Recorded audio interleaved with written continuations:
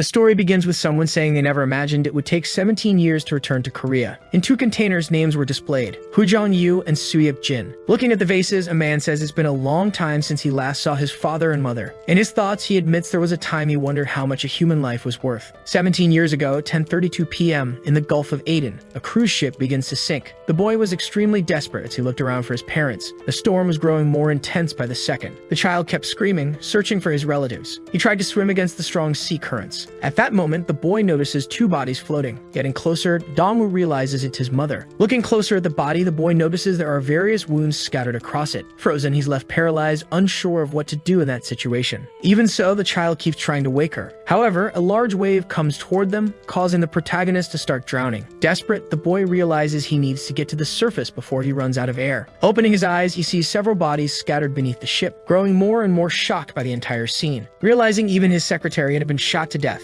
along with the head chef, the captain, and the ship's bodyguard. Suddenly, he sees a body nearby and realizes something horrifying. After all, sinking further and further before him were both his father and mother. But suddenly, someone pulls him up. An old man asks if Taha is okay. Seeing the boy is still alive, the man asks if he can move. Crying, he's overwhelmed with joy to see his grandfather is still there. Suko says it seems the heavens haven't completely abandoned them. The protagonist tells him that his parents are below them, but his grandfather says he knows, yet there's nothing they can do. He asks his grandson never to forget the words he's about to say, declaring that no matter what, the boy must inherit the Chiengu group. With that, the old man hands Taeha a pen and tells him that by bringing it to lawyer Kim, the man will automatically know how to help him. He also must remember not to trust anyone and return to Korea as quickly as possible to meet the lawyer. Even so, the protagonist begs his grandfather to at least save his father and mother. The man begins removing his life vest. The boy doesn't understand what he intends to do with it. Surprisingly, the old man puts the vest on the child, explaining that they had already been shot before the ship even sank. Inflating the vest, Suko tells Taeha to go and survive at all costs. And so the man pushes his grandson away, just as another giant wave approaches them. The storm caused lightning to tear through the clouds non-stop.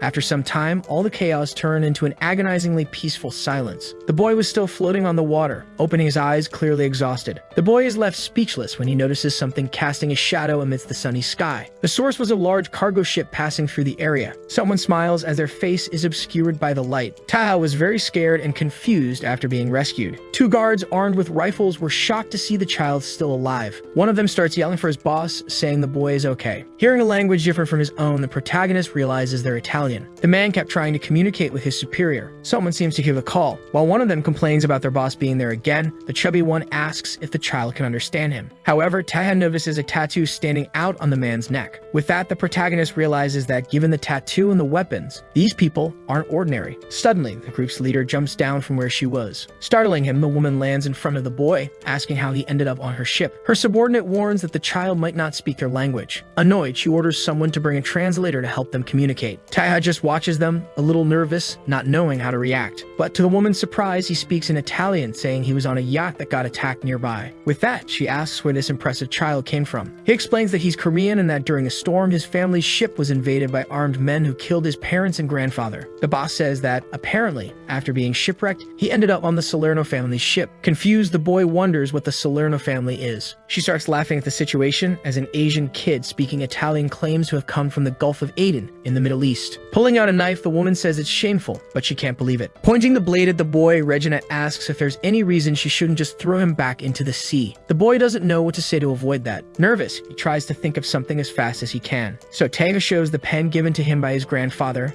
explaining that he's the grandson of Suko, president of the Chiengu group, and the son of Suyuk, Suko's 3rd son. And that because of that, instead of tossing him overboard, they could help him get in touch with his people and reap some benefits. Annoyed, Regina asks if he's really talking about the Chiengu group. She notices that this is the most successful conglomerate in South Korea, and apparently that brat is part of the family. Because of that, the leader orders her subordinates to check the news related to Korea. While both of them search for something related to what the boy said, the woman asks if the child speaks any other languages. He informs them that he speaks Cantonese, English, Japanese, Arabic, Spanish, Hindi, and Esperanto, claiming to be fluent enough for basic conversations. One of the men says he found some news from Korea. Regina smiles, realizing that this is fascinating. She says that if the boy wants to contact someone from Korea, he can ask them. But the boy remembers what his grandfather had said, telling him to look for lawyer Kim, since the man would know how to help him. The protagonist states that he needs her to contact someone outside of his family, in Seoul at 1:12 a.m. Someone answers the phone, asking who it is. The person says they're calling from abroad, notifying that they will only speak speak in English, asking if he is lawyer Kim. Regina says that from the photo she sent, the lawyer must have realized she has the precious grandson of the group with her, asking if she should send him back to Korea. However, the old man questions what she means by that. She makes an offer of $10 million, saying they should meet in the Panama Canal for the exchange. However, the guy claims he's too busy to negotiate, so he makes a counteroffer offering $1 million. Putting his drink down on the table, he picks up a microphone that was nearby, swearing and stating there'll be $1 million. While dancing with some people, the man says he'll pay $1 million if she kills Taha, ordering the woman to kill the boy and send him video proof within the next 5 minutes, so she'll receive the $1 million as a reward. Regina asks what would happen if he didn't send her the money after the deed. While everyone watches, the lawyer assures her that he only needs to tap his phone 3 times to send such a small amount. Besides that, if she doesn't do it, Kim says he'll reveal to the press that they were responsible for the attacks. Ending the call, he tells his superior that there's no need to worry, as he's contacted some mercenaries close to them. Thanks to that, the Chiengu group now belongs entirely to them. The boy was still paralyzed by everything he had heard. After all, that man wants him dead within the next 5 minutes, making him even more frightened. The woman says that apparently that's just how things work. Because of that, her reason for keeping him alive is gone. Terrified, Taeha starts begging them not to kill him, but Regina claims that he's no longer a member of a wealthy family. Besides, they're probably already preparing his funeral, asking if the boy knows what that means. Claiming that this is quite common in her world, people kill others to take their assets and achievements. Horrified, he complains about why his uncles and relatives are planning to kill his entire family. Both guards talk among themselves, saying that their boss won't kill him, even though she's having fun provoking him. Trembling, he can't believe he survived the sea only to die at the hands of people he doesn't even know. Wondering what Chiengu really means, and if it was worth killing his parents and grandfather for the positions they held. Suddenly, someone enters the room saying they're under attack.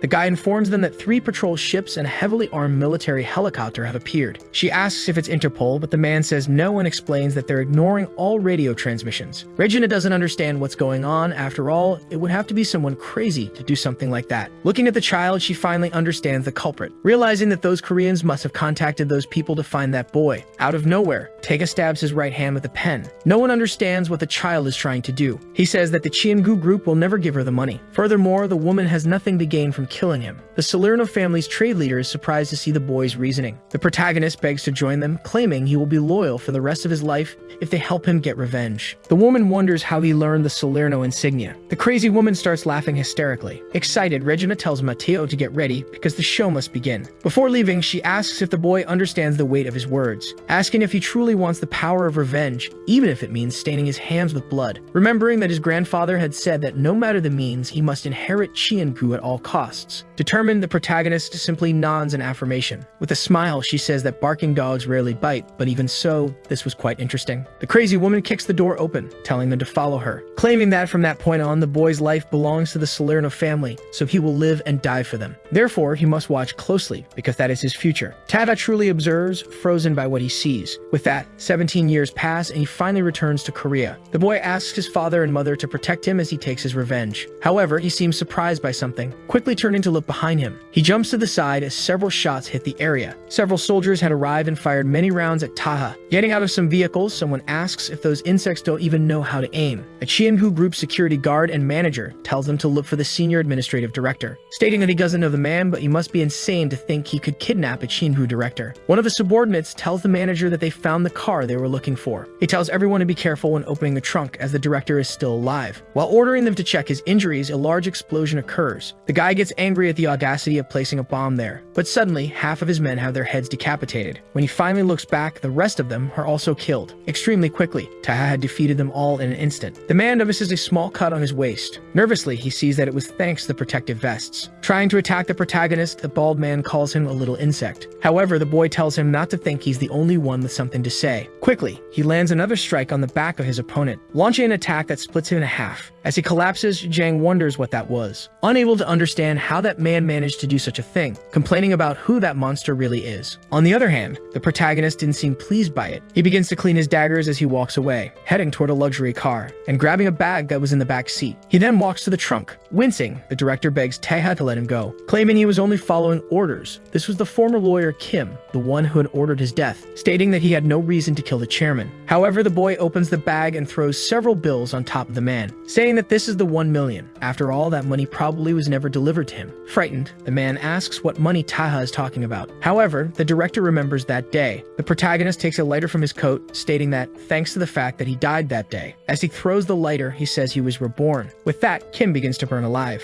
Coldly, Taha just watches with indifference. After that, he calmly picks something up. Putting the cigar in his mouth, the protagonist mentally tries to speak to his parents and grandfather, apologizing for having taken so long, pleading with them not to worry and just to find peace, saying that from that day on, he will carry all their pain. After some time in the middle of the city, a modern building stood out among the others. The protagonist was moving quickly, determined to do something. Some men questioned where he thought he was going as they prepared to shoot to stop him. However, the madmen simply killed the two of them quickly. Even so, Taha didn't seem bothered by the setback. He continued walking calmly through the hall. Seeing the situation, a man sat on the floor, terrified by the scene. Frightened, he asked the protagonist who had sent him there. The man said they were part of the Chian-gu group, claiming that he wouldn't be safe after doing all that. While cleaning his blade, Taha said that this was Holdings, a private security company subcontracted by Chian-gu. Its main function was protecting directors and board members outside of working hours, all across the Gangbuk area. During their downtime, they stalked journalists or people who reported on Chian-gu. They kidnapped, assaulted, and even killed them. In other words, they were contract killers. The people who had been captured were completely devastated and desperate. The protagonist simply threw one of his daggers to the old man. After that, he told everyone to use it to free themselves and to make sure they never saw him there, so that the bindings were cut. The three were still confused about everything that had happened. The old man got up and brought the knife back to the boy. Running, they thanked him as they left. On the other hand, the company member ordered everyone to come back. One of the escapees looked back as he heard the man complaining. The fat man asked who he was, wondering if Taha was part of their family. Removing his mask, the boy said no and explained that he just wanted to have a slightly more private conversation, saying that he needed the schedule of everyone on the board, from the directors to the president. The man said he didn't know, and even if he did, he wouldn't say. His family and himself would be dead if he did. The protagonist said it looked like he valued his life, stating that he'd start with his eye and that when he felt ready, he should raise his hand. In a building, a large screen outside displayed news about a celebrity. Meanwhile, several people sat on stairs, experiencing homelessness. Due to the heat, even a cicada lay dead on the ground. Breaking the silence of the place, someone seemed to be in a hurry. As he walked, Taeha noticed that his cigar would draw too much attention, wondering if he should try Korean cigarettes. The avenue was very busy at that time. He said he had finally returned to Korea and that so far, everything seemed normal. But he noticed his country was going crazy, with various ads for loans and insurance being broadcast everywhere. A politician was giving a speech claiming he would use his power and influence to eradicate the epidemic of crime and violence, declaring that from that day on, his war against crime would be publicly declared. However, his speech was interrupted by someone pointing a gun at him. It was said that in 1990, the president was killed during his campaign against organized crime. Since then, no one had opposed criminal groups, turning the country into a place consumed by violence and money. The boy walked the streets deep in thought. Thus, the Chian-gu group allied with criminal organizations to bribe the media and suppress competitors. They invested in entertainment and sports, making the population lose interest in politics, so much so that even a dog could become a candidate. Even so, people kept saying that the Chian-gu group was a company that benefited the people. Taeha entered a store calmly. The clerk welcomed him. Both he and another guy asked for a pack of this. They stared at each other for a moment, unable to understand how such a coincidence could happen. A bit irritated, the protagonist decided to change his choice. However, they both had the same idea and asked for a plus at the same time. Once again, they looked at each other suspiciously. Awkwardly, the woman said that unfortunately, they only had one pack left. Taeha sighed deeply, clearly annoyed by the situation. As he left, he asked the clerk to give the pack to the other man, saying he'd be fine without it. The man kept staring as the boy walked away. After the man made his purchase, he found the protagonist outside, who politely asked for a cigarette. However, he asked if the boy couldn't go to another convenience store. But Taeha explained that it had been a long time since he was last in Korea, so he wanted to try it quickly. The guy gave up trying to avoid him. As he handed over a cigarette, he said he couldn't believe someone wanted to try that tasteless thing. As they walked, the man said he'd get a fine if he smoked there, so he recommended waiting until reaching a smoking area. Observing him, Taeha admitted that when you've been in the mafia for about 17 years, a simple glance is enough to assess a person. Assuming that guy was strong, just as strong as the ones he faced abroad, he wondered if people like that were common in Korea. Also leaving, the protagonist declared he hoped not to meet him again. After some time, that same man arrived at the place where the protagonist had committed the massacre. While smoking, he calmly observed one of the bodies. Kneeling down, the guy took a closer look at the corpses. Noticing they were all fatally wounded by stab wounds from a blade similar in length to a sashimi knife. Putting out his cigarette in the pool of blood, he picked up his phone and called his employer. His boss reminded him he had already said not to call it that hour. The man asked if he had a meeting later. He advised that the best choice would be to cancel the appointment. After all, the assassin who killed director Kim might be after him. The man sipping his wine calmly asked what was going on. His subordinate explained that he had gone to the security company and found them dead. From the injuries, it looked like a solo attack. Besides the assassin not being ordinary, it was very likely he knew exactly where the meeting would be held. But his boss said that an emergency family meeting was a tradition in the Chiengu group, asking if his subordinate really believed someone would invade a meeting known only to family members. He said he sent him so he could hunt that man discreetly. Lost in thought, the man realized the wounds from that knife reminded him of something, remembering the protagonist asking for a cigarette from his hands as he took the cigarette, stating that if he doesn't use knives, there's no way he could have gotten all those scars on his palms. With that in mind, Hunmin asks his boss if there's anyone in his family who's good with knives. Laughing, the man says those people can barely slice an apple. Besides, everyone is present, except for the children. So he offers another 100 million for Hunmin to guard the place and ensure its safety. Leaving the office, Hunmin says he'll go to the meeting. Still, he asks for the security to be reinforced. Annoying, his boss just says he understands. Handing his phone to another employee, the man mutters that lunatic is just a gangster and still thinks he can give him orders. As he walks down the hallway, he straightens himself up and gets ready for the meeting. Arriving at the meeting, he greets his boss and asks when the president arrived. Talking on the phone, Hunmin informs the leader of his gang that he plans to help the Chiengu group for one more day before returning. However, he's called a traitor. Instead of getting angry, he asks if his boss has been drinking. He explains that they offer him another 100 million for the job, claiming only an idiot would turn it down. Also, there seems to be a dangerous assassin on the loose, yet he notices the protagonist hiding in the alley. Quickly,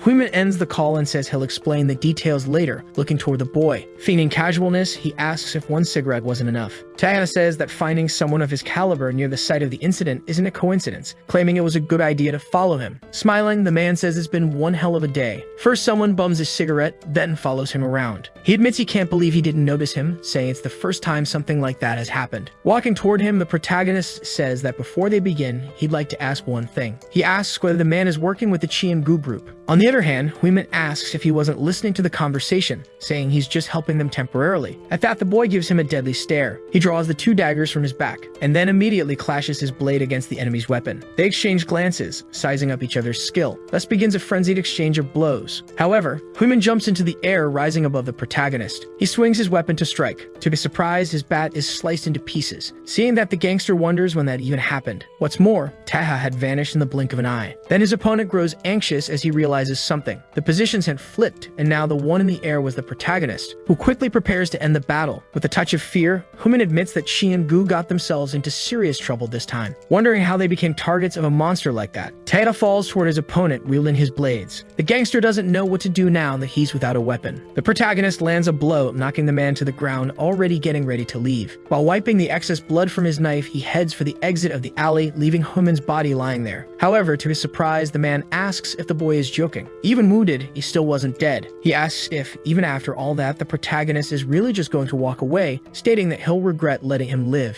Sheathing his dagger, Taeha explains that he has his own principles, warning that if he were with the Chiengu group, he'd already be dead. That the man should stay out of his way, otherwise the next time he hears him helping his enemies, he won't be so kind. Besides, if he can't accept the fact that he was spared, he can just take it as payback for the cigarette. Still lying on the ground, Hunmin smiles as he realizes that a simple cigarette saved his life, admitting that this time it was very cheap. A little later, a car speeds down the street. Obviously, the protagonist was the one driving. For some reason, he seemed both irritated and in pain. Seeing a wound around his waist, Taeha says that at least the cut wasn't deep. While driving, he says that at least he can still move. He steps on the gas. He only needs 32 minutes.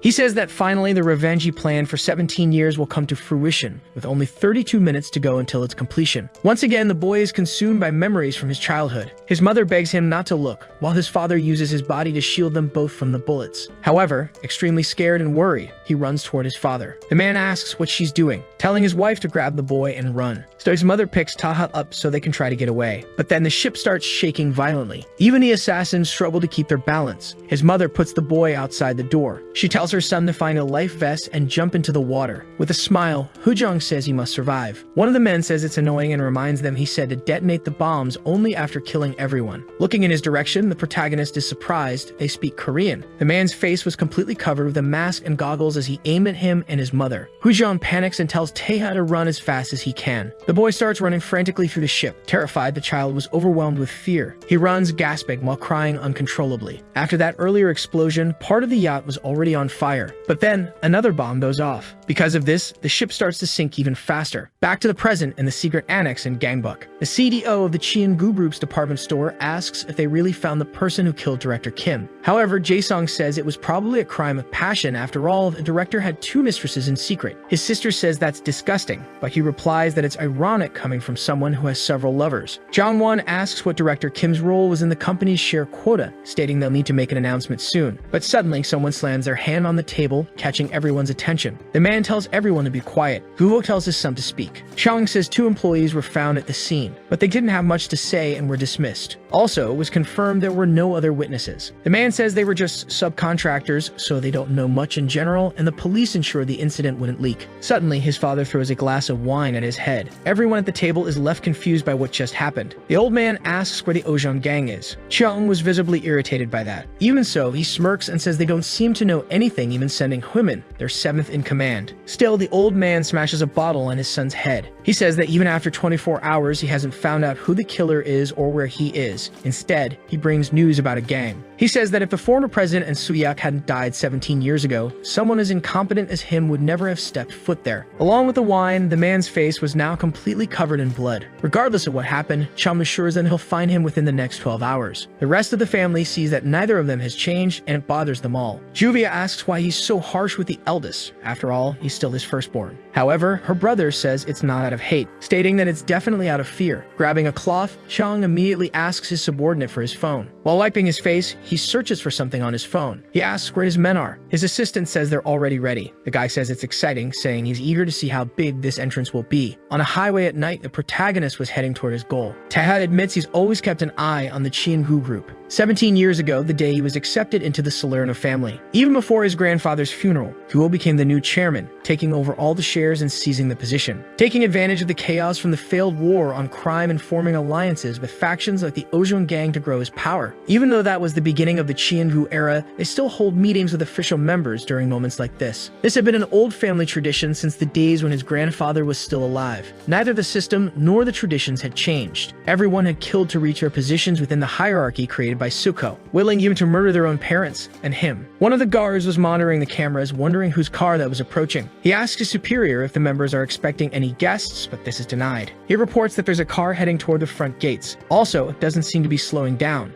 Seeing that it's probably some lunatic, the head of security orders the barriers to be raised. With that, some containment stakes begin to rise from the ground. However, the protagonist accelerates even more. After all, he doesn't need tricks up his sleeve to take down people who have been protected their entire lives. Taking off his belt, Taeha says there's no point in making elaborate plans. His car's front end is completely destroyed from the impact. Even so, he leaps out with his blade in hand. He states that the only thing he hopes is that they haven't forgotten about his family, so he can say it to all of their faces. The security guards look at the intruder in fear. The boy quickly takes down all of them in a single attack, and declares that he's back. Confused, they ask what that loud noise was. They question why it keeps getting louder. Moreover, it seems to be coming from the front gate. Unlike the others, Chum looked confused but confident. His uncle tells the guy to go over there and check out what all the commotion is about. However, surprising Jong-won, he says there's no need. All the guards who were inside the hall point their weapons at the family members. The oldest of the sisters asks what's going on. Guho, irritated, asks if they're seriously trying to mess around at a time like this. However, his son calmly stands up while wiping his mouth. The old man asks if he's really going to go through with it. With a smile, Chung claims that his father always expected this to happen sooner or later. That was the reason his father was always angry with him, because he was afraid he'd end up like his grandfather. With a terrifying look, the madman says that after all, the one who killed his grandfather and uncle was him. Meanwhile, the protagonist passed through the gates, saying that his revenge was finally about to begin. The guards point their weapons, asking if this is some kind of ambush. Jae-sung asks if his nephew has gone mad. They question what the guy is doing, claiming that he should never point a weapon at his own family. However, Chung states that he's not doing anything. Still, they keep cursing him and saying it's clear what he's trying to do. Looking at one of the guards, Jui asks if he's really going to betray them for that kid. Even though he was her personal bodyguard, Yangmin apologizes, making it clear he's abandoning her. Even the second son's bodyguard says it's nothing personal, but the rewards for betrayal were were just too tempting. On the other hand, one of them says that if they had at least gotten a raise, none of this would be happening. The only person who remains silent is Chang's own bodyguard. The guy's father says he can understand the others betraying them, but he doesn't understand why his own son would do this. He asks if his own guard will really turn his back on them. Junsu simply watches without moving or saying a word. The man says he isn't paid to protect him personally, but rather the Gu group. Jong-won asks if the guards really think they'll gain anything by doing this. He tries to keep threatening them, but a gun is placed against his head. His own bodyguard kills him in cold blood. With that, the two remaining brothers become desperate and beg for mercy. However, gunshots echo through the hall as blood spreads everywhere. John hands the cloth to his subordinate, walking calmly toward his father. The old man admits he already expected something like this to happen someday, ever since the day his other son died of acute leukemia, and shortly after that, his wife asked for a divorce without wanting a single cent. Trembling with rage, he says he always suspected Chiang was behind everything, and because of that, always kept his distance. Spinning the gun, the guy says that for someone who ordered the deaths of his own father and brother, Guvo talks too much. Putting the gun to his head, the man asks the old man who it was that sent his father and brother out to sea. He asks what else he could have done. If he hadn't killed everyone, Suyuk's son would have inherited the presidency and they would have never made it this far. The psychopath comes closer and asks why his father never declared him the future successor. The old man becomes more and more terrified by it all. On top of that, his son was staring at him with a frightening look, while Google claims that if he had done that, the boy would have killed him even sooner. He doesn't deny that he would have killed him earlier, but says he's a little upset to hear it out loud. His father assures him that even if he kills him right there, he will never become president. But Chung interrupts, saying he already knows that. After all, power transfers through political or violent coups aren't recognized. That's a clause made by the committee. Because of that, the guy says it's a shame. He explains that the person making all that noise outside isn't one of them. The president asks who it would be. As he shoots his father, he explains that it's a young master who waited 17 long years for this day. The guards were firing at the intruder. They tried to surround him since the assassin didn't have a firearm. The protagonist remembers that the Central Security Force is made up of those who protect the executive members,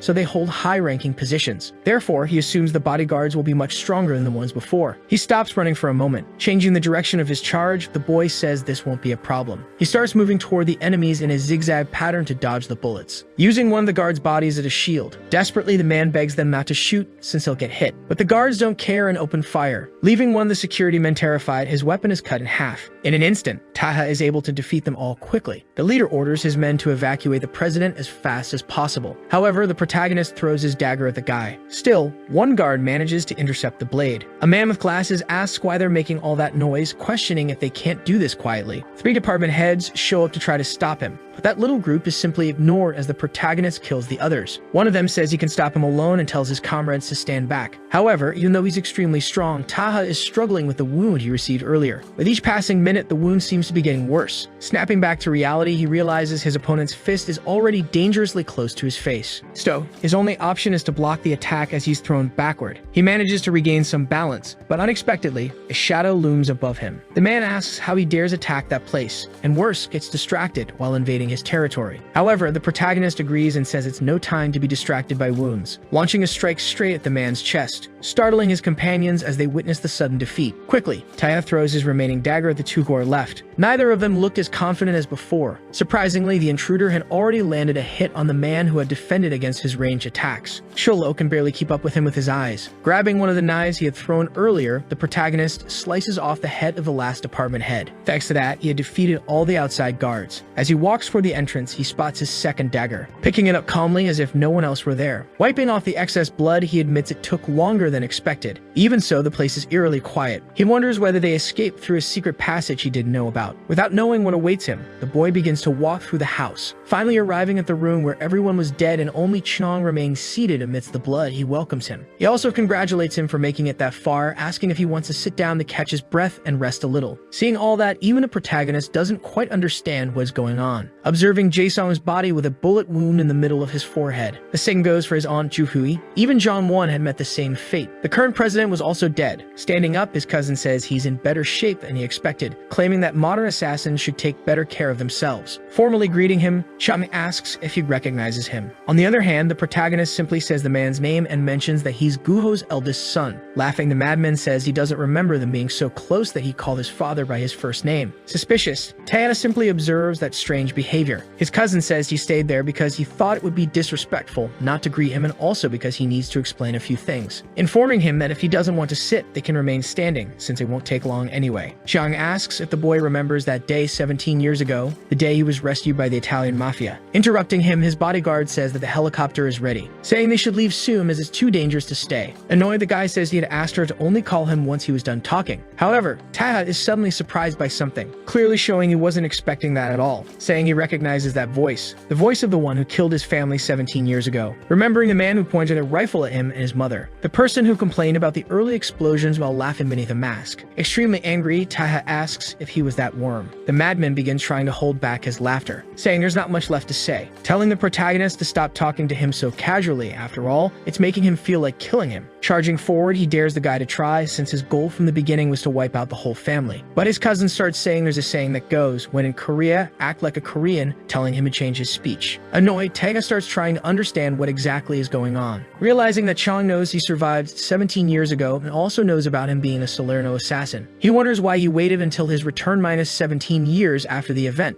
to make his move. Try and get the boy's attention, the guy asks him to really listen, saying he's about to begin. Only then does Taga realize that the madman doesn't want to pull off a coup. He wants to blame him for the attack, claiming he led it, so that he can successfully take the presidency.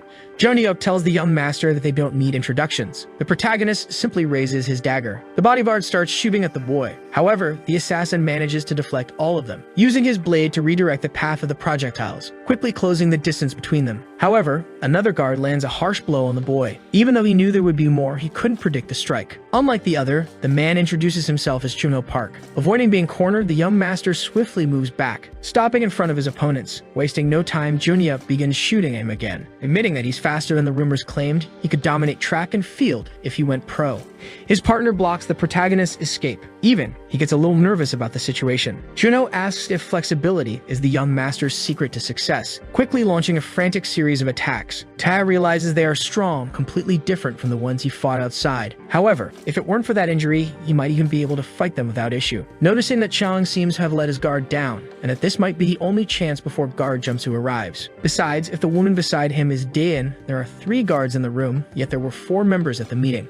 Unexpectedly, his thoughts are interrupted as Juno prepares to attack him. Thanks to the reflection in his opponent's pupil, Taha identifies the 4th guard. Yaman was holding a sword, preparing to strike him from behind. To the surprise of them both, he vanishes between the two. They can't understand how that's even possible. Kneeling on the ground, the protagonist realizes this must be the last one. The guy complains about being reflected, blaming Juno, but his companion says that if it were that easy, the boy would already be dead. Reloading his weapons, Joniuk says he can barely imagine the bonus they'll get if they kill that guy. So both he and the guard with glasses use their weapons to shoot at the assassin. Seeing that situation, Chung says out loud that it's hard to follow a fight that involves both range and close combat, noting that they were trained specifically to defeat him, since rumors of his inhuman speed circulated through Interpol. Admitting he even thought about killing him with a bomb, or the story of him dying in a battle would bring him greater fame. Juno positions himself in front of the boy, intending to stop him from escaping. Joniok says it doesn't matter how fast he is. It's all over now that Taha has been cornered. With that, the guard uses his brass knuckles to try to land a blow. The protagonist didn't have much to do, only watching the attack coming at him. His cousin thanks him for the show while smiling malevolently. After being struck by the enemy's fist, he slammed against the wall, causing it to crack entirely. Flashing back to 4 years ago, Regina was scolding him and asking what the hell that was, saying she told him to take care of the traitor, not use him as paint for the walls. Even she started vomiting upon seeing the scene. Still yelling, the woman says that with his speed, he could have done it silently, recalling the day they saved him. She says she understands his anger, since Lorenzo always treated him well, but killing someone like that will only spark a thirst for revenge. That's why, as his mentor and spokesperson for the Salerno family,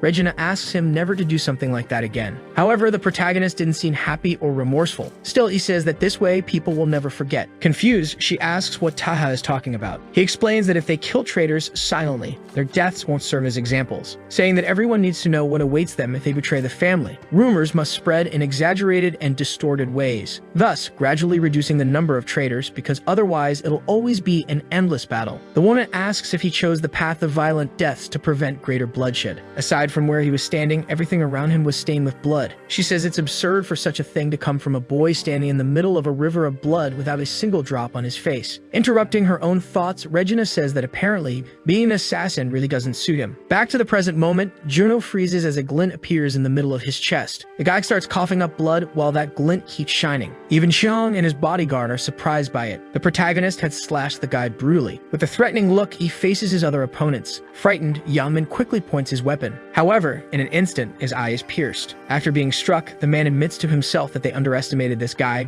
Besides his speed, he's strong. Moreover, those who truly saw his skills never lived to tell what they were like. Even while showing all that ability to keep fighting, Taeha was even more injured, and his wounds were getting worse. Jung-hyuk was desperate. No one told him his strength was this immense. However, Junsu appears and calls out to the woman, asking her to take the master outside, claiming he'll follow soon. Seeing that, the boy is surprised, noticing that his cousin is trying to escape. He shouts the guy's name, slashing both of Jung-hyuk's weapons and rushing toward the elevator. Xiang leans his head out to see what's happening. With uncontrollable rage, Taeha demands to know where he thinks he's going when their standoff isn't over yet. However, blocking the entrance stood Junsu, who greets the young master. Taeha is surprised to see that the president's bodyguard had arrived. Still, the boy leaps forward, demanding he get out of his way. But, surprisingly, the man stops both blades with a single hand. Preparing to punch him, the older man notes that the boy has grown a lot, admitting he's impressed. With that, the man lands several blows all over the protagonist's body. Almost all of Taeha's ribs end up fractured. Consequently, Taeha begins to spit blood from all the damage. Crushing the blades with his hand, Junsu declares that, unfortunately, this will be his end. Landing a punch in the same spot, he sends the assassin's body flying. However, the old man is surprised to see that his clothes have been torn. Looking at his subordinate, he orders Jung-hyuk to get up, saying he knows he's fine. Nervously, he admits he thought it was over for him. The old man warns that the building will explode soon, telling him to grab his partner and leave. Lying on the ground was the protagonist, who appeared to be dead. Reaching the rooftop, the president's bodyguard walks toward the helicopter. Xiang asks if he completed the job. The man confirms and says he'll blow up the building as soon as they take off. Junsu says he'll handle the preparations for takeoff, but the man tells him to just keep the door open and get them in the air. Putting on his headset, the bodyguard warns that they'll fly straight into the helicopter, so he suggests closing the door. However, the psychopath insists he needs to see it, claiming he waited too long for this moment. With that, the helicopter begins to ascend as Chang stands in front of the door. He calmly watches as he smiles, cursing and saying he always hated that house. As he complains about how annoying and hypocritical his family was, Dylan and Junsu exchange looks. Suddenly, the madman remembers when the protagonist said things weren't over between them. With a grin, he calls him a poor child. After all, he lived for his revenge and ended up facing the same fate. He asks if they knew that the word family comes from the Latin famulus, meaning slave. Holding the detonator in his hands, he asks everyone to witness how he will change Chingu from now on, completely destroying the mansion of those secret meetings. Inside, Taeha was lying on the floor, unconscious. Still dazed, he realizes that the sound is from the helicopter and acknowledges that it's all over. Changing his mind, he declares that there's still time. Meanwhile, Chang watches the explosion. Throwing the detonator down, he says they really wrap things up with a bang. As the protagonist jumps amid the flames, the lunatic says he's going to lie down a bit since it's so hot, ordering his subordinates to head straight to headquarters, but Taeha strikes him with his knife. However, he only manages to hit his calf. His cousin starts screaming in pain. Both guards rise, alarmed by the situation. Furious, his cousin calls him an insect and demands to know what he's doing. The protagonist asks if he really thought he could escape after destroying so many families. Because he's hanging from the knife, his weight causes it to tear Chang's leg even more. As the blood gushes, Taeha says he will kill him no matter what. Diane grabs her weapon and asks her master to step back. However, the lunatic takes the pistol and says he'll do it himself. Pointing the gun at his cousin, Chang asks if he really thinks he's the hero of this story. Insisting that he is the main character, he calls him a thug and tells the boy to die. As he falls, Taeha manages to avoid the fatal shots, though he is hit elsewhere. As a result, he goes into free fall. Immediately after they close the helicopter door, his bodyguard calls the hospital, reporting that they have an emergency. The protagonist was falling from an absurd height. Luckily, he crashes into a tree, slowing his descent. Even so, he hits his back against the wall of the house. Then he lands on a truck,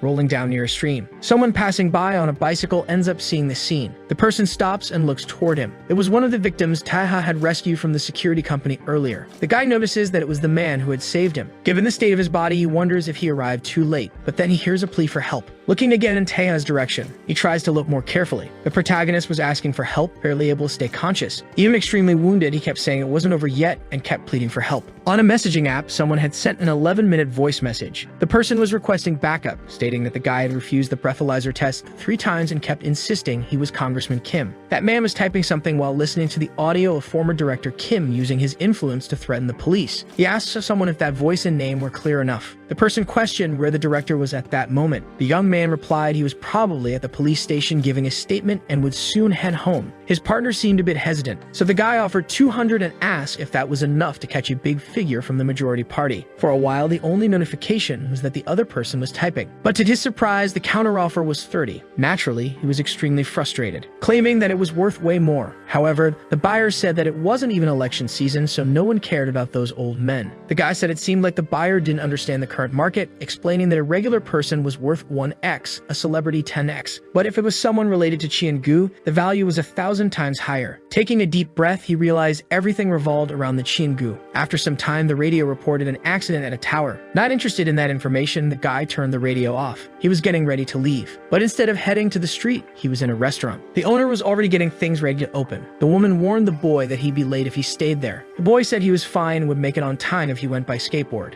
But she told him to eat something. However, if he did, he really would be late. Suddenly, someone appeared and said that this chef should stop playing games. A guy entered saying the owner should sell the place before they stopped being polite. Baksu asked the boy if he agreed with him. The lady questioned if they were already there in the morning to collect money, claiming that delinquents really knew how to stay busy. She told the boy not to worry and to head to school, saying nothing would change anyway. Even though he was irritated, there was nothing he could do. Grabbing a knife, the thug said she shouldn't say those things so quickly, claiming she was already 2 months late. The guy told the woman to sell the building and gather as much as she could, stating that their interests aligned. She said she'd never sell that place for crumbs, telling him to at least learn basic arithmetic before coming back. Meanwhile, the kid was at his station waiting for his transport. Exhausted from it all, he just sighed, unsure of what to do. He admitted that in his district, the fights over redevelopment were out of control, with disputes between groups like Xiangu and Ozhan. It was a very neglected area, turning into a lawless land where small gangs tried to exploit the people living there. People like him and that lady had nowhere else to go. Upon returning, the restaurant owner had several bruises on her face. Still, she just asked him to clean the tables. Worried, he asked her what happened to her face. A customer said he saw some Yaburi men leaving earlier, visibly upset. The man said they were probably trying to pressure people into selling their buildings for redevelopment. She told him not to worry and asked the kid to put his backpack in the back of the shop. The boy did as she asked, but angrily threw everything aside. Frustrated, the boy muttered that he really needed to do something. He remembered that before his father passed away, Dr. Youngsuk was a close friend of his. She had once been a professor at a medical school, but crossed paths with the Ojam gang. Still, she took care of him. None of it was her fault, just like with the restaurant, even if her food was good and the dishes always well made. Interrupting his thoughts, an idea came to his mind. He recalled what that guy told him on the phone. After all, someone from the Chingu group was worth 1,000 times the normal value. So the boy messaged him again. The guy asked if he had any news. Even though he was nervous, the boy told him everything he knew, sending some images that proved his story, claiming that one of the security guards of Chingu's directors, Juhak, was hooking up with Mio, the leader of ladies. Still very afraid, he waited for the buyer's response. Not quite understanding, the guy asked what the boy wanted with that info, but quickly remembered the values mentioned earlier. The next day was a sunny Saturday. Some men in suits approached and asked if he was gray. He confirmed, but as he looked back, he immediately realized he shouldn't have done that. The guy punched him in the stomach,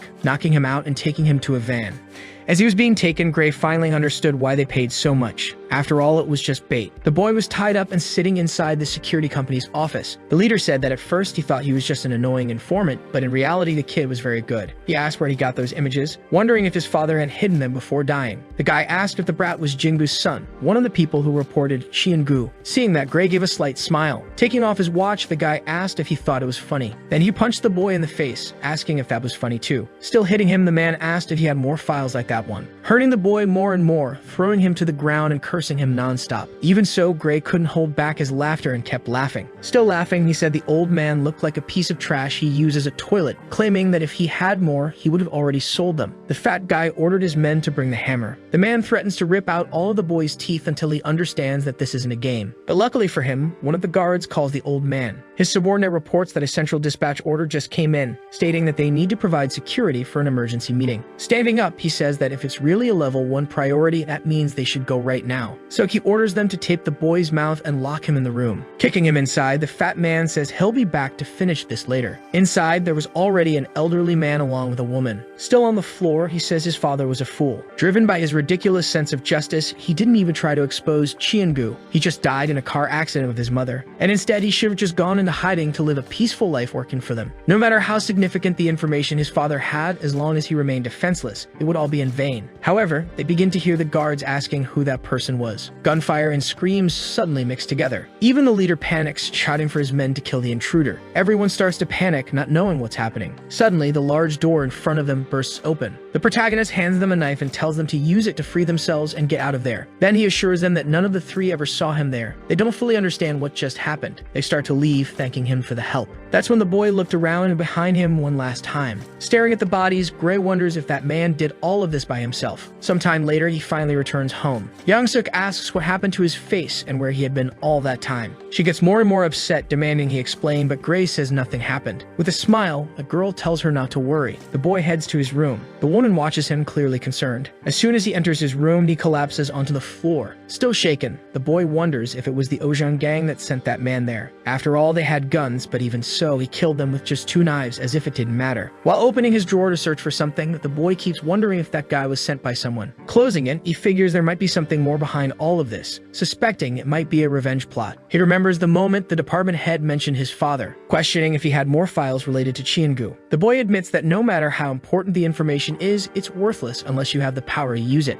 As he accesses the files, Gray says he needs power. The man says it's practically impossible to find him among those folders just by his face. But then he remembers something one of the subordinates said when he mentioned an emergency meeting. With that, he remembers the level 1 priority code, accessing the Chienbu Partnership Directive. Seeing that it was also noted among his father's folders, he says he finally found it. It stated that in the event of a significant incident, the executive members would begin a meeting at the Bugek Mountain Annex. However, even with all that information, the actual location wasn't provided. Giving up, Gray says he doesn't care anyway. He doesn't even know that guy. Even so, he says not everyone who considers Chiengu is considered by them in return. On the police radio, the massacre Taha was committing is reported, with multiple confirmed victims. The extent of the damage is unknown, but it's confirmed that the mansion was secretly used by Chiengu executives. Getting up, the boy realizes it can only be that man, so he decides to go there, grabbing his bike and leaving in the middle of the night, even though he doesn't know who that person is, nor his reasons for doing all of this. The best decision he can make right now is to go there. That's when he saw someone hanging from a helicopter. After following the sound of gunshots and screams, the boy went in the direction where the person might have fallen. However, upon seeing him in that state, he thought the man was dead. Seeing that blade in his hands and his cry for help, he notices his face as he declares that it's not over. Gray is shocked by all that strength of will. Sometime later, he arrives home screaming for his adoptive mother. As always, she was working. Alarmed, the woman asks who that is and what happened to him. Desperate, the boy begs Young-suk to save that person. Time passes. The protagonist is already better and asks who he is and why he was saved. Gray introduces himself and says he buys and sells information, claiming that he's been looking for something specific lately, saying that he hoped to find someone like him. Doubting his words, the protagonist asks if someone like him could really be a data broker. The boy continues, saying he's more like a wholesale information dealer, always providing great intel to his clients. Besides that, his main clients are other info merchants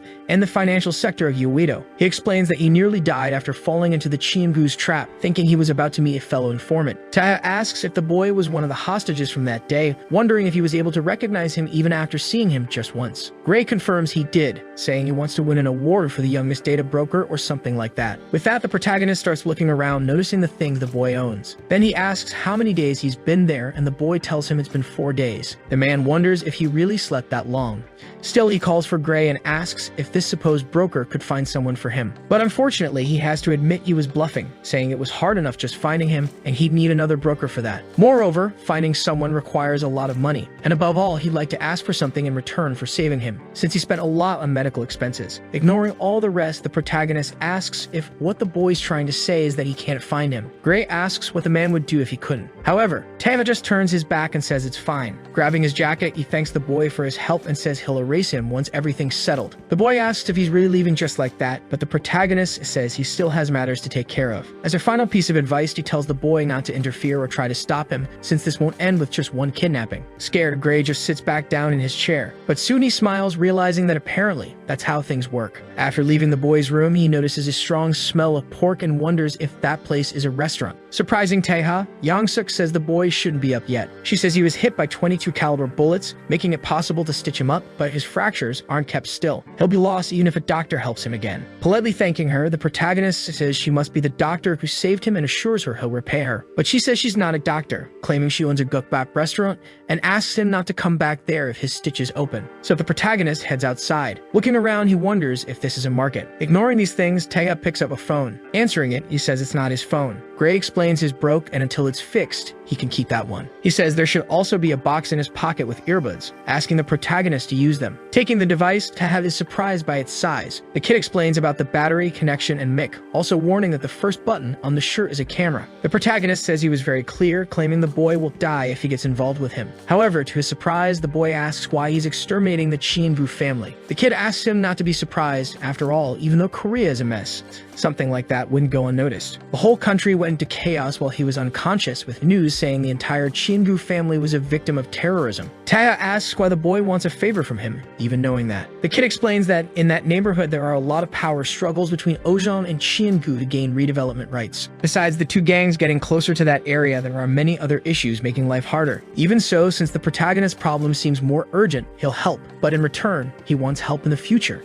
Until everything is resolved, they can't lose contact, but Ataya refuses. He'll have to hand him over to Chiengu. Obviously, the man doesn't like that at all. However, he says he wants to see what the brat is made of. Sometime later, he's already walking through a busier area, heading to a fancy building. Taya had gone to a kind of bank, where he had a private vault. There, he opens one of the drawers looking for something. Gray admits he didn't know a company like that existed in Seoul, asking if they could be tracked through it. But the protagonist explains that these companies work based on trust, so they would never consider making deals with other businesses. He says people usually go there to hide jewelry or sins, making it the safest place possible. Seeing this, the boy realizes that this guy is apparently prepared to go undercover. He gets thoughtful, watching Taeha's actions. Confused, since the assassin didn't have any firearms and a knife wouldn't be enough. Many drops of sweat start to fall to the floor. His body was getting heavier, making it hard to keep a neutral face and also feeling like he was being stabbed. Feeling the same as when Ray Juning used to beat him. The protagonist asks if the boy found the guy he asked him to look for. He asks if the CEO of the company Night Move, Piljeon, is the broker who helped him enter Korea. Apparently, he worked in Europe, became famous in the field, and is now looking for a smuggling ship to go to China. Great explains that border pressure increased after the man did what he did to the Chienbu family. The protagonist tells the boy to announce to the merchants that a ship is available with rates 10 times higher than normal. His companion asks what he'll do when he finds that guide, wondering if Taeha wants to leave with him. Putting his knives back in their sheaths, he says he's going to kill him. The reason he almost died that day was because someone leaked his information. The only one who knew where he was Piljeon. Coldly, the protagonist says that traitors must die. Later, in a church, he admits he doesn't care if it's a longtime friend or not. A hooded figure enters the chapel. Approaching the confessional, the man calls for the priest and asks if they could talk. Using a specific phrase, each brings water to their own mill. Piljeon complains about how stuffy that place is, questioning why they're meeting in a sacred location. He says it might not seem like it, but even so, he's a devout Catholic. However, the so-called priest only asks where the money is. The informant reaches into his bag for the money. Showing the 100 million won, the man says it would have been more profitable to exchange that for $10,000. Changing the subject, Piljeon says he needs to know something. After all, the country is full of frauds like him, so he can't trust the priest. Gray warns that there are many men outside. Suddenly, several people enter holding melee weapons. The man says it's very strange that someone managed to get a ship that not even he, a person who works with information, could find. Claiming that the rule in that line of work is clear. If someone lies, they must pay with their life. Admitting that the protagonist must be ready to face the consequences of his actions. But leaving the man startled, Taeha says he could hardly believe that he wouldn't recognize his own friend's voice. Piljeon can't believe what he's hearing, saying they had assured him they had killed him. The man quickly realizes there's no point in talking. Even so, he claims he was a fool and should have suspected something as soon as he noticed the password was an Italian expression. Trying to explain himself, his friend says he lost everything because of gambling, ended up in Korea, and racked up massive debts in Chiengu's casinos. As he reaches for his weapon, Piljeon tries to convince him that he wouldn't have said anything if he'd known they would try to kill him. But before he can finish his sentence, Taeha bursts through the confessional wall and drives a blade through his throat. He panics, trying to stop the bleeding in his neck. The men outside ask what's going on. Through the camera on the protagonist's shirt button, it was possible to see the man's body and all the blood that had spread. Obviously, Gray is terrified. Despite all his injuries, enough to make most people barely able to walk, Taha was still going to fight. Leaving the booth, the protagonist says that Piljeon surely ordered them not to bring firearms to avoid conflicts. The psychopath tells everyone to pray before they begin, asking them to inform God that they'll soon be with him, stating that it doesn't matter whether they're hired hands or subordinates of his friend. Gray didn't know what to do seeing all that. The protagonist says that just the fact they're armed with bats and knives is enough for him to consider them a threat to his life. In that case, there's no reason for him to hold back. They ask what that guy can even do with a broken arm. One of them charges to strike, saying that apparently there's money in the confessional. The protagonist simply prepares to take them down. The boy admits that the assassin's broken arm isn't the only issue, as he has fractured ribs and gunshot wounds. However, he moves smoothly as he dodges the attack, and with a single motion he pierces the back of his opponent's neck, already shifting to attack the next one. Again, he dodges the blow while slashing the man's throat. Quickly, he throws a dagger into another man's neck. One of them runs in to try and stab him. However, John Wick uses the sling to immobilize the enemy. In a flash, he lands an elbow strike with his other arm. With that, Taeha had defeated everyone who came at him in an instant. He explains that when someone gains the upper hand in the beginning, it's hard for the opponents to keep their composure.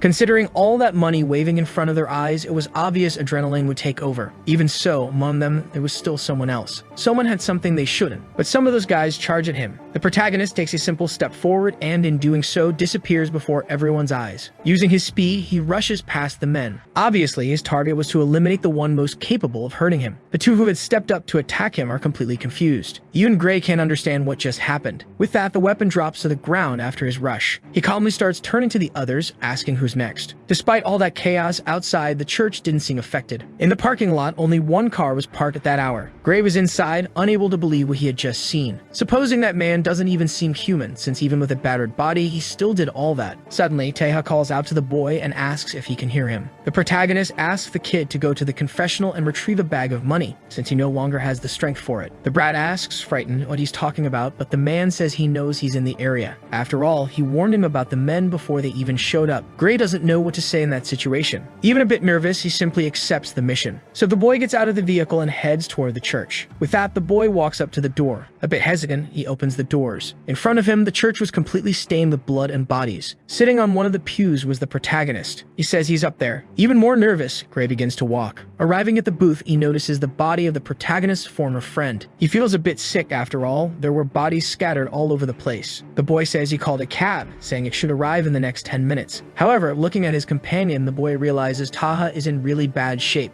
He asks what's wrong with him, saying he'll call Yongsuk and ask her to prepare some medicine for them. But the madman stabs his phone. At that moment, Gray is frozen in fear. Taking off a glove, the protagonist says that when he woke up, his clothes and phone had been changed. But the strangest part was that his gloves were still on his hands. Obviously, the boy just listens without saying a word. On Taeha's hand, the mark of the Salerno family was drawn. Looking at the boy, the man claims he knows who he's dealing with. Gray just nods his head, saying his name, his father's name, and the fact that he's the grandson of the late president of the Chiengu group. He's the only Asian member of the Italian Salerno Mafia, around 20 to 30 years old, with a bounty of 5.5 billion on his head. The boy insists he wasn't plotting against anyone, saying not even the lady knows, claiming he just needs his help. Taeha asks if that amount is worth more than the risk of losing his life or earning the reward for his head. Gray tries to say that the reason he and his adoptive mother live in hiding is because of the Chiengu, but the protagonist cuts him off, assuring him that the smartest choice would have been to turn him over to Chiengu instead of going through all of this. Recalling the conversation they had earlier when the kid said he wanted to win a prize by becoming the youngest broker. Noticing that the reason his career was stagnant despite being capable of more and even getting involved in the field, something nobody in the business does, is due to his lack of experience. That's why top informants are usually older. With that, he asks if Gray wants to step into a much bigger arena. A little later, in a large modern building, two people were walking down the hallway while one of them told the other to only answer what was asked directly.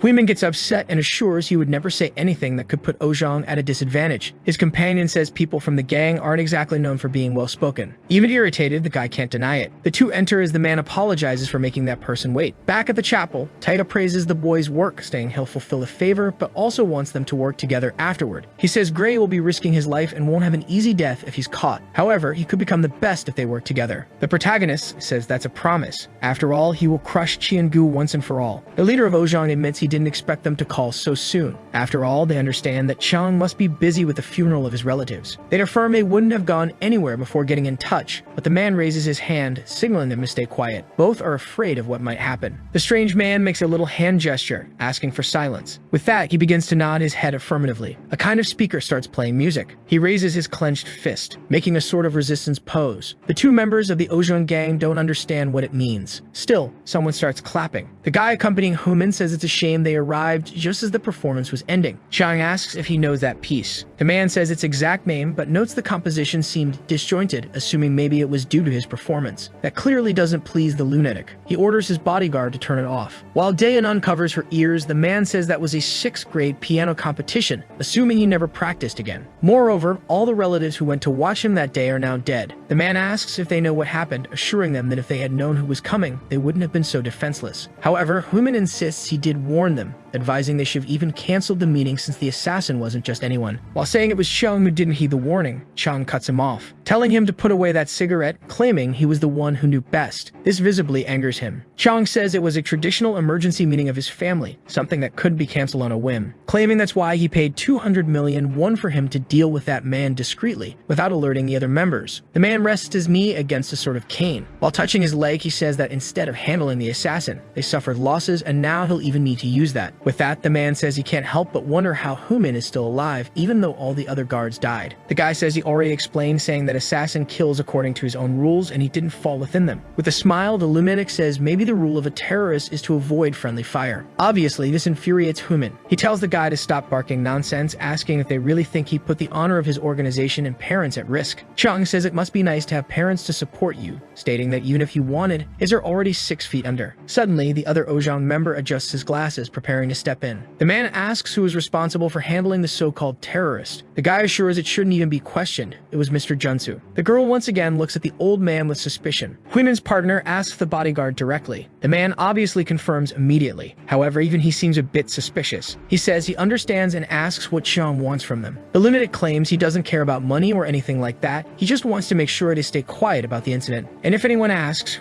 Human has never seen the assassin before. The guy doesn't understand why Chi and Gu are trying to bury the matter. His companion lights a cigarette, asking if that's really all they want. Xiong tries to make him put the cigarette out again, but Junsa touches his shoulder. Startled, the man looks at his bodyguard, who speaks in his place and assures both that it will be enough. The Ojang representative says he needs some time to digest everything, asking if the bodyguard would also like a cigarette. But the man thanks him and says he's quit the habit. However, Chang slams the table, getting increasingly furious.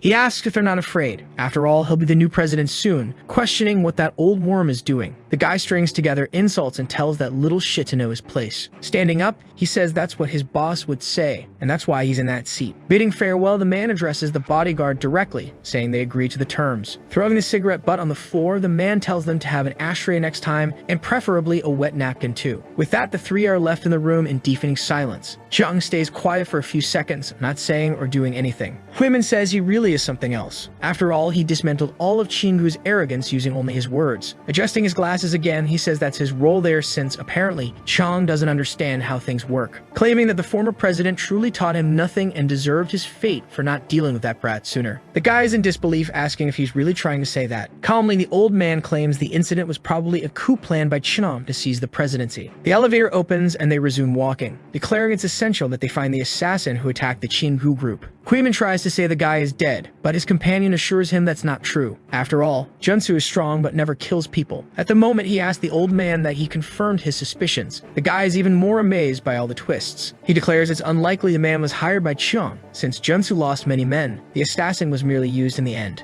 Huimin says that when he met him, the so-called terrorist said he hadn't been to Korea in a long time, asking if they should try to bring him to their side, maybe even managing to take Qinggu down completely. However, the old man says that would be good, but even so, if they find him, they must kill him. The guy can't understand the point of everything earlier. Still, the old man admits what irritates him is the fact that Chang called him, thinking Huimin isn't a match for the assassin. That's why next time they meet, he must show them who's boss. Japel admits he's not the biggest fan of Ojang, but still hates seeing one of his men get beaten. Back inside, while some ice cubes fall into a container, Chang assures there's one thing he's become very good at. Thanking his father, he asks if either of them wants to guess. The room still had the broken coffee table and both bodyguards remained motionless. Pouring the whiskey into the glass, the man says he's great at picking up on subtle cues. He says that when that old man asked if Taha was really dead, the room felt like everyone was holding their breath. Sitting back on the couch, Chang says his bodyguard assured him he had finished off his cousin. However, Taga jumped and injured his leg. Besides that, his body hasn't been found to this day. Bringing the glass close to his lips, he pauses for a moment. With a terrifying gaze, the man questions if Taha is still alive. Junsu asks if the guy is suggesting that he let the former young master escape. The old man says he was the one who shot the boy from the helicopter. Chang states that if he had done his job properly, that wouldn't have been necessary. The bodyguard admits the boy was stronger than he expected. Furious, he throws his glass at the counter. He says it's time to move on now. As he leaves, the guy says his priority is the council meeting, claiming he needs to win their votes in order to join the committee. The psychopath says that whether Taha is alive or not, the old man cannot betray him, asking President Junsu if he's not right. The old man assures that he never goes back on his promises. They head to the rooftop toward the helicopter. Yaman was already waiting for them. Xiang is surprised to see that the guard managed to survive. The guy says this is different from what he was promised, asking to reconsider his transfer. He claims to have served the Qiangu family for a long time, so he shouldn't be reassigned to be just a director's bodyguard. Annoyed, he says if he had known this would happen, he would never have betrayed his former boss. The lunatic approaches and asks who told the guard he could get his ass kicked. Before doing anything, Yaman looks at Dayan, as he simply lowers his head. His boss tells him to be grateful he wasn't discarded after his terrible contributions. Even so, he yells out, calling for Junsu. The old man tells him to stay calm for now, saying he will contact him later. With that, the helicopter starts to lift off. Yaman just watches them. Somewhere in a less developed area of the city stood Ms. Young-suk's restaurant. Taha says he now understands why Gray was able to identify him, since his late father was a researcher at the company. The boy says that with the tattoo on the back of his hand and the search for the 20-year-old Asian tied to the Qiangu massacre, it all made sense. Assuring it's not so bad, the protagonist compliments him, saying it wasn't bad at all. His adoptive mother says it looks like he has a lot of free time. Yang-suk says that for someone from Qiangu to come back for revenge, he must have plans, stating the boy shouldn't just be sitting around chatting. Making Gray spit out his food, he asks if she would betray him just to keep him busy. At that moment, the psychopath mutters to himself that traitors must die. His friend tries to lighten the mood, but the woman says it's only fair. She says there's no way a killer who lived his life for the mafia can easily trust others. However, the protagonist says he was just handling some matters that would be more important in case of emergencies. He asks the lady not to worry, saying that anyone hated by Qiangu or Ojang is not his enemy. So Taega goes back to eating calmly. They both realize the assassin is probably saying he could take care of them in the future, in case he's betrayed. Suddenly, those thugs walk into the restaurant complaining about the heat. One of them tells the woman to turn the AC on full blast, asking how she plans to pay her interest if the customers don't stay. Yang-suk says she paid everything and asks why they're causing a scene again. She tells Taeha to come back after lunch and a smoke, also sending Gray off to school. Baksu tells her to leave him alone, assuring that he won't do anything to the two. However, he seems confused and irritated about something. He says he's never seen that boy around there, questioning how someone could end up eating in a place like that. On the other hand, the protagonist is surprised at the size of the radish kimchi. Furious, the guy asks if the brat is choking on the food or something. Standing up, Gray tells the lady he's heading to school. He heads toward the exit while glancing back. He remembers he asked his friend to promise something before listening to his requests. He tells Taha not to kill or do anything like that, begging him not to turn the neighbors against each other. The protagonist asks if the boy thinks he would go after people recklessly, but Gray says that's exactly what he did. Returning to the subject, the guy asks what his request is. His friend reminds him that the 3rd district of Jiangxiu is at a stalemate between Qiangu and Ojang. When those disputes were really about to turn into chaos thanks to a local gang, Yaburi the fight was halted. However, Teha asks if a small gang really managed to stop a power struggle between Qiangu and Ojang. Gray reiterates that the safety of everyone was ensured by Yaburi. However, they are also buying buildings to create a housing cooperative, so they can negotiate in future cases. The protagonist notes that it seems he disagrees with that. He says that if an agreement were the solution, it would have been done already, stating that the mayor was elected with Ojang's support. Moreover, Yang-suk tried talking to the boss, but apparently she's not worth his time, asking Taeha to speak on her behalf. However, he couldn't kill or irreversibly harm anyone. The protagonist admits that, in his view, they're nothing more than common thugs, but they were able to make the crime leaders back off. He simply stands up thanking the lady. Baksu, annoyed, asks if he's really going to ignore him. He tries to go after the brat, but Yang-suk steps in front of him. The woman says she already asked him not to touch her customers, saying she already paid and asking what the ugly guy is doing there. The guy raises his hand to slap her, asking who she's calling ugly. But Taeha stops the slap using a bowl. So even before Gray walks away from the shop, the 3 of them go flying through the door. The protagonist follows right behind them. The boy couldn't believe the lunatic did all that in under 10 seconds. Terrified on the ground, Baksu asks if the brat even knows who he is. As he approaches the men, the guy admits mentally that his revenge consists of 30 grand schemes. Even with all the planning, some parts were still uncertain. After all, he hadn't considered that his real enemy would be Chang. Because of that, he considers this a failure, but says he might be able to guess his plan for the future. Since even being of Jin family bloodline, he'll still need to be elected president by the board. So he will use the development of the Jiangxiu district to stir up the board, asking the delinquents to take him to their boss. While they ask if the boy is crazy, a girl from across the street asks who he is. Suri asks if he wants to start a war against her gang all by himself. However, Taeha just responds negatively. He calmly grabs his cigarette and lights it, saying he's only there to talk. Suri asks what he means by that, saying that there's no way she can believe it with her men lying on the ground while he says something like that. However, the protagonist simply looks toward them, understanding the situation. The boy apologizes, saying they don't seem interested in listening to him, so he doesn't want to talk to people like that either. Looking up, Taya realizes that's how they managed to make both sides back down. With armed men spread across all the buildings, he states that if these guys took control of the whole city, the 3rd district of Jiangxia would become the base of these armed forces. Moreover, if even one of them used to be an officer, it's certain they have a very efficient system. He wonders if this is how Korea prepares itself. The girl says she can listen to his last words, asking him to be brief, calling him a bastard from Ojong or Chiangu. Obviously, that makes the guy mad. But before he can take a single step, a shot hits the asphalt in front of him. Suri tells him to say where he's from unless he wants to be full of holes. The girl says he better hurry up. However, that just makes the assassin even more irritated. Clenching his fist, he says he knew this day would come, stating he can't believe the day would unfold in such a disgusting way. Her guards warn her that it's dangerous, asking if they should kill him. She quickly calls for someone named Hwarion. Her subordinate jumps off the building, landing quickly in front of the protagonist. The guy was huge, literally known as Tank. The guy stands still, staring down the kid. But contrary to expectations, Taya simply tells the guard to step aside. The man stands there staring, unmoved. Unexpectedly though, he does as the protagonist ordered, leaving Suri completely confused by the guard's behavior. The girl asks how he could betray her like that while her other subordinates rush over. Surprisingly, the assassin just grabs the milkshake she was drinking. Throwing it away, he says it's no wonder nothing she does goes as planned. This obviously leaves her bewildered, not knowing what just happened. He gets close to her face while looking toward the building, saying something into her ear. She's left confused and scared by how things are turning out. Walking away, the protagonist says that either way, they don't seem worth his time. The girl was still paralyzed while her men ask if they shouldn't go after him. However, she calmly approaches Hwarion. The man admits he couldn't feel any kind of threat coming from the protagonist. The girl asks if that's why he let that lunatic get so close to her, stating her gang is really united. Smiling, the guy asks if she felt it too, claiming that even he was able to sense it, saying it's been a long time since the war, long enough to forget what it's like to see something real. Later, still at the ladies' restaurant, they were working to fit the door back into place. Gray asks his companion to hold it steady while he screws it in. They fix the restaurant's entrance. Both announce it's all done, saying the door now closes properly. While Yeon-suk asks if he's sure he fixed it right, Gray assures her he did and begs her to give them some food. Of course, she scolds Talha, saying if he breaks anything again, she'll kick him out of there. She was still scolding him since the door was expensive, but then Suri appears and breaks it again. The girl asks what's wrong with that door. Hugging Yeon-suk, the brat says she missed her and asks how she's doing. Pulling the girl's cheeks, the woman asks when these delinquents will let her door see the morning light. Seeing that, the protagonist thinks to himself the girl is completely different from how she was earlier that day. Once again, someone sets the door in place. Aside from fixing the door, Shuri says she heard Baksu laid a hand on the lady last time. Apologizing, she says she broke all his fingers to make sure he never does something like that again. However, the woman tells her to finish fixing the door and go eat, saying the girl is skin and bones. Great explains to the protagonist that during a war that happened there, Yeon-suk helped treat many members of Yaburi, also treating Suri's father for free several times, which is why they consider her their savior. Taeha asks out loud how gang lackeys can treat someone who's considered their boss's savior so rudely. Obviously, the girl doesn't like hearing that. Looking at her, the protagonist says everyone calls her the boss, but the girl is just a symbolic figure. She jumps at him, wrapping several wires around him, focusing especially on his neck. Suri curses at him, saying she's been going easy from the start, but the brat doesn't seem grateful. Confident, the girl asks him to repeat what he said. The protagonist realizes those wires aren't normal,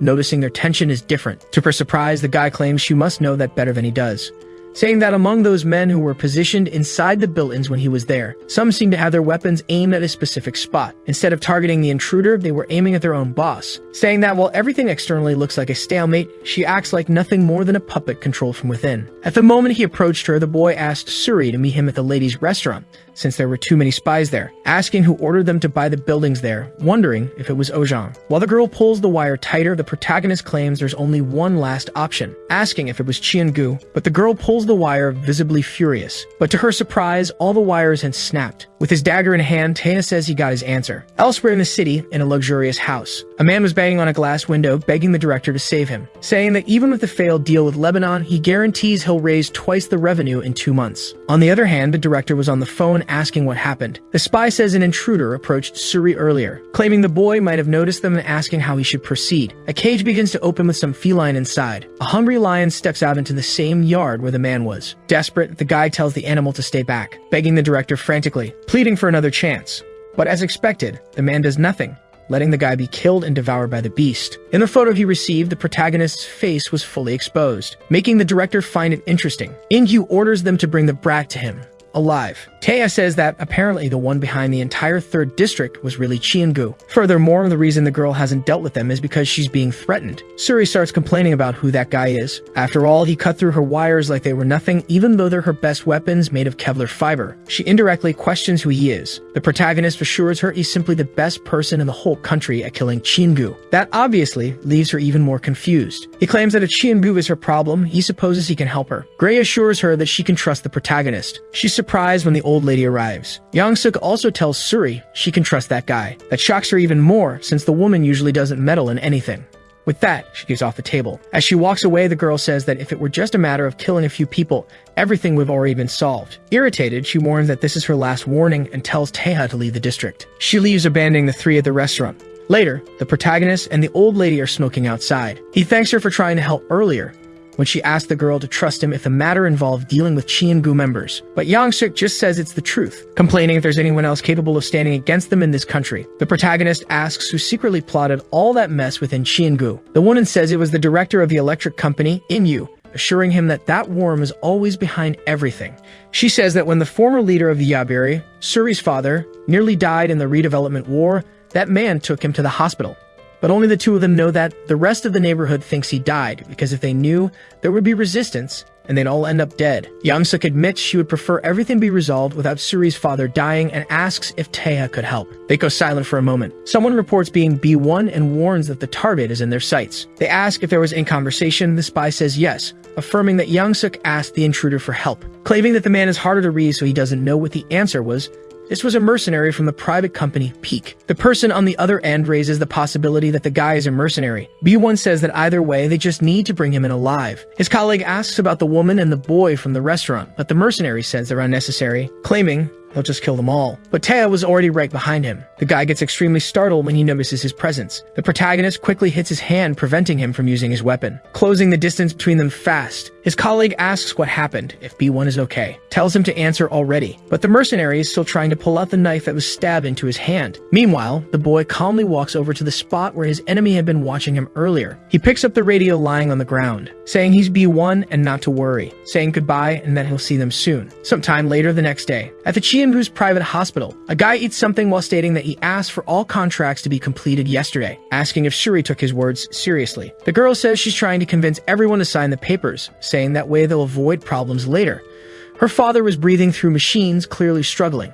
In-Yu says he truly doesn't see useless people as human beings. While stabbing something into the man's leg, the lunatic claims they're just chunks of meat from his perspective. Obviously, the girl is shocked and screams at him. Still jabbing her father with the fork, the director says the machines are beeping like crazy, claiming that proves he's alive, saying he's doing his best to keep that chunk of meat alive. Suri, extremely shaken, assures him she understands, saying she'll bring all the signed documents no matter the cost. She trembles as she begs In-Yu to stop, saying she'll do exactly as he asked. He grabs the girl by the face as she begs him to leave her father alone. The freak calls her a lady of the night, assuring her that if she follows all his orders, everything will be fine. Obviously, she's furious, but she can't do anything. The creep says he loves seeing that defiant look, claiming it's worth taming her. Showing her a paper, the man asks if she met that man yesterday. Looking down, she still seems a bit dazed. The girl looks at a photo of the protagonist while In-Yu claims he wants to meet him, asking her to bring him before the day ends. She stops crying, still looking at the photo. As he leaves, the guy tells her not to forget, saying she has a lot to lose if she betrays them. A doctor bows in front of the director. The guy walks nonchalantly toward the elevator. While he calls someone who doesn't pick up, another person was also in the elevator. In-Yu is irritated, asking what those delinquents are doing that they're not answering, saying he ordered them to find Taeha. He keeps complaining while looking at the other person inside. As expected, it's the protagonist who just stares at the director. The guy tries to say something, but the boy simply cuts off his ear. Not really understanding what happened, In-Yu looks down and sees the piece that was taken. Obviously, he starts screaming in despair. Taeha says he heard about it through rumors, saying that apparently the director was after him. The guy asks if the protagonist even knows who he is, trying to end with a punch, Inju asks how the boy dares to lay a hand on him, recalling that during his conversation with Yongsuk, she told him that in the redevelopment war, Cheongu hired mercenaries. They were men from the Peak Company, ruthless killers who do anything for money. The protagonist asks if the director really thought everything would be resolved if he just threw more money at it. Grabbing the mercenaries' dog tags, Taha declares that if the guy wants bloodshed, he better be prepared to watch his own spill. He throws all the tags into the lunatic's mouth. The psychopath assures Ingyu that no matter where or when, he will find him and stab him once a day from now on. With that, he says to get ready and take aim, saying the hunt starts now. After some time, the man was running desperately, wondering what was happening. He fell to the ground as the protagonist calmly approached him. The director screamed, begging him to stop. Crying, he pleaded for him not to come any closer. Taha had killed all the guards, which explained his calm demeanor. The boy stabbed his leg. He told the man to stop being dramatic, assuring him that the femoral region has a lot of muscle, so he wouldn't suffer a serious injury. As he pulled the blade out, the protagonist stated that compared to other places he had struck, this one wasn't so bad. Cleaning his knife, he said he would see him tomorrow. After some time, a sort of festival painting appears. Cheong drinks wine as he informs that out of the 15 directors, 7 are his allies. 6 support the vice president, and the remaining 2 are neutral. He states that in difficult times, they should stick together, lamenting that it's a shame. Another person agrees, saying they can hardly imagine how distressed the late president would be with this. They say the 2 neutral members can only be persuaded by action, assuring that the young ones are surpassing the vice president. However, unexpectedly, Chang calls for Ingyu. He says he heard he's working on the Jiangxiu redevelopment case, asking if he can expect good results by the meeting. Nervous, the director simply agrees, assuring him completely. But the man starts laughing, asking him not to be so formal and why he looks so nervous. In a terrifying tone, the man tells his colleague to do his best so they can avoid any future hostility. While placing his hand over his latest wound, Ingyu assures that he doesn't want things to turn out that way. Later, he walks toward his car. He sits in the back seat, clearly in a lot of pain. He recalls the protagonist's words as he stabbed him with his dagger. The man curses him, claiming he'll destroy him next time. His driver asks if he should take him home. The director kicks his seat, questioning if that kind of question is even necessary. As Ingyu locks everything that can be locked, Tahav appears in the passenger seat, asking if the man committed any crime. Obviously, the man is in disbelief that he got in there. Pulling out his blade, the protagonist says that apparently that leg doesn't have much education, quickly stabbing it into the man's knee. That makes the director scream desperately. After that, the psychopath calmly steps out and says he'll be back tomorrow. Terrified, Ingyu asks who he is and why he keeps doing that, stating that he won't get what he wants if the man doesn't talk. Night falls. Taya says it's already the 7th day, and even though he's been stabbing him in non-lethal areas, the director must surely be reaching his limit. He tells Suri that even if they hand him over, her group will never be the same again. They ask what the protagonist was thinking going after the director, claiming it was very hard to drive them out. One of them asks their boss for permission to kill him, stating that if they don't hand him over, another war will break out. Suri questions why he did that and why he came there to tell them. But Tega simply says there's error 307. He states that this error prevents people from fully using online banking, an error usually encountered by journalists. Additionally, the internet speed there is below 10K, as if everyone's grinding their teeth waiting to be hacked. He asks her why that is. However, the 2 guards claim he doesn't understand anything, saying he's just an outsider. Even knowing that everything is because of Chiengu, she still stands firm for their families. He says that if all she wants is to protect her family, they should have stayed out of the way, questioning why they didn't fight back. However, Shuri just lowers her head, unsure of what to say. Leaving, Taiga says the director will try to deal with it on his own since he can't trouble the council, and tells them to be ready. Hworyong asks what the boy gains from all of this. He claims he'll earn the title of director within Chiengu. Later, in the same house where Ingyu once released a lion to devour his subordinate, a man says it's a tragedy for both of them. The CEO of the mercenary company Peak says he never imagined the powerful director would be suffering such humiliation from an outsider. But Ingyu tells the man to shut up, claiming he's not tolerating it because he likes it. While smoking, he curses the protagonist, saying that if it weren't for the council meeting, this would have already been resolved. In Sick asks why he doesn't just bring that up, but the man vehemently denies that possibility. He assures that they symbolically call that meeting as such, claiming it can completely reorganize Chiengu. He says he's always maintained a friendship with Chum, and that once he's finally appointed, he'll have a kind of god by his side. He tells him it's best he gives it his all too, since if the project fails, the guy will also be punished for associating with him. With that, In6 says that Psycho managed to handle his men so he could get a background check on his own. He asks if Ingyu has heard of the Salernos from Italy. The man admits he has no idea, asking if it's some kind of mafia. The CEO confirms, claiming they're insane. He says the boy is one of them, going by the name Vendetta, their best executioner. The only thing known is that he's Asian. He states that since he's a senior director at Chienbu,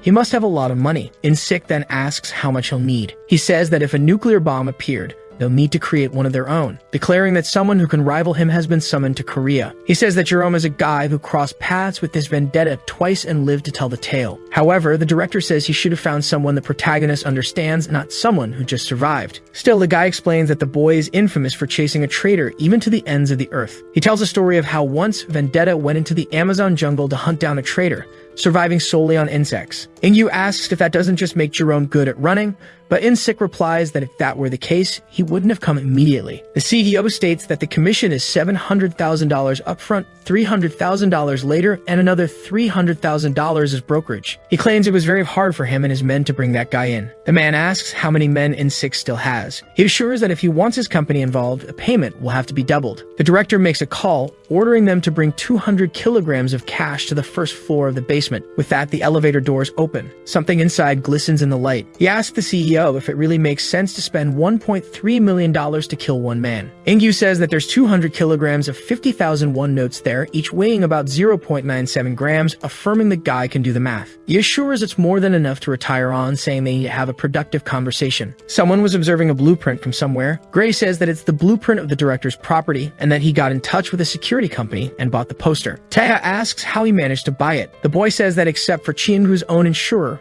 all the others trade for money. After all, Chiengu is always ready to replace anyone who doesn't turn a profit. In other words, their employees have no loyalty. Hearing that, the protagonist says his grandfather would rise from the grave if he heard such a thing. The boy explains that most of Inyu's schedule is sent from headquarters, so it's risky. The best time is 10 p.m. However, they realize they don't have the blueprint of the first basement floor. Gray says he's sure one exists since there are stairs and elevators, but supposes that the blueprint might be with the director himself. He notices that the phrase B1 kruk appears several times, and based on his studies, that's some kind of cement used in construction. Since it's highly resistant to moisture, chemicals, and weather, it's used for soundproof walls and even in zoos. Hearing this, the protagonist falls into thought for a moment. Taeha asks the boy to do him a favor. Gray says he's listening. Vendetta gets close to the boy and whispers something in his ear. He asks why all of a sudden, but the protagonist simply says he supposes he'll need it. Gray says he has that at home, but never thought the guy was the type to use those things. However, Taeha claims there's no such thing as a type for that kind of thing, and asks the kid to keep an eye on the CCTV for any intruders. After that, he calmly leaves the restaurant. Someone asks if he's heading out again. Hworyong asks if the lunatic is going to provoke the director again. The protagonist says it's hard to think someone being stabbed every 24 hours would see that as just a provocation. He says he's been around since the revolution of the 90s, so he knows how to spot real talent. Even so, he'd never heard of him before and asks who the kid is. Taeha asks if it would change anything if the man knew who he was. The big guy seems a bit irritated by this. He warns that if he refused to explain, he'll be considered a threat to the boss and will have to be eliminated right there. The protagonist just stares indifferently, saying that the man knows his opponent's skills and still wants to fight fair instead of scheming to get an advantage, claiming that apparently he used to be part of the Ojom gang. As he leaves, Vendetta says he trusts his skills too, which is why he's leaving the place under his care while he's gone, assuring him that he'll personally compensate him if there's any redevelopment, offering 10 times the amount initially offered. Night finally falls. The director's mansion is as quiet as ever. The protagonist had managed to slip past the entrance security. With some caution, the assassin slowly opens the door, using his knife to hold it open.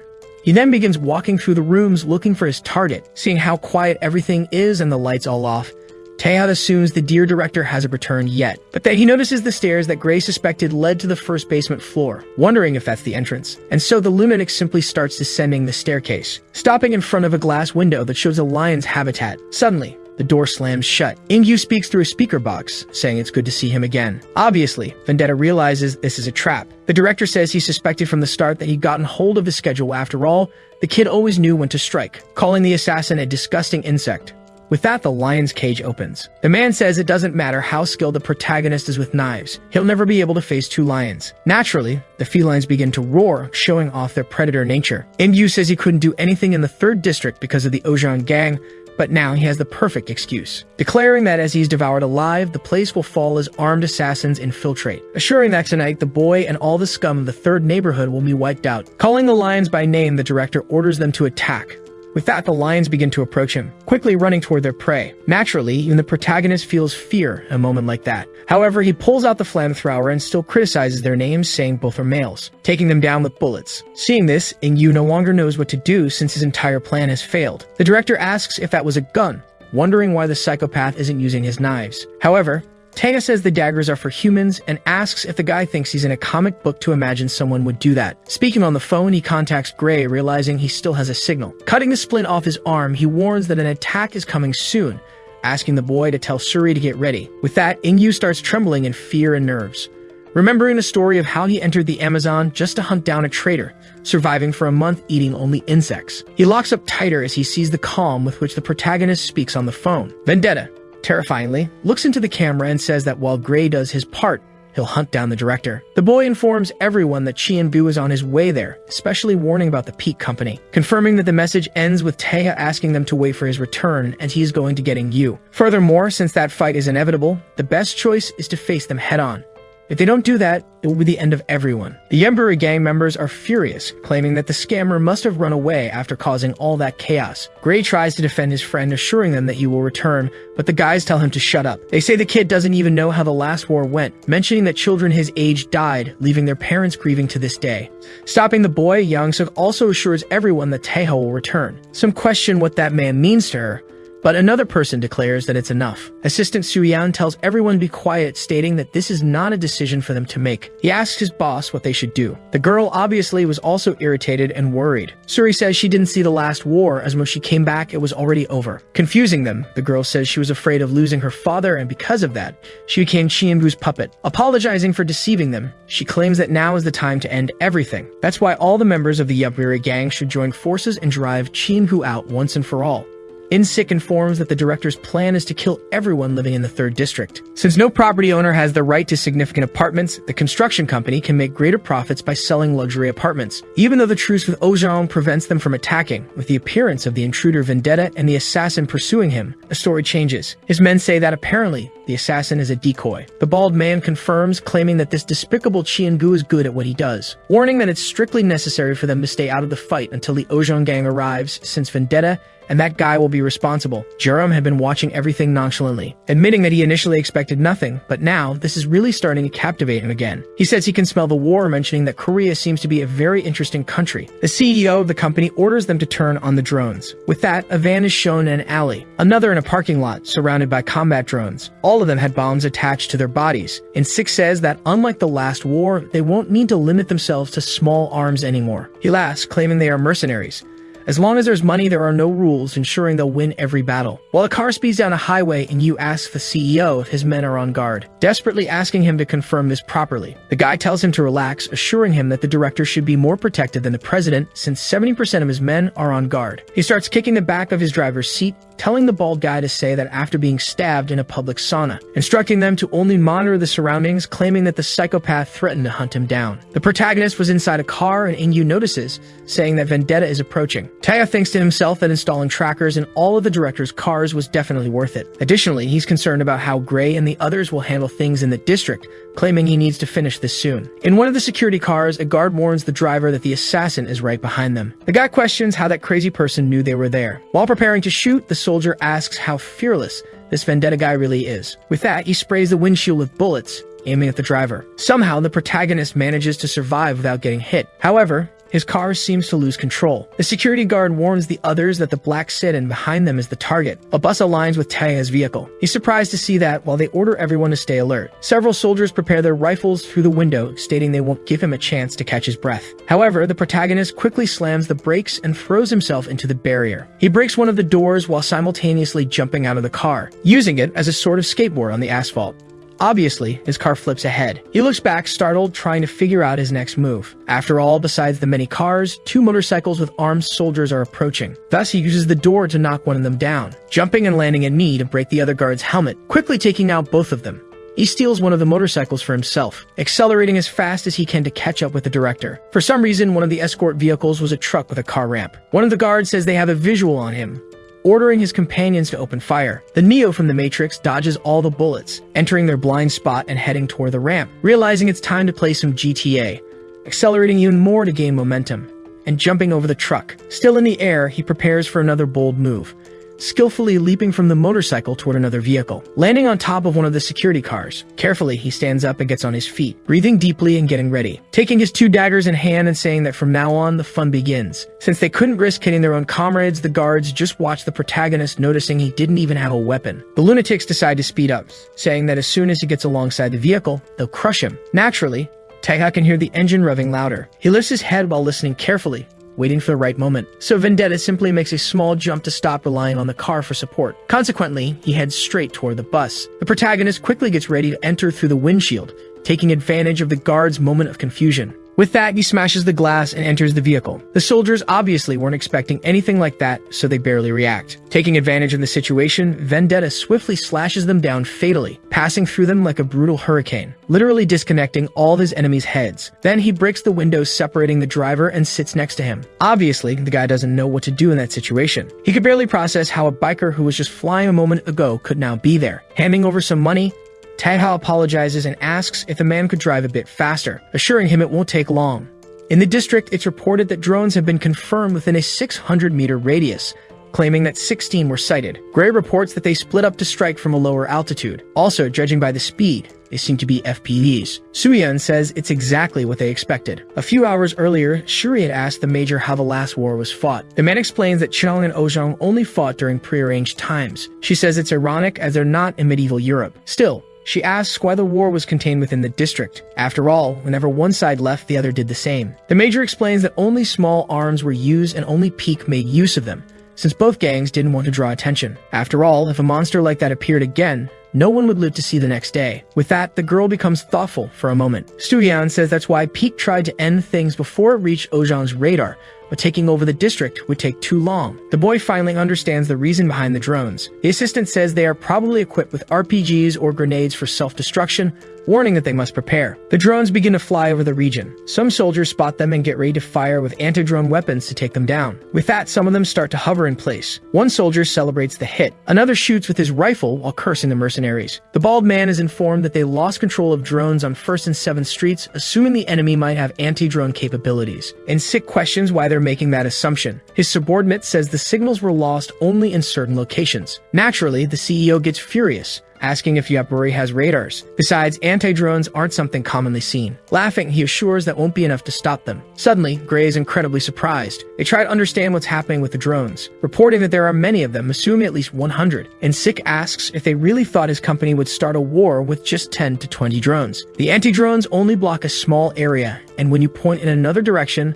the signal comes back. Now with hundreds of drones scattered across the sky, the guy wonders how many they'll be able to suppress. With the previous war leading to renovations in most of the district's buildings, a simple command allows drones to be sent anywhere. The CEO says he's eager to know how many will survive with 800 explosive drones behind them. Someone on the radio reports that drones are infiltrating through the ventilation, warning that they seem to know the layout of the building. Suvion orders everyone to get out of there, saying those have already been programmed, so there's no way to stop them. Smiling, the Major assures that the boss is already heading over. Someone calls out to the bald man, saying there's something strange in the sky, and Sick looks up, confused. The sky seemed as normal as ever, but suddenly, several lights appear. They intensify more and more. Then several explosions start going off. On top of one of the buildings in front of the drones was Shuri, trying to draw the attention of as many as she could, quickly manipulating her threads, completely wrapping them, making them stop. Then she jumps away while making them self-destruct. Insik is startled, asking who that is, assuring that nothing like that ever happened during the last war. Some time ago, her subordinates were asking what that was. She apologizes for not telling them before, claiming that this is her true weapon. The girl says maybe they're surprised, but as she said, she was somewhere else during the last war, saying she was in another place learning how to use that weapon to help her father, but fate made her arrive too late. That's why she wants to make things right this time, saying they will ensure those bastards never step foot in their neighborhood again. Suvian is proud, asking Gisub to see how much his daughter has grown. The bald man orders another batch to be brought in, telling them to overwhelm them with numbers, ordering to blow up everyone in their path. But when his soldier tries to respond, something seems to surprise him.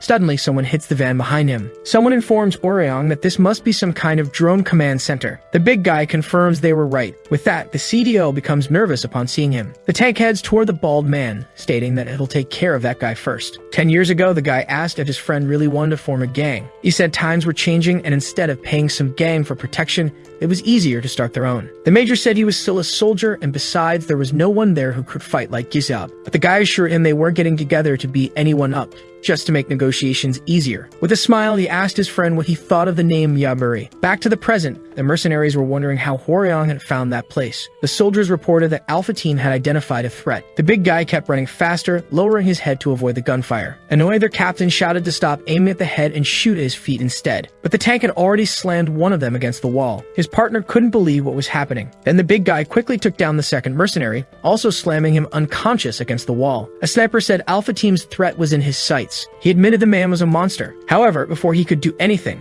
his body was completely sliced apart. As expected, it was done by the girl. She was sprinting quickly across rooftops. In6 saw it and cursed furiously.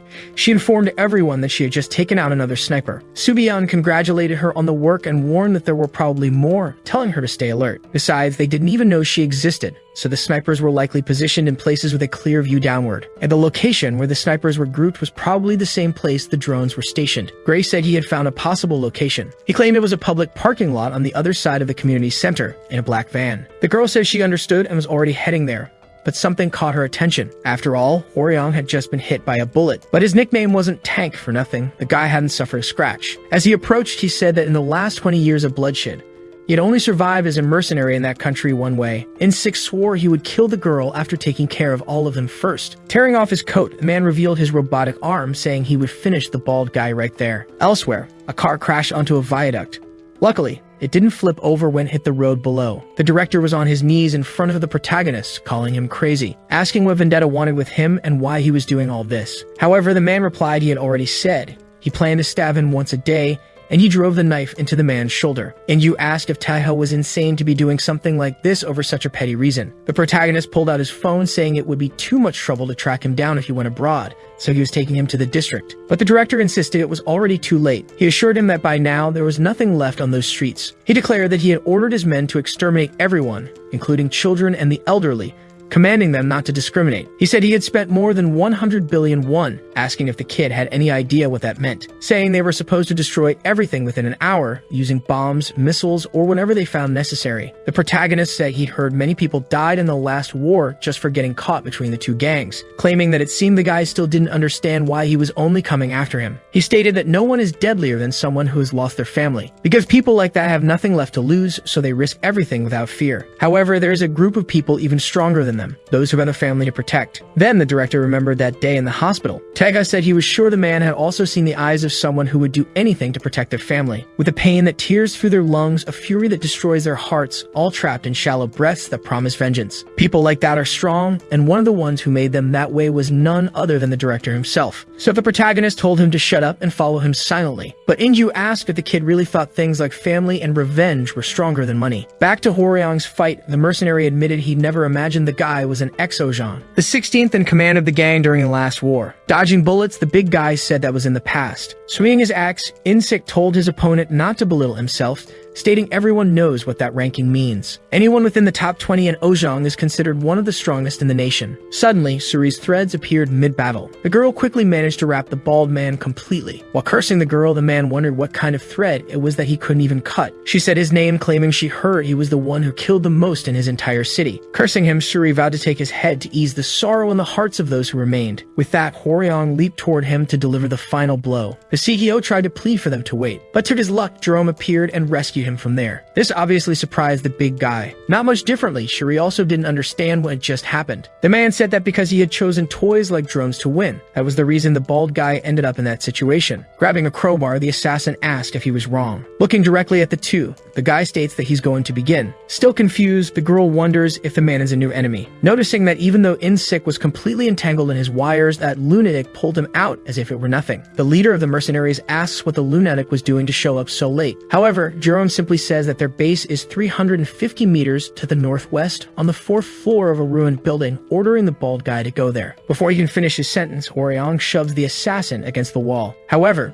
the tank seems surprised by something. After all, the guy is laughing while saying he'll stay there to have a little fun. In6 screams over the radio in desperation, ordering them to get all the drones in the air. His subordinate objects, arguing they don't even know where the enemy's control center is. Nevertheless, the leader says it doesn't matter since his best man is already there. He orders them to kill everyone while Jerome keeps the guy busy. Suri approaches the guy, saying he can't do something like that. This distracts the big guy for a moment, creating an opening for the assassin to land a kick and throw him far away. Obviously, Hworyong struggles to stop himself. Annoyed, he admits he didn't expect the guy to be able to throw 120 kilograms so far, noticing from his form that's not even his full strength. The big guy acknowledges that this man is truly promising. The girl calls out to her friend, but he asks his boss not to worry, stating that he'll take care of things there. The girl says she'll handle the drones, asking him to take the man down and bring him to the base. She says it's an order telling the guy to finish things there in the next 5 minutes, because if the peaks arrive first, it's over. However, Hworyong becomes extremely frightened by something. After all, Jerome appears next to the girl, asking if she's already leaving. He asked her to stay a little longer, claiming it'll be more fun that way. However, the big guy appears ready to punch him, landing a strong blow on the assassin, sending him flying. The guy once again asks her to leave it to him, assuring her that he'll catch up soon. The girl simply nods. With that, she starts running as fast as she can. Hworyong mentally admits that if she had hesitated, he would have cursed at her until she left. He's surprised that she's not losing her composure even though it's her first war, stating it must be in her blood. But Jerome starts laughing, asking if this isn't a surprise, admitting that if he takes a few more punches like that, he might actually die. The big guy complains about how he survived a direct hit to the chest, asking where the guy came from. His opponent says he's from the Philippines, explaining that he learned Korean out of sheer interest, and asks how his pronunciation is. They stand face to face, staring at each other. Jerome admits that his life has been boring lately, saying he misses fights and things like that. He introduces himself and says the two of them will have a lot of fun. With that, the lunatic punches Hworyong in the face. As expected, he strikes back. Preparing another blow, he introduces himself too, unleashing a series of attacks all over the enemy's body. While taking advantage of an opening and landing an uppercut, the assassin declares that he loves this. Naturally, a hit like that leaves Hworyong dazed. Before he can regain his senses, the psychopath lands another one. Still taking hits, the big guy remembers someone who discovered his identity, recalling the protagonist, stating that he trusted his abilities and would leave everything to him while he was gone. Clenching his fist, he wonders why that man would trust his abilities, remembering that during the First District War, he was the leader of the main squad of the Ojong gang when it was still new, and that Gisa was the head of Yaburi, a close friend who worked with him for the gang before retiring. Back then, he asked his friend to trust him, assuring him he would make sure everyone moved into an apartment with a great view. However, Suri's father argues that most people there are elderly, so they can't wait 10 years just to live there again. He says he'll fight, and if he dies along the way, at least he'll know he tried to do something. But before anything else, he asked a favor, saying that if he dies, he'll leave whatever comes next in his hands. Even badly injured, Hworyong gets up once more, yelling as he tries to land a hit on the opponent. But Jerome manages to dodge and counterattack, while the big guy admits he joined the Ojong gang to find out what it meant to be strong. However, the truth he found only brought him despair, a world full of talents that rose above him like mountains impossible to overcome. Upon reaching the top 16, the man finally realized that was the limit of his abilities. However, the death of his friend illuminated something he hadn't known, admitting that what made him stronger wasn't the mountains, but the people he needed to protect. Jerome kept landing blows on him, but surprisingly, Hworyong grabs the assassin's head, running while carrying him along with his body, stating that he's known as the tank for a reason, proclaiming that he's the one who paves the way so others can follow. His enemy seems surprised by the whole turnaround. Smiling, the weirdo says that Fist is full of conviction, claiming he thought they were just having fun from the start. Appearing behind him, the lunatic says that if the man is taking it seriously, he'll have to do the same. Grabbing a crowbar, Jerome admits that it was fun, saying he'll make him pass on without pain. With that, Hworyong is completely paralyzed in shock. A large slash cuts through him horizontally, even slicing the wall in front of him, causing it to begin falling on top of him. Someone praises the man for all his work. Unexpectedly, Taha appears and cuts the wall, preventing it from falling on him. The protagonist asks Hworyong to let him take over from there, thanking him once again for all his work. With that, he turns his gaze to Jerome. Staring at him, the assassin says that Vendetta is very late. The boy says that from now on, he will be his opponent. But first, Taha asks if his comrade can move even with those injuries, visibly covered in deep cuts. Hworyong insists that it wasn't enough, claiming that he's fine, assuring them that they'd have to kill him to make him stop moving. So the protagonist tells him to walk 1 block, saying there will be a black car near a streetlight. Inside the trunk, Ingyu will be waiting for him. He declares that he will take care of things here, asking the man to drive the car to their hideout. Jerome asks if they really think he'll let the big guy go so easily. However, Taha throws a manhole cover at his feet. As expected, the guy simply blocks it. The protagonist starts walking toward his opponent. Smiling, the lunatic asks if he's serious, quickly using his crowbar to catch the manhole cover still in the air, skillfully throwing it back, growing more and more excited. Vendetta runs toward him as fast as he can, barely managing to dodge it. Both stop at a certain distance from each other. However, Jerome lunges forward, seeming more and more thirsty for adrenaline. The protagonist says that apparently the guy has really been walking around claiming to be his rival. The weirdo asks if it isn't true. With that, They begin exchanging blows at an absurd speed. However, Taya says the only thing that Guy is a stalker. But the assassin keeps laughing, claiming it's all the same. Several explosions erupt in the sky. Suri is taking down every drone she can. Tired, the girl admits there are too many drones around. Besides that, she can't waste too much time on this. Suddenly, a voice on the radio says that HQ is exchanging fire with the peaks about 50 meters from the base. Gray says the situation is dangerous, but their position makes it hard for enemies to approach, telling them not to worry. He says that as soon as that man returns, the war will be over, so they just need to hold on until then. The girl, hearing those words, wonders if he might be talking about someone in particular. Then she hears the sound of a car. Inside the trunk was the director. Even incredibly injured, Orion had gone there to retrieve him. Obviously, the man was increasingly afraid of what fate had in store for him. The big guy grabs him by the face like a doll. He wonders if the way to end the war is to smash that worm's skull right then and there. However, if that man loses, Shuri won't be able to face Jerome alone, so he considers it might be better to ask the Ojong for help. With that, he starts squeezing Inyu's face tighter and tighter, saying to himself that this is the one responsible for everything, and after his death, Peak and Jerome will have to retreat. However, Taiha and his opponent pass by above him, still fighting. The assassin was blocking the protagonist's blades. Both start clashing their weapons again, face to face, staring each other down once more. They exchange another flurry of blows. Vendetta manages to land a kick to his enemy's stomach, sending him flying. The guy uses his crowbar as leverage to stop.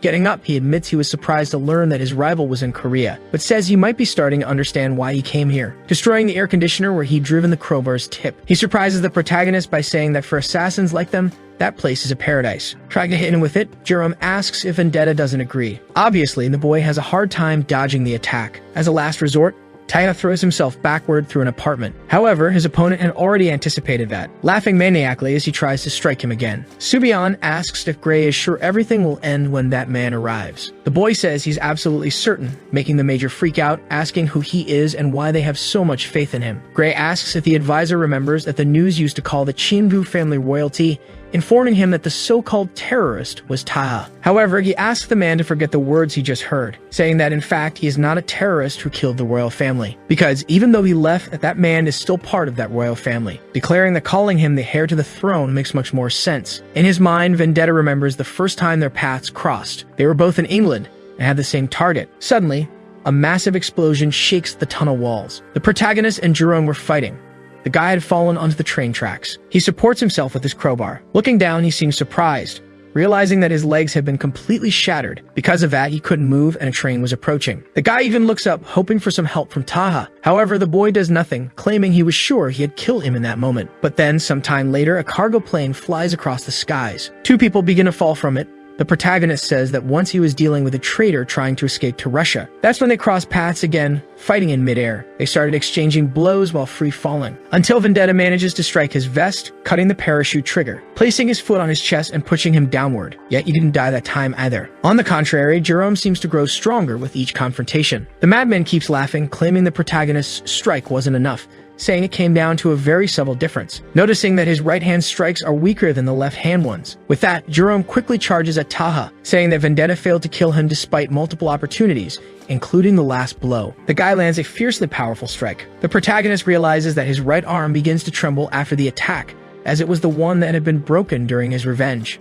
Taking advantage of that brief distraction, the lunatic appears behind him, questioning whether someone of his caliber really hurt his arm. The boy manages to dodge the strike, while his opponent says that after his brief experience in that country, he can even understand him. Jerome says it would be madness to assume that place isn't filled with great fighters, after they created a lawless environment by killing the president. He claims that even so, the best among them all is still Vendetta, since the only one to push him to the brink of death and make him stronger every time is him. The guy starts cutting the water tank with the tip of his crowbar, tearing a large gash into its structure, throwing that chunk at his opponent.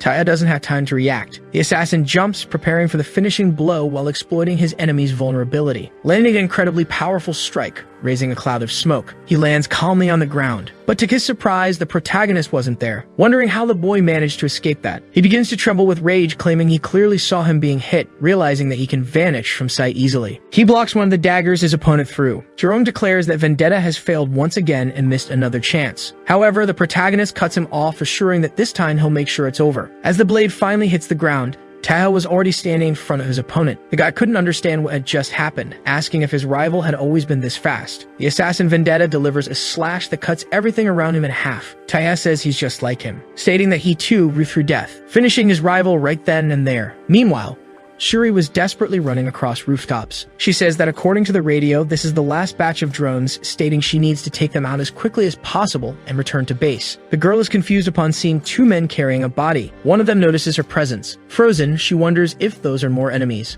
However, the guy calls her by name, claiming to be from a special forces unit of the Ojong gang. While saying they're acting under Captain Huimin's orders, the man himself appears in front of the protagonist. He immediately warns that he received orders to kill him, asking Taha what he should do. The two stare at each other after that unusual question. The protagonist remembers him, also wondering how he knew his location, realizing that he's probably not one of Inyu's men. Besides, if he wanted to kill him, the guy would have ambushed him instead of revealing himself. The boy says he thought he was special, stating that apparently he's part of Ojong. Huimin asks if he wants a thank you or something like that, claiming he should know they can't afford chaos there. Taha says the guy probably didn't get the full story, but he assures him he wasn't the one who made the first move. Just as the two were about to start arguing in detail, the lunatic begins to rise like a zombie behind him. That obviously leaves both of them completely speechless. Barely able to talk, Jerome admits that was pretty serious. Naturally, Vendetta picks up his other dagger that was on the ground. However, the corpse manages to dodge. The madman pulls a grenade from his pocket. He throws it, saying he'll see his friend another time. The other two get flashbanged by the TR. The protagonist scans the area with his eye, trying to locate him. He starts walking, wanting to go after the zombie. However, Huimin stops the boy, telling him to wait a minute, saying Taha should maintain order. Obviously, Vendetta is irritated by this. Brandishing his dagger, the protagonist claims the zombie was first in line. However, his opponent easily blocks the attack. He realizes that this guy predicted his move. Huimin admits he can't see him at that ridiculous speed. Still, it would be humiliating to be fooled by the same trick twice. The captain says that from the looks of it, the boy isn't in fighting condition, questioning why he doesn't try being kind just once. He admits the guy always seems strong to him, but says he's someone promising who hasn't reached his full potential yet. That would mean Huimin is someone capable of pushing things forward within the gang. Both take distance from each other. The protagonist says he had already noticed, but considering his skills, his opponent doesn't seem to have blood on his hands. He asks if he's right in assuming Huimin has never killed before. The man tries to land a blow, but Tega disappears. Leaving the guy surprised, the protagonist was already behind him, smiling as he watches him. However, to the boy's surprise, the captain also increases his speed, saying that he's already beaten many until they were left in puddles of blood. Seeing that, Vendetta is shocked by the ferocity. Even so, he dodges the blow, telling the guy to head to the third floor of the abandoned building 450 meters northwest of there, saying it's there in the resident's hideout, stating that even if Huimin can't kill him, he'll gain something rewarding. But when he turns around, the man realizes no one is there anymore, left alone in the middle of that alley. Snorting in anger, he says he's sick of that brat. The third district was completely silent. The Ojong gang's special force speaks on the radio, ordering everyone to pay attention, telling them to surrender. If they don't, a squad will destroy each of them. The announcement is repeated once more as Insik hides to avoid getting shot. He curses as he sees his soldiers dead on the stairs. The guy complains, wondering if the Ojong gang also planted spies there, just like they did. Greg remained hidden in another room, asking if the major was okay and begging him not to pass out. Even struggling to breathe, Suyan tells the boy to speak more quietly, saying they can't let their locations be discovered. Over the radio, it said that they found two individuals in the hideout. However, there were many soldiers in surrounding buildings, making the area dangerous. His subordinate asks why they don't retreat, assuring him they'll be tough with Ojong there. But Insik tells them to shut up. Obviously, the mercenary leader could only think about the money, saying that opportunities like this only come once in a lifetime. The major speaks to the bald man, saying it seems he really wants to go all the way. The guy claims that if they manage to kill Giziab, Jerome will handle the rest. But that's only if they wrap things up there. He goes on saying he'll kill the leader of Yabura with his own hands, but Hands silently approaches him. Freezing him in fear, the person covers his mouth. It was Quarion, questioning if he really just declared that their lives were worth 10 billion won. Turning quickly, the bald guy says the man must be nothing more than a walking corpse by now. But the big man steps back, saying he'll make him spit out every drop of blood, swearing it's for all the ones he killed, landing a punch right in the center of his chest, making the mercenary leader vomit a massive amount of blood. The force of the blow is so strong it sends him flying out of the building. The mercenaries in the building across the street are frightened by that, but before they can do anything, some wires appear. With that, they start getting strangled. As she leaps, Shuri easily decapitates them. Meanwhile, Insik had died from the fall. While running, the girl realizes everything is finally over. After that, 5 minutes pass. Huimin had finally arrived at the building the protagonist had told him about. Upon entering one of the rooms, the guy asks what that is. At an improvised table, Taeha asks the man to join them. The boy makes an observation, saying that at that table sits the representative of the 3rd District, a representative from the Chiengu Ingyu, and finally a spokesperson from the Ojong gang, stating that apparently all the key parties are present. The protagonist announces that they are now officially going to negotiate the redevelopment rights of the district, claiming that everyone should walk away happy. Still in the Yaburi base building, someone tells their boss that they don't know how to say it, stating that they weren't tricked. They say they don't feel like the right person to speak there and ask if the sir could help. As someone approaches, the guy asks the old man not to grumble so much. He takes a deep breath after hanging up the phone and grabs his cigarette. With that, Taha offers his lighter, saying it must be hard working until that hour. Huimin says it seems the kid has started carrying his own cigarettes. The protagonist asks if the guy still hasn't gotten over it, wondering if he wants one in return, but he just refuses. The captain admits he wasn't confident in his victory during the last fight, saying that'll be the case for many of his future battles. However, he states that if he gets the chance to fight 3 more times, he guarantees he'll win. The boy simply watches him in silence. Annoying the guy, Vendetta says it's a shame he only has 1 life. With that, one of them finishes smoking their cigarette. As the protagonist walks away, Huimin asks how he can still be alive and well after facing Junsu. He says he won't tell him anything right there, declaring that, like it or not, the guy will know everything the next time they meet. The captain smiles, saying the brat never gives straight answers, saying he wants to see if Taeha will act that way with the man who's about to arrive. After some time back at the abandoned building, Huimin returns accompanied by 2 more men, including Jaepo. As they enter, Hworyong promptly bows, greeting them, introducing himself as the former leader of Group B from the ancient branch, saying he's sorry for making the vice president come all the way there. The older man says it's been a while since he last saw him, noticing the man has some injuries.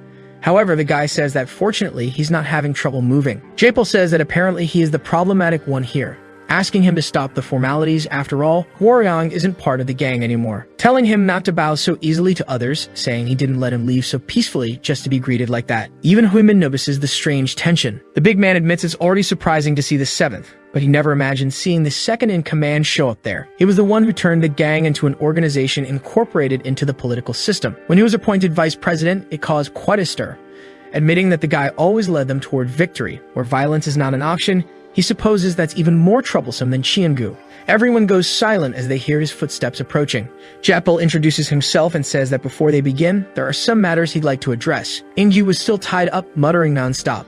The man demands that they untie the director, saying he refuses to negotiate anything until then. Unlike Shuri, who is furious, the protagonist simply says that man is a criminal who violated the agreement. Taha was about to say something else, but the old man orders him to shut up. He claims the boy is an outsider who shouldn't even be there, warning that one more word and he'll leave. So the boy has no choice but to remain silent. The man once again demands they release the director, while Huimin seems pleased with his superior's stance. Since he couldn't speak, the boy just nods to the girl. She does as she was asked. Jaepo says there's a car waiting for him outside, ordering the guy to go first. Ingyu begins to leave, assuring them he'll repay his debt, telling everyone to wait, promising he'll make sure their deaths are as painless as possible. Suri obviously was furious about all of it. The girl asks what the old man's problem is, saying he was going to be betrayed by the manager and still did that. However, Jaepo asks how the bitch expects him to believe everything they said. That leaves her even more confused and outraged, asking how could she possibly know whether it was truly a breach of contract or just some internal dispute between the two. She slams the table, stating that the director kept her father hostage, the man who was almost killed by their 3rd best subordinate. Looking at the protagonist, the man asks if it wasn't him who stabbed Ingyu at the hospital. That, of course, leaves her speechless. He states that even if the director was threatening her people, it still wouldn't justify a war. So after they provoked and threatened that man with an outsider, it's his duty to hold both parties responsible for breaking the contract. After that, Jaepo asks if they have any strong evidence to contradict him. Clearly, the protagonist was dying to kill him. On the other hand, Shuri says that in that case, they're no longer interested in negotiating with the Ojum gang. The man says that decision is no longer in the girl's hands since they accepted the terms of the agreement, but violated them. The representative announces that within 24 hours they will send a proposal, informing them that they'll have another 24 hours to respond. With that, the 3 of them leave normally. Shuri kicks the table, extremely irritated. Trembling, the girl says she couldn't even say everything she wanted to, declaring that Jaepo never intended to negotiate from the start. Taena simply agrees with her. She also suspects that there's a spy among them, since the old man already knew everything before even arriving there. The girl looks at the protagonist, asking if at least everything is going according to plan. He says yes, praising her work. Meanwhile, the members of Ojong head toward the car. Surprisingly, the older man says that Huimin should go separately, claiming he doesn't offer careers to cowards who hide at the first sign of defeat. But obviously, the captain doesn't like that, saying he explained exactly what was going on, declaring that he's still young and asks what was expected of him. However, Jaepo doesn't care and continues on his way. Yet someone intercepts their car. As expected, it was the protagonist.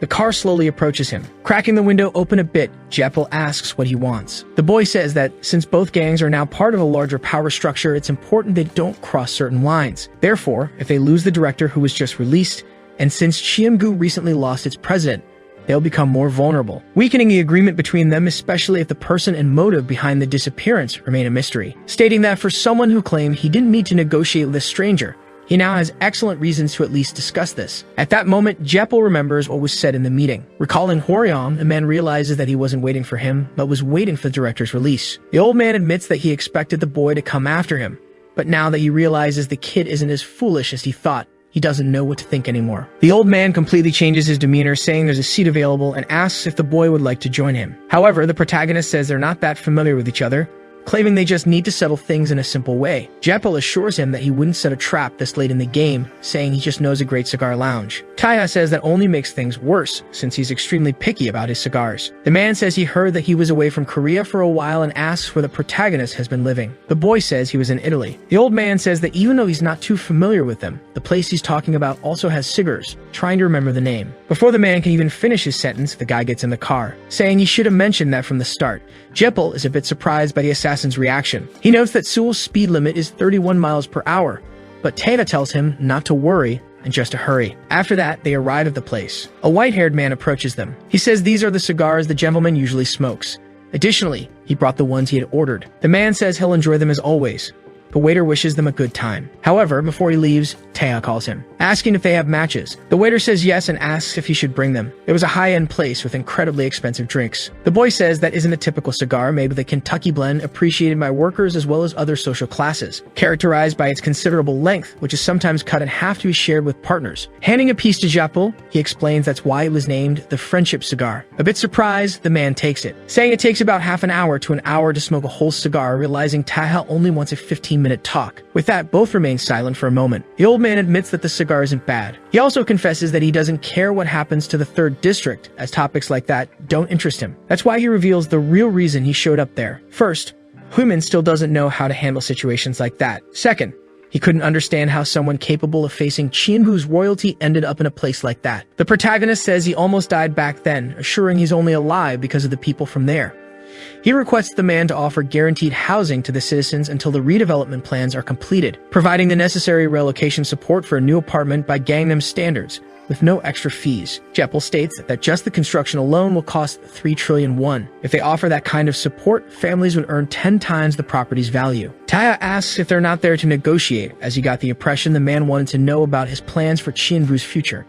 However, the old man denies that intention, saying he's there for another reason. His true interest lies in the protagonist's knowledge of the committee, the largest conglomerate in South Korea, controlling advanced industries and entertainment businesses across the country, Chiengu Corporation, the criminal organization behind the president's assassination, ranking members by skill, Ojang, the pseudo-religious group with the largest chamber, made up of all post-assassination presidents, the Eternal Life Sect, the largest crime syndicate composed of military elites and media moguls rejected by Oshang, the Dobang Association, and finally the committee's organizer, the Yan House of Changju. Since 1990, these 5 factions have overseen the country through the committee. The only thing they covet is balance, perfect balance, with power shared equally. Hearing this, Taha remains silent, a bit thoughtful. The protagonist says it seems they're afraid that Chang might disturb that balance. However, Jeppel assures that's not it and says the boy already knows the right answer. He asks if it was Chong who was responsible for his near-death experience, but the protagonist seems to hesitate for a moment, remembering when he faced Junsu, and the moment when the old man said it all ends here. Still, the boy claims it was Junsu. The man suddenly says Xiangu got Junsu, claiming that's what was said the moment they acknowledged his strength. A man of unknown origin, age, and identity, who became the president's bodyguard, saying Xianbu's presidency shines thanks to his light. This man first emerged through a coup, and although he fears believing it, perhaps Junsu is using the organization to feed his ambitions. Taeha asks what the man is looking for by telling him this. Leaning back, Jeppel assures that he must know, declaring he's sure the boy knows what he really wants. The protagonist assumes that maybe this man wants him to kill Chang and Junsu. Standing up, Vendetta thanks him for the cigar, warning that he'll take that as agreement on the district matter. The old man says that if someone outside the committee learns about him, the rule says he must be eliminated. With that, he asks the protagonist not to try running, assuring him that he wants to maintain the connection they have. The boy stops walking, encouraging Jeppel to look to the future and observe the next Chienbu Council meeting. Elsewhere, a fax arrives at an office. This was the 31st floor of Chiengu Electronics. One of the employees asks who could send a fax there, calmly reading the message that had been sent, surprised at what was written. Meanwhile, in a forest-like area near a waterfall, someone was running barefoot over the ground. It was Pyoto, a board member, trying to hide with the same message in his hands. Calling the vice president, the man informs him that Ingyu has announced he won't take part in the vote. The old man who was bathing stops in place, visibly irritated. The man says he sent a fax stating that a proxy will be present. The gruff man asks who the proxy would be. Only a single word of astonishment escaped the assassin as he turned to the young master, and with his hand gripping the knife, he wondered if it had all been a plan to lure him into the elevator. Then the young man explained that it was the same technique magicians use to divert attention. By breaking the pole, he made his opponent believe he was fleeing into the empty building. With that, he commented that the man had natural qualities to be an assassin, since he hid so well. But whether a magician or an assassin, now that his game had been revealed, the master declared he would pay the price. Immediately, the enemy lunged forward with his weapon, but the strike was blocked with the very same blade. Still in disbelief, the attacker questioned how the other could possibly know what his game was. With a calm look, the young master simply confirmed he was right. Next, the blades clashed again with full force in the middle of the elevator, and a rapid sequence of strikes was unleashed, but the master blocked all the attacks effortlessly. The speed of the counterattack left the assassin stunned, unable to understand how he hadn't been this fast before. Soon, he rushed forward quickly, leaving a trail along the elevator wall. But leaping backward, the enemy ended up evading the attack. As soon as he raised his weapon for a new strike, he froze at the sight of the blade already pointed at his throat. For an instant, an aura surrounded the master as he raised the blade over the fallen opponent. And in a swift movement, the knife grazed the assassin's face, who only watched without reacting. With a smile, the young man said he had warned him, for he was like an open book, and a flicker of astonishment filled the assassin's eye. Suddenly, the elevator cable snapped with a loud crash at the top of the shaft. Then the cabin began to plummet in free fall. And in a nearby hallway, the master revealed he had expected that since there was only one way out of the elevator. He soon asked how it felt to have someone always one step ahead. Unable to respond, the assassin only shouted an insult at his opponent. Then the young master knocked him to the floor, pressing a blade against his neck. With the impact, they both burst through the doors and were thrown into the middle of the hallway, and the blade shattered as it was blocked by the enemy's strike. With a smile, the man revealed that the knife was a defective piece, questioning how he could possibly be defeated with it. But before the assassin could finish his sentence, the master grabbed his face with his hand, and with a steady gaze, he simply told his opponent to stay quiet. The sound of impacts echoed from outside the building. Then the young master hurled him toward the window, which shattered, sending them both out of the building. During the fall, the assassin still attempted a quick strike to break free, but the young man used the broken knife to block the attack. With that, he seized the chance to leave a cut on his opponent's face, and then the enemy's body slammed into the ground with great force. Meanwhile, the master landed on his feet without any difficulty. Standing at a distance, he took out his cigarette. Right after, he tried to use his lighter, but it wouldn't work. Amid the dusk, he admitted that the man's skills were impressive and that he had never encountered such a talented assassin. But he added that no matter how good he was at acting and disguising himself, living together was a completely different story. Then he recalled that he knew very well Guangsu had ignored him on purpose and even so, dared to betray him after being taken in. With that, the man's silhouette began to fade away. Before disappearing, he could only say that his body was. And with the man's knife in hand, the master revealed that the poison had passed to his blade during the repeated clashes. As he fell, the assassin made one last request to the young master, and with his final strength, he asked the master not to kill that boy. As he brought the cigarette to his lips, he said that under normal circumstances, he would kill him and leave his signature. Instead, he used the blade to light the fallen man's cigarette. With that, the tip of the cigarette finally lit upon touching the metal. But he declared that, for the man's loyalty, he would let him go just this once. And in the end, he simply told the man to consider himself lucky. Night fell over the city. And elsewhere, a man was biting the straw of his drink. At a table, one of the men asked if the other was sure about his decision. Not too certain, he asked if Du Gaiyang had really said he would vote for him. And the man with glasses confirmed, adding that he had asked him to join them so he could hear it personally. As soon as his phone vibrated, the man commented that the successes just kept coming, as it seemed the master had also been dealt with. Right after, he tossed the phone to the other, asking President Baek to answer the call for him. On the phone, President Baek heard the order to confirm the young master's body and make sure it was dissolved. After the call, he informed that he would bring Nameless back, but the seated man simply asked why. And he was told that you can't teach an old dog new tricks, and that both should simply be dissolved together. After a moment of silence, President Baek agreed to the order. Then he left the room and walked down the hallway. Already in the hallway, he answered the phone and told the person on the line to proceed. And the voice on the other end said he feared Chiong would hang up on him, and that was why he was glad to have him on the phone. Surprised, Baek realized that the young master was still alive. On the other end of the line, the young man invited him to come outside. While looking up at the top of the building, he then asked if he should go inside instead. On the phone, he assumed that the young master had already dealt with Nameless. And with that, he said he was glad to see the young man still alive and well. Without patience, the master asked him to spare the empty pleasantries. Then he repeated the invitation for him to come outside, unless he preferred that he come in on his own. Out on the street, he stood still, waiting for an answer. Back in the building, Baek replied that if the intention had been to attack young Master Cheong, a phone call would not have been necessary. Soon after, he provoked him, asking if he was just buying time out of fear of failing like the last time. As he walked, the young man explained that at first, the situation had seemed simple. His family had been murdered, and he had returned seeking revenge.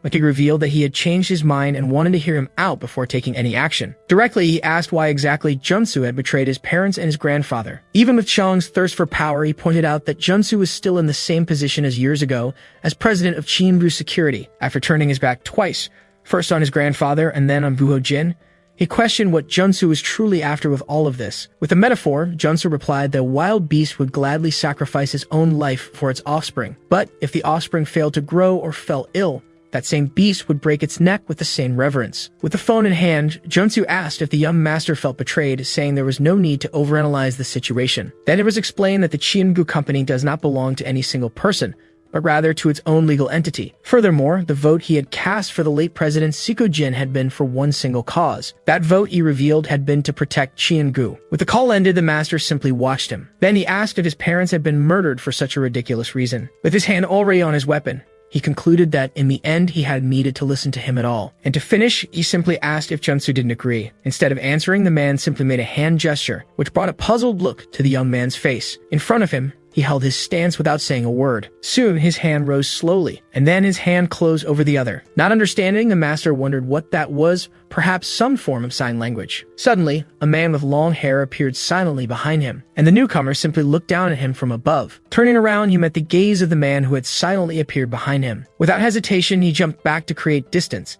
asking who the man was and when he had arrived. At a distance, Junsu placed his hands over his chest, signaling that the time had not yet come. Then he opened his hands, completing the signal for the man. The long-haired newcomer remained silent, simply watching. Slowly, he walked over and stood beside Junsu, ignoring the young master. Standing at the man's side, Junsu revealed that Nameless had never been who Cheong expected, and that he himself hadn't come down merely for polite exchanges. To finish, he declared that he would see him at the next board meeting, where they would settle the matter once and for all. With that, the master was left behind in the parking lot as the two men walked away. Standing with his back turned, he simply tightened his grip on the weapon in his hand. And with a determined look, he agreed that they would indeed resolve the matter. The scene shifted to the city's buildings under the night sky. And elsewhere, a man with dark sunglasses and a cigar asked whether members of the Dobang Association had also gotten involved. An informant from the Ojang faction known as Mendaphone began to report the events. He told them that while chasing the bounty on director Herin Yeon, Pincher had lost his right arm and Batter had ended up in the ICU with serious injuries. The informant went on, saying that rumors claimed Vice President Yang of Chiensu had already met with the Dobang Association on several occasions. With that, the man in sunglasses concluded that since Junsu had aligned himself with Chong, Yang had been forced to turn to outside mercenaries.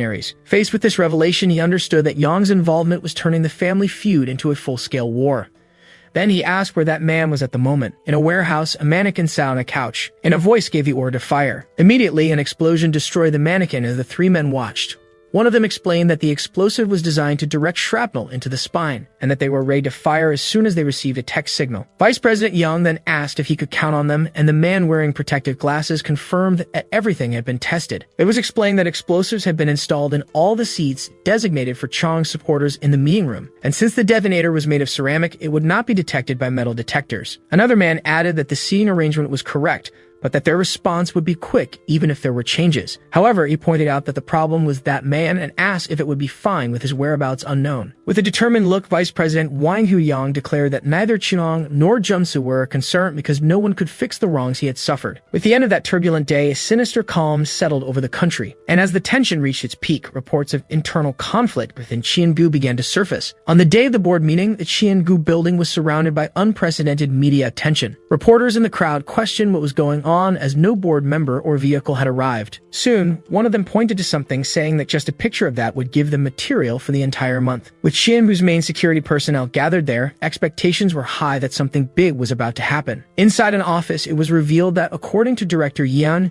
Japil Kim had been the one responsible for leaking information about the meeting, and the director of the Chiengu group, Chon Jin, commented that this was a way of fanning the flames as Vice President Yang would be concerned about an all-out war. Speaking of which, he suggested it was better to bring in more people, asking if the young master had been located yet. Director Myong-dae Kim replied that unfortunately President Baek had ordered security to focus on the first floor. Meanwhile, at the entrance of the building, a figure was walking toward the reporters. Back in the office, Chon Jin found this situation ridiculous, commenting that the person didn't seem to care about the message he was sending. Then he wondered aloud whether Taha would really dare walk in through the front door. On the 36th floor of Chiengu headquarters, a certain door had remained closed for months. That door led to the president's office, a room reserved for all leaders of Chiengu where a gong would sound. Inside, a ritual was taking place, for that place reigned over everything, and many coveted the key to its doors. While musicians beat the drums, the shaman conducted the ceremony with his gong. Several shirtless men danced fervently to the rhythm of the drums. At the same time, another man moved with zeal before a table of offerings. The eldest among them shouted amidst the dance. Far away at the end of a hallway, Junsu watched in silence. Back in the office, Chon Jin asked about him, being informed that he was on the 36th floor. It was soon explained that a shamanic rite was taking place at the vice president's request,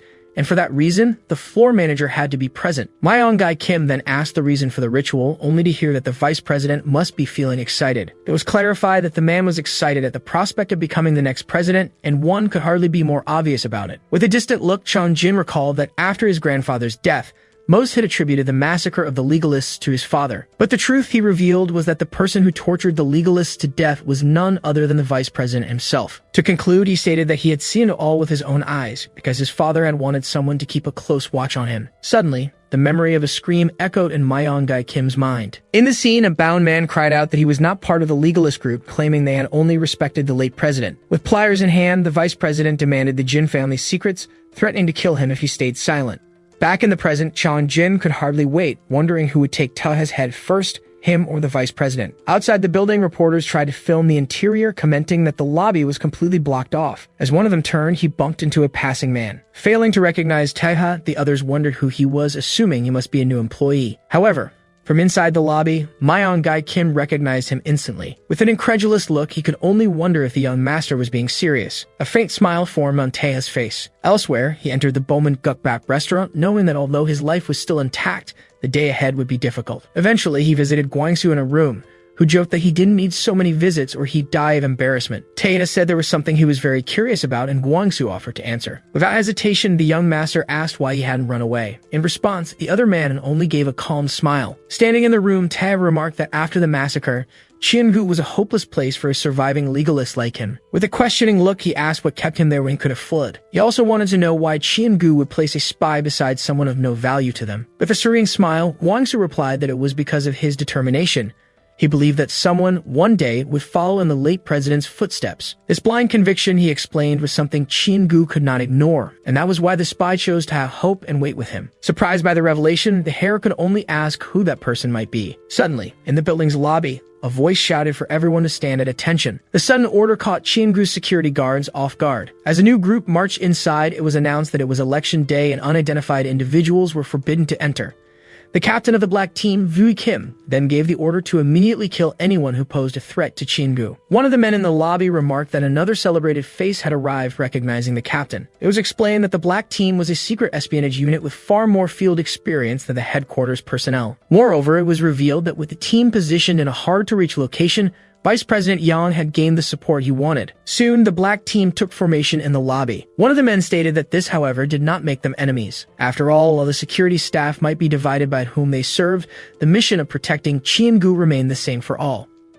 And no matter how confident he seemed, that place was a tiger's den with 400 men ready to strike. With a faint smile, Tao walked toward the main entrance without the slightest hesitation. Thus, Myong-dae Kim ordered the blinds on the main door to be lowered as soon as he entered. With his hand on his weapon, the order to eliminate him swiftly had already been given. However, the young master stopped at the entrance and began to introduce himself. In a loud voice, he declared himself Taha Jin, grandson of the late President Suko Jin and son of Suyef Jin. The statement caused murmurs among the reporters, while Vice President Yang observed the scene. Elsewhere, Chang-jin smiled, wondering if he planned to simply walk in like last time. Taya went on to say that he had escaped death in an ambush 17 years ago, and after a long journey, had returned. Finally, holding a pen in his hand, he stated that he was there to honor his grandfather's last wishes and declare his right as heir of Chiengu. He then raised the object and asked if anyone there recognized that pen. In response, one of the guards merely scoffed, saying it was a thing of the past. Without understanding, the other man watched as his colleague began walking toward him. That, he recalled, was why he had chosen to remain with Hope and wait by his side. The memory continued with a man asking who among the legalists still remained. It was said that the legalist faction was composed of more than just those who had knelt at the gate that day.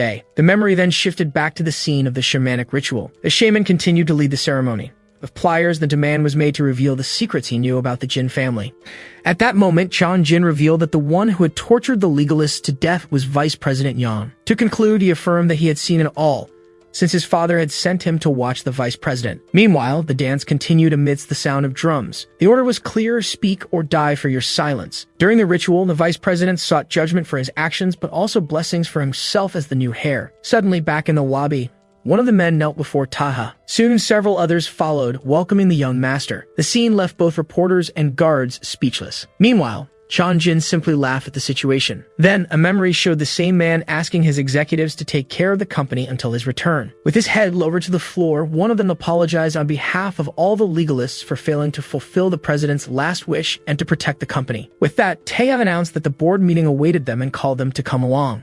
Next, Taeha led the group of legalists toward the building where the meeting would take place. Thus, the revelation of his identity as the son of Suyeb Jin left those outside completely stunned. Meanwhile, inside, Chang-jin walked down the hallway with his subordinates. The young director wore a confident expression as he made his way to the confrontation. Elsewhere, the head of security, Yao Min-mun, questioned what was happening around him. The news of the vice president's loyalty left him perplexed, as he remembered him leading the black team in the massacre of the former legalists. Soon, one of his men warned him to prepare for the group's arrival while holding a gun. Even so, the subordinate questioned the order, asking if they weren't going to fight. After a moment, Yao Min-mun agreed with his subordinate's suggestion. Then Chang-jin told his men that the vice president's betrayal changed nothing, since their group was still 3 times larger. With that, the head of security added that it was imperative to resolve the conflict there to secure the council's vote. He knew that any failure would make him responsible, not only for his career, but also for the incident at the annex. Suddenly, a female voice interrupted the conversation, asking about all the commotion. Soon, the external director, Harin Yeon, approached, commenting that something interesting seemed to be happening. Yao Min-mun turned in surprise, immediately recognizing Director Yan. At that moment, Vice President Yan explained that he had urgently summoned Taha for the board meeting. It then revealed that the young master was a key witness to both the yacht incident and the recent massacre of the Jin family. Yang declared that if these facts were linked to Chiengu, they would be treated as an organized coup for power. Upon hearing the statement, Director Yeon observed the scene with a discreet smile on her face. With that, she agreed to the situation and offered to lead the way to the meeting room. She also added that her official role there was to ensure the company followed the rules. Soon, she turned and asked the young master to follow her. The group then entered Chiengu headquarters' VIP elevator and began descending. Inside the elevator, the director remarked to the vice president that she would never have imagined him as a legalist. She went on, supposing that his former ambition for power had been an act, since the legalists served the late president Suko Jin. Finally, Harin asked whether he had maintained the facade out of loyalty to a dead man or if he had simply been waiting for the young master's return. In response, Vice President Yang stated that he had no idea even after the attack at the annex. He explained that he only learned the truth when former security guard Wang Su contacted him and he saw the photo released during the bounty hunt. That was the moment he realized the young master was alive and that their long vigil had finally been rewarded. As soon as the elevator doors opened, Taeha asked Director Yan if the elementary school she attended still existed. She replied with a laugh that the school had already disappeared and wanted to know the reason for his interest. Then Yang commented on how bittersweet it is to see the past disappear, as memories last a lifetime. With that, he continued, explaining that when a workplace of 30 years vanishes, it feels as if one's very existence has been erased. For that reason, he said he had endured everything to ensure that madmen would not bring Chiengu to ruin. It was then announced that the vice president and the director were entering the room accompanied by someone. Soon, the scene opened to the Chiengu board of directors meeting, with everyone already seated. At the table sat director Myung-gai Kim, one of Chang's supporters. There was also director Pyota Jang, an ally of the vice president.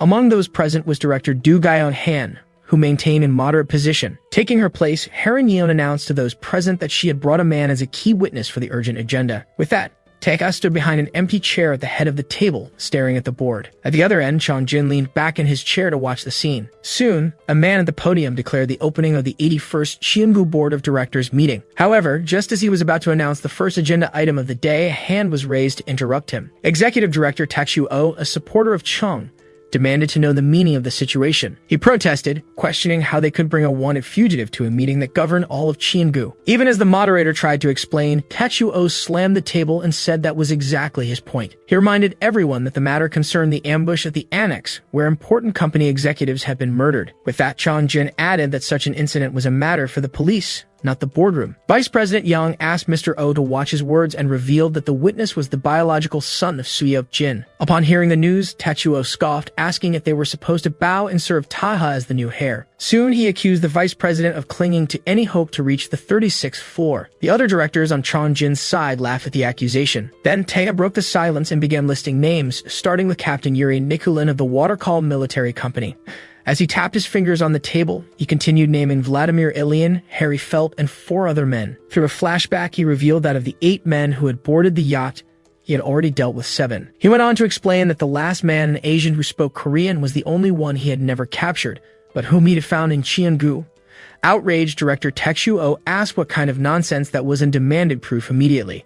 However, Tae simply replied no, justifying that this was not how he usually worked. With a mocking smile, the man remarked that Taha might as well say he had fought 7,000 men. In response, Tae tapped his finger on the table. With an aura around him, he commented that the director did not seem to be very good at reading the room. Then he mentioned the death of In-soo Kim and the murder of the Jin family and their annex. Right after that, he pointed out the disappearance of Director Hong and asked how the others still had the audacity to speak that way. Director Oh just stared at him in silence. Seeing that he would not respond, Taha asked if he was finished because now he would like to speak. Far from there, the scene shifted to the facades of several businesses along a commercial street.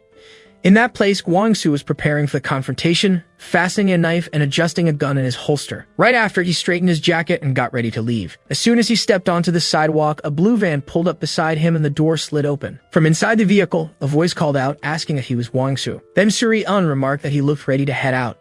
It was then that Gwang-soo recognized them as the townspeople who had treated him when he was wounded. The former leader of the Yaburi gang, Suri-eun, invited him to join them as she and the dead of Broker Gray were also heading to Cheongu. Even so, he warned them not to underestimate the situation, reminding them that this wasn't a game and they could die. However, Suri-eun cut him off, stating that they knew that better than anyone, since it wasn't the first time they had dealt with Taeha's methods. Back in the meeting room, Tae asked if Taeha wished to speak. The young man then began his speech, commenting on the country's laws and the revised inheritance and gift tax law. He explained that Article 1 of this law aimed to promote national wealth and therefore exempted certain assets from inheritance tax. With that, he clarified that assets, such as stocks and bonds, were exempt from taxes when passed down to blood relatives. Finally, he revealed that this law, unknown to the public, was passed only 2 months before he and his grandfather were ambushed on the yacht. Tae continued, saying that the 28.5% of shares owned by his grandfather and father were entirely inherited by the late President Gu Ho-jin.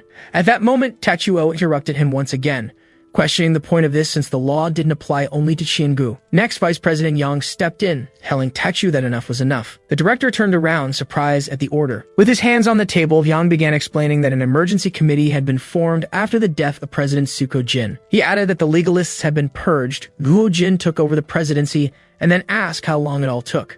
Soon after, he revealed that it had all happened in just 1 week, right after President Suko-jin's funeral. He then reminded Tae that he was only there because 2 of his superiors had been dismissed, making the director slam the table in protest. Tae then interjected, suggesting that perhaps it was all just a coincidence. He began listing the events, mentioning that the broker who brought him back to Korea was affiliated with Cheongu. Then he pointed out that In-soo Kim, without bodyguards, just happened to be the first to die. Next, he highlighted that the Jin family held a meeting in the same village from his childhood. Furthermore, he pointed out that when he got there, everyone except Chang was dead. Finally, he questioned how he ended up meeting Human from the Ojang faction purely by chance. The mention of the name made the directors whisper among themselves, questioning Ojang's involvement in the matter. Thus, Director Haran leaned over the table, watching the situation with interest. Confused, Director Tae turned to the young Chong-jin and repeated the name Human. However, the other simply remained seated with his arms crossed, keeping silent. Then, in a flashback, showed Tae asking Human if he was with Cheongu. In the memory, the young man explained that he had overheard the call and was only helping temporarily. Soon, Tae revealed he had heard from Chinon that Junsu had taken care of him, questioning how he was still alive and who he really was. Back in the present, he explained to the council that Human had been hired by Chinon, to track down the assailant behind In-soo Kim's death. He then questioned why Chiang would give such an order to the Ojong faction when Chien-woo's own security was at his disposal. At that moment, one of the directors interjected, asking why he would expose company affairs to outsiders and put it at risk. During the accusation, Chang Jin merely observed everything with a faint smile. Still, Taeya continued, stating that it was to gain leverage because if Chiang wanted to join the council after becoming president. With that, he concluded that his rival would need Ojong's help and thought their support would serve him somehow. Another memory then showed Chiang telling Japo Kim that he understood the situation and asking what he wanted in return. The Ojong underboss replied that he didn't want money, only that they keep quiet about the matter. This revelation threw the meeting room into an uproar, with the directors whispering among themselves. Soon, Taeya commented that no one else seemed to know about Human's involvement, implying that Chiang had kept the matter a secret. He then reasoned that it made sense since only Chiang himself would be joining the council, and there was no reason for others to know about the deal. At that moment, Vice President Yang stood up and, as a matter of order, proposed reopening the investigations into the events mentioned. Shortly after, one of the directors agreed, suggesting the creation of an emergency committee to thoroughly investigate the yacht incident and the Jin family murders. Yang added that if the allegations were true, the council's legitimacy would be in doubt, proposing to postpone the meeting and summon Human. The proposal sparked another wave of whispers among the directors present in the room. Meanwhile, Director Herin Yan simply watched the unfolding events with her arms crossed.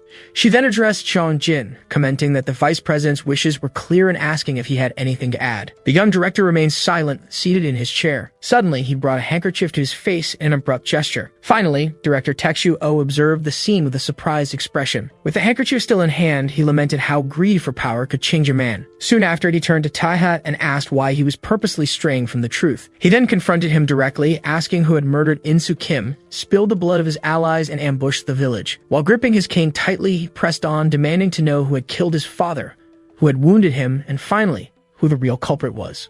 With a hand on his chest, Chang Jin turned to the vice president, questioning why he was ignoring his truth, even after all he had done for Chien-gu. The other directors watched the scene in absolute silence. For one of them, it was unclear what he intended to achieve, but his presence at that meeting seemed to be a grave mistake. The same director then reflected that the young master couldn't possibly know certain details unless he was closely connected to Chang. It was then that an intense aura began to emanate from Chang Jin's hand as he held the cane. Without hesitation, he confirmed the accusation of killing his own father to inherit Chien-gu's shares, agreeing with the seriousness of the situation. With his arm raised, he declared that he would return all the inherited shares to the state. He further clarified that this return also included the portion belonging to his grandfather, a detail that, according to him, the young master could never have known. The sudden declaration left Vice President Yang completely stunned, and then Vice President Yang loudly questioned whether he really intended to donate all of his inherited shares to the state. With a smile, the heir confirmed that since the legal formalities were still underway, he would renounce the inheritance in favor of the state. He then detailed that the funds would be directed to the Ministry of Health and Welfare and absorbed into the National Pension Reserve. With this, he hoped to prevent the devaluation of the shares and allow the pension fund to support more beneficiaries. Furthermore, he declared that he only aspired to create a happy future for Chien-gu, without coveting power at the expense of others' misfortune. However, the proposal to donate almost 30% of Chien-gu's shares raised questions about what he was truly planning. Next came doubts as to whether this move was a threat or if there were other means to retain power. A possible connection with the sect of eternal life was even considered as the reason behind such confidence. After a moment, Vice President Yang simply told him to do as he wished. The unexpected response left him silent. Soon after, Taeya intervened, agreeing that he could do whatever he wanted with the shares, but demanding that the investigations into the incidents be reopened. At that moment, the accused merely stared back without saying a word. Director Jasu Chien then slammed the table and agreed, demanding that the cases be made a priority. In addition, he stated that they first needed to determine whether the heir was eligible to receive the shares. Another director then asked Ijasu Chien to mind his words, reminding him that this was still a board meeting. The accused then asked if the director truly believed those accusations, questioning whether he saw him as a monster who would kill his own family. In response, Director Chien called him shameless, saying he knew exactly what he had done the previous month. He revealed that under the pretense of having caught the culprit behind the massacre, the accused had lured the families of his late uncles to a restaurant. There, the family members had been tied up and gagged on the floor. Shortly after, multiple gunshots had been fired through the door of the room where they were held. As a result, they were all killed, but a janitor hiding in a storage room had witnessed the entire scene. Back in the present, the accused calmly asked if there was any proof of what was being said. He went on to question how they could be sure this janitor wasn't just an invention. Director Chien replied that the janitor was well regarded in the company, with 8 years of service, and that he had personally verified her background. He'd raised his voice to emphasize his point. In response, the accused struck his cane against the floor, questioning if they were accusing him of killing his entire family simply because they were a threat. With his arms open, he asked if they really saw him as someone who would kill anyone who crossed his path. Director Chiam then leaned back and said the truth would be revealed through investigations. Meanwhile, Taeha remained silent, observing his opponent's reaction. The calm expression as he denied the accusations seemed to catch his attention. Still, even knowing that every word was a lie, the situation felt like being ensnared by a serpent. The hair, meanwhile, kept wearing a wide, confident smile. Taeha realized he needed to end the meeting quickly, as his opponent was clearly plotting something. He raised his hand, agreeing that the investigations were essential. But Director O slammed the table, complaining that the agenda was already set and could not be delayed. Director Chian quickly warned that electing a president today only to later expose him as a criminal would cause a brutal drop in Chianvu's stock price. Taeha then addressed the vice president, suggesting that they postpone the meeting right there. However, the accused raised his hand and offered a new proposal. He acknowledged the points of both directors, admitting that ending the meeting would leave the position vacant and that the concerns were valid. For that reason, he suggested being elected that day, but postponing his formal inauguration for 1 month to conclude the investigations. Vice President Yang countered that 1 month was impossible, as a full reinvestigation would take at least 6 months. The proponent then questioned how they could guarantee he wouldn't use his authority to influence the election. He proposed proceeding with the election, reminding the vice president that resignation was always an option if he felt dissatisfied. The other man simply stared at him in silence. Meanwhile, Director Yeon observed the scene, questioning the reason for such haste, given how openly suspicious he was acting. Faced with the stalemate, the moderator announced that they would proceed with the main item on the agenda, the presidential election. He informed them that 2 candidates had declared their intention to run. The moderator then named them Director Jin and Vice President Yang. The vote count suggested a possible 7-7 tie, hinging on a single decision. But the possibility of a tie raised questions about the accused's true goal, as the rules would require a new vote.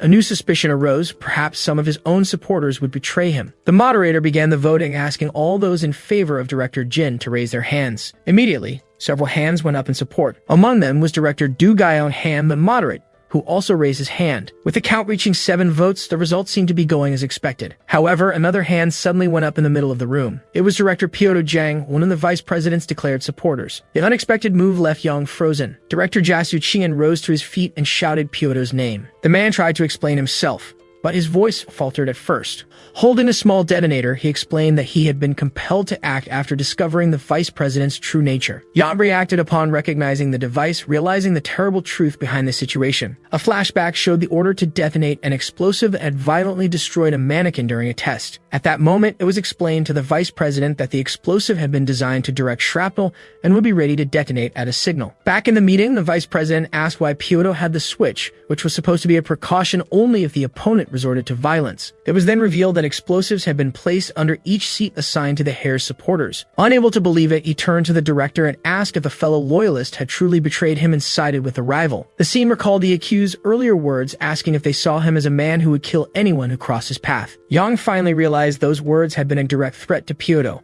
who repeatedly apologized while holding the detonator. Sensing the imminent danger, Taeha immediately shouted for everyone to get down while pushing the vice president to the floor. Director Pyodo then pressed the button, detonating the explosives beneath the seats of his former allies. For a brief moment, the scene showed the peaceful facade of the Chienbu building under a clear sky. Then a voice gave the final order to fire, and a spray of blood struck the meeting room's window from the inside. Amid the chaos, the man at the center of the accusations remained calm, even with blood splattered on his face and screams all around. Right after the detonation, Myung-Gai Kim looked at the carnage around him and questioned what had just happened. Among the blood-soaked floor, the moderator announced that Director Cheon had secured the majority with 7 votes in his favor. The chairman of the board, Song-Min Lee, declared him the new president.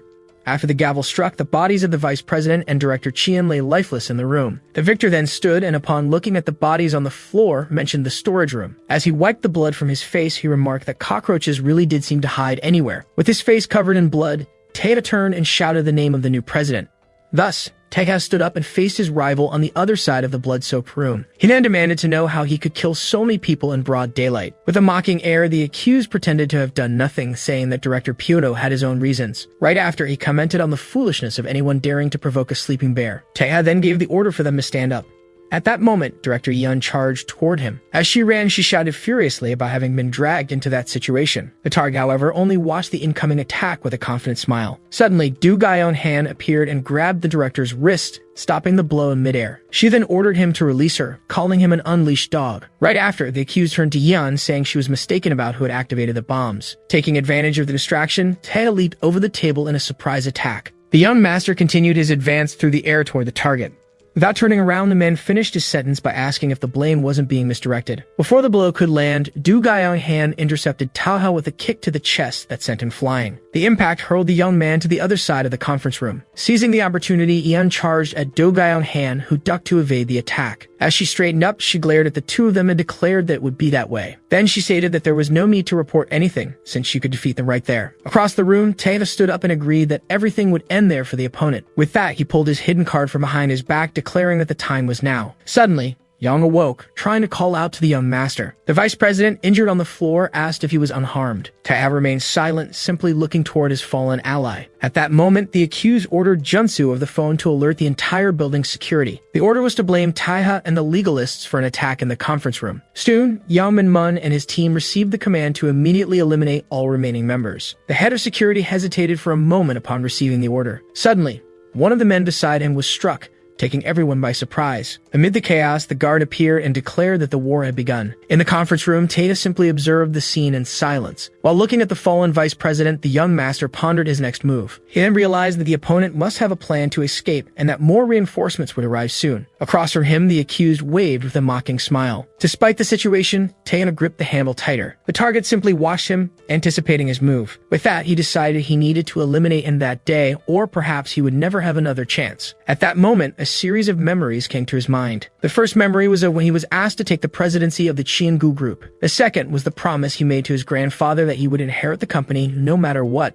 Lastly, the image of the legalists awaiting his return as young master came to mind. When the memories ended, his decision became final. Just as he was about to act, the vice president grabbed him and told him to escape while they could. The man then pulled him closer and repeated that they should leave the area immediately. The ally looked at Taha with wide eyes. He said that the young master's smile had brought him back to his senses, insisting they could already leave. Taeha then smiled back while the opponent watched them from across the room. Looking back, he stated that there is no such thing as left 3 times and swore to defeat her at the next opportunity. With a broad smile, the accused retorted that it was a pity because he would not have the next time. Thus, Taeha and the vice president withdrew into a dark corridor. Soon, he pointed toward the stairs, saying they could not use the elevators. The vice president, however, disagreed and assured him that the elevators would work. Taeha then questioned him, explaining that there would surely be guards posted on the stairs. With that, the ally revealed he was aware and for that reason had ordered the elevators to be checked first. Not understanding, the young master asked what that meant. At that very moment, the elevator doors opened. It was then revealed that even with his skills, it would be impossible to face Chiengu's security alone. Right after, it was said that the opponent was not the only one who had prepared for the chaos of that day. Inside the elevator, Vu Kim cleaned his weapon and reminded the young master that he was no longer alone. Then the head of the American branch's black team introduced himself and apologized for the delay. Vu Kim then called the young master to leave, who only watched him in silence. Outside, the police began dispersing the reporters, announcing that the event was over. As they left, one of the journalists complained about the excessive security that had closed the main entrance. Suddenly, a noise from inside the building caught Yang Min-mun's attention. One of his men beside him turned and asked if he had heard it too. In the main lobby, a large-scale battle had broken out between the two security factions. With that, Yang Min-mun ordered his men to spread out to prevent the enemy from advancing. The fight then intensified, with Chienbu's team clashing against the black team. The leader of Group 2 of the black team, Asura, lamented that they had been too slow and ordered them not to let the enemy get close. He soon questioned how they could have declared war directly in the company's headquarters. At the same time, bodyguard Jung Yeo Kwang fired into the air,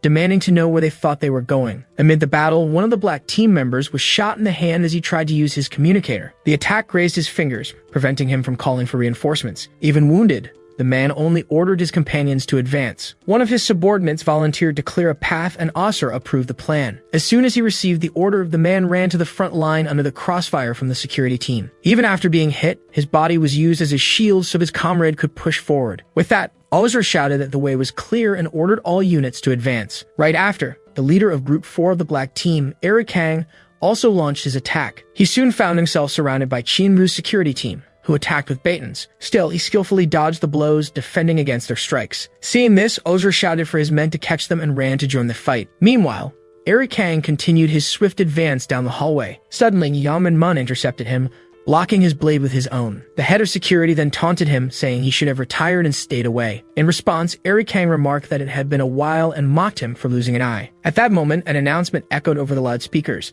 warning of a large-scale terrorist attack in the building. The message instructed all employees to head to safe rooms as quickly as possible. Far away on another floor, a weapon cut through the air and struck Xiangu's guards. As soon as the bodies hit the ground, the vice president appeared on the scene along with Gray and Suri-un. The Recap explained that since the employees were at home, the loudspeaker announcement was just a trap to lure them out. With that, Taeta questioned the lack of security for such a bold attempt. The vice president deduced that most of the security forces had been positioned on the first floor to contain the media.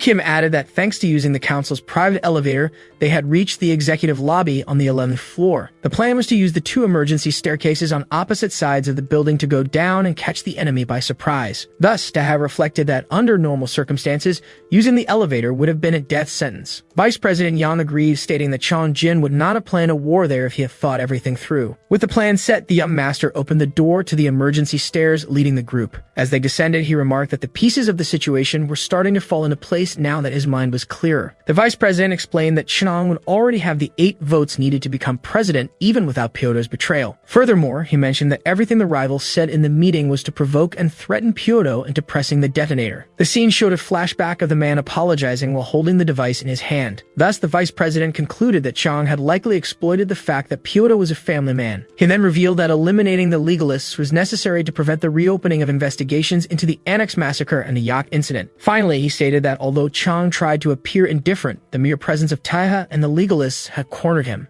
Kim then added that the enemy would suffer a major blow if the two of them could get out alive. The vice president declared it was imperative that Xianbu's future not fall into the hands of a madman like that. Taiha, however, questioned whether that was truly the case. He then wondered if escaping alive was really the only way to strike at Chang. Meanwhile, in the conference room, the scene remained empty and destroyed. There, Chang Jin complained to Mayon Guy for not shutting down the elevators, asking what he had been doing while the rats escaped. A subordinate explained that knowing he would lose the fight, he preferred to stay out of the way. The president mocked that he couldn't even threaten to cut his pay since there was nothing left to cut. The two then stopped in front of the conference room door. Upon entering, they found Junsu waiting inside. Kyung Jin commented that despite the setbacks, he had become president as promised. He then extended his hand and demanded the key to the 36th floor. Without hesitation, Junsu raised a key ring. He handed it to the president, congratulating him on the achievement. Lastly, he warned him not to disappoint either him or Qiangu. As Junsu's assistant watched, Chang Jin held the keys and declared that he had finally done it. He then turned to Junsu and asked if they should take a look at the president's famous office. The ally, however, warned that the place was still dangerous and suggested evacuating by the helicopter already prepared. Without turning, the president curtly refused the offer. Junsu and his assistant then simply watched him in silence. He turned back and questioned why he should flee like last time, stating that the building was his now. Soon after, he announced that his first orders as Qiangu's newest leader were for Junsu to kill Taiha and all the other legalists.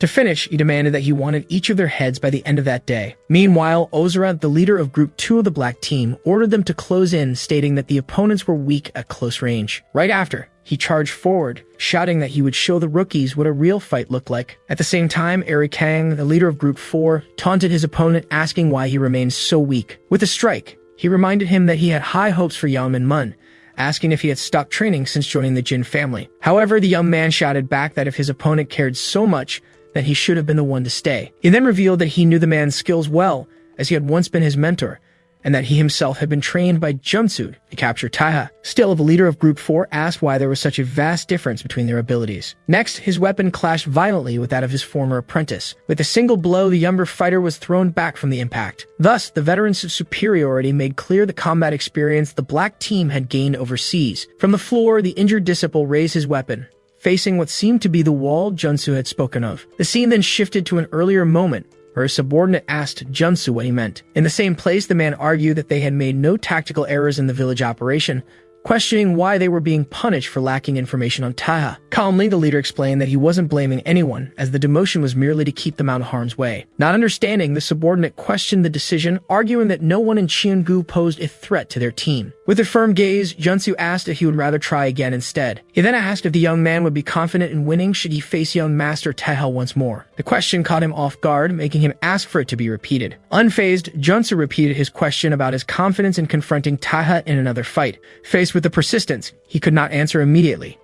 After a moment of hesitation, he finally admitted that he would need more time. With a tone of reproach, the master remarked that even after so many years of training, he was still asking for more time. He then took the blame, saying that he had protected him too much and perhaps prevented him from overcoming that wall on his own. Back in the present, the memory of Junsu's words about how those who retreat before a wall fall into despair froze him in place. In the midst of the clash, Junia Kwang shouted desperately for everyone to get down. Suddenly, a heavy machine gun mounted on a tripod began firing at the intruders. The one manning it called them useless for failing to contain a bunch of men with knives. Immediately after, his shadow loomed over one of the attackers, who looked up completely defenseless. With a thud, Paiyang Won-ho crushed the man beneath his feet while wielding 2 machine guns. Finally, he identified himself as the vice president of security, the Mad Tiger, and shouted for the intruders to forget about their vacations. He then opened fire with the weapons, mowing down everyone in his path. Meanwhile, still in cover, Junia Kwang questioned whether he was drunk since he was supposed to shoot only at the enemies. Because of this, Eric Kang and his companion were forced to dodge as the gunman complained that he couldn't get a break. From a distance, Asura recognized the man as the Mad Tiger, confirming that the rumors of his madness were true. Not understanding, he wondered how Junsu could have appointed someone like that as vice president of security. While one of his men fired, the leader of Group 2 voiced aloud whether Junsu had really gone senile. In another hallway, Teha advanced and drove his blade into a guard's back. He then remarked to Vice President Yang that they were getting close, but never imagined Xiangu had such heavily armed forces. The Vice President explained that the Yangmudi military project had been cancelled, but Paiyang Wan had secretly kept it active. After Teha asked about the VP of security, his ally replied that he was a beast and that they needed to hurry to give him backup. Thus, Teha realized that all the security was concentrated on the first floor, as if they were being herded there. When the phone rang, he answered and identified himself. On the other end of the line, Gray commented on the chaos and asked what floor they were on. Seeing the destruction in the hallway, Teha warned him not to come there, as it was too dangerous. Unconcerned, Gray replied that his guy had already spoken to everyone, leaving the other confused. At that moment, Asura appeared in the lobby, humming a tune. With a grin, he ran to the exit, commenting that this was the perfect moment. Soon, his hand slammed onto the door release button. As the glass door slid open, he peeked outside where his men were waiting. Seeing the opening, the security team shouted for the forces not to let them escape and to block the way. Suddenly, Asura's men were knocked to the ground by Paiyang Won-ho. Mockingly, he asked if they were already leaving, reminding them that a month's notice was required to quit. The opponent replied that it wasn't that at all, but that it seemed the Mad Tiger had forgotten to mention a few things. The remark left the man confused as the sound of an engine grew closer. Then a blue van burst through the building's entrance and slammed straight into him. The impact hurled Paiyang Won-ho backward, sending him rolling down an escalator. The driver then stepped out of the vehicle, grabbed his gun, and stated that he had never wanted to return to that company. In the end, Gwang Soo-bu, the former co-president of security, observed that nothing had changed in that place. Thus, Asura praised the impeccable timing, while Gwang Soo-bu asked if the arrival had been deliberate. With a knife in hand, he remarked sarcastically,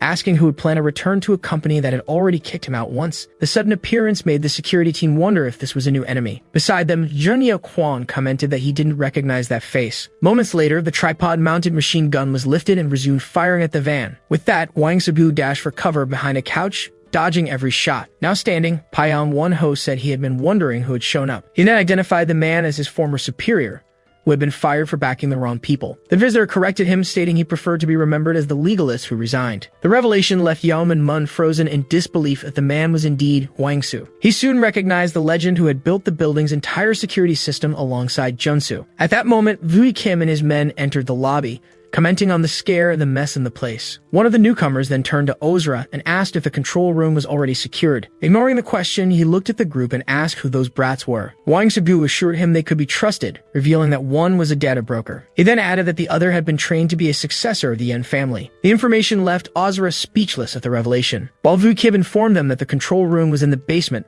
the leader of Group 2 said he knew the way and prepared to go. Watching the scene, Paiyang Won-ho asked where those rookies had come from and ordered his men to kill them all. As soon as the security team aimed their weapons, Wang Soo-gu stepped in and grabbed one of the guard's hands. With a push, he corrected the man's stance, warning that he wouldn't be able to control the recoil that way. Moments later, he punched another guard in the face, shouting for them to hurry because the target was near. He then began correcting and taking down each of the guards, pointing out their posture and combat errors. Within moments, the entire security team lay defeated on the lobby floor. Massaging his neck, Wang Su remarked that he didn't know who their instructor was, but the work was a mess. Seeing this, Eric Kang declared that things had gotten serious and called his men to advance. At the same time, Paiyang Won-ho's weapon jammed as it ran out of ammo, leaving him frustrated. Without wasting time, Gwangsu-gu charged directly at one of the opposing team's men. With a quick move, he grabbed the guard by the arms while the Mad Tiger did the same from behind. Trapped between the two, the man pleaded desperately for them to save him. As soon as Payeon-won-ho pressed his weapon to the hostage's head,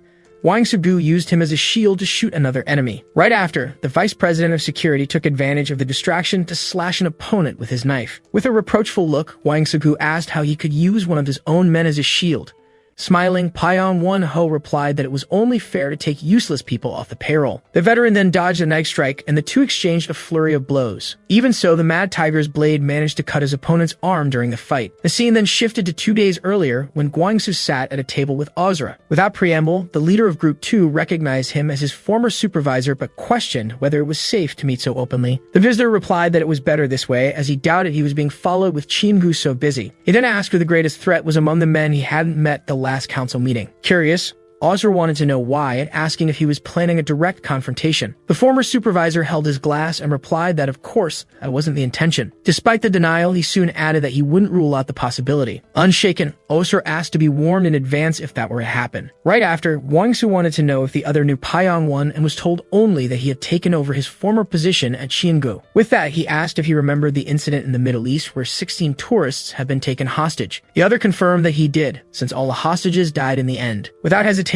Asura revealed that Payeon-won was behind it all. The revelation left the veteran utterly shocked and speechless. The leader of Group 2 then explained that the Mad Tiger had killed everyone, hostages and terrorists alike, before disappearing with the ransom money. Back in the present, Gwangsu attacked, unable to believe Junsu had brought a man like that into the group. While dodging, Payeon-won confirmed that Junsu had brought him back from Omen, where he had been hiding. He went on to say that when questioned, the leader gave a justification for his decision. The answer was that what Chin-gu needed at that moment was absolute power, as their weapons clashed. The force of the blow was so great that the Mad Tiger's knife shattered into pieces. With the broken blade in hand, he asked how his opponent had managed to do that. Sitting on the floor, Gwangsu admitted that his plan was to avoid unnecessary confrontations. He then stood up and declared that, unfortunately, Payeon-won would have to die. Thus, the story returns to the past in a Middle Eastern country where terrorists maintained a camp. Through a computer, the group's leader announced that the Korean government had failed to meet their demands. He then raised the ransom to $50 million for the release of the 16 hostages. As a threat, he declared that one hostage would be executed every hour if the new demand was refused. The proposal shocked the government negotiators, who recalled the previous demand of only $10 million. Suddenly, something was fired inside the negotiation room, startling the two men. After the shot, the leader's partner took control, demanding $50 million for the 15 remaining hostages. The entire situation began when Korean missionaries were kidnapped in a restricted zone,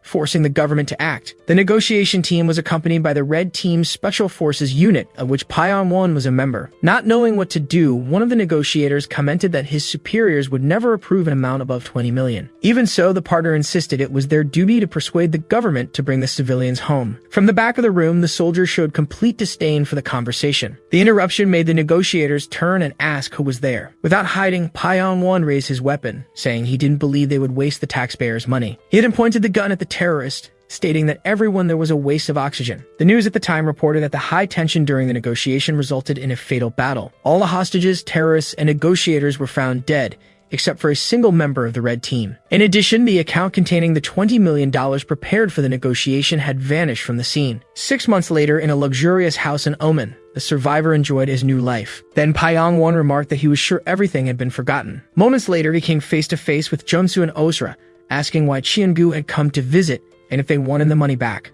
Mockingly, he said that not even a hideout full of terrorists had defeated him, and he doubted Chin-gu's men could handle him. The leader of Group 2 offered to take care of the situation, but Junsu stopped him, saying it was fine. As soon as the fight began, the two men clashed with such force that the windows shattered. Even with the Mad Tiger proving stronger than the rumors, Asura noticed the real intention behind the fight. With a quick move, Junsu grabbed his opponent by the neck, clearly assessing his abilities.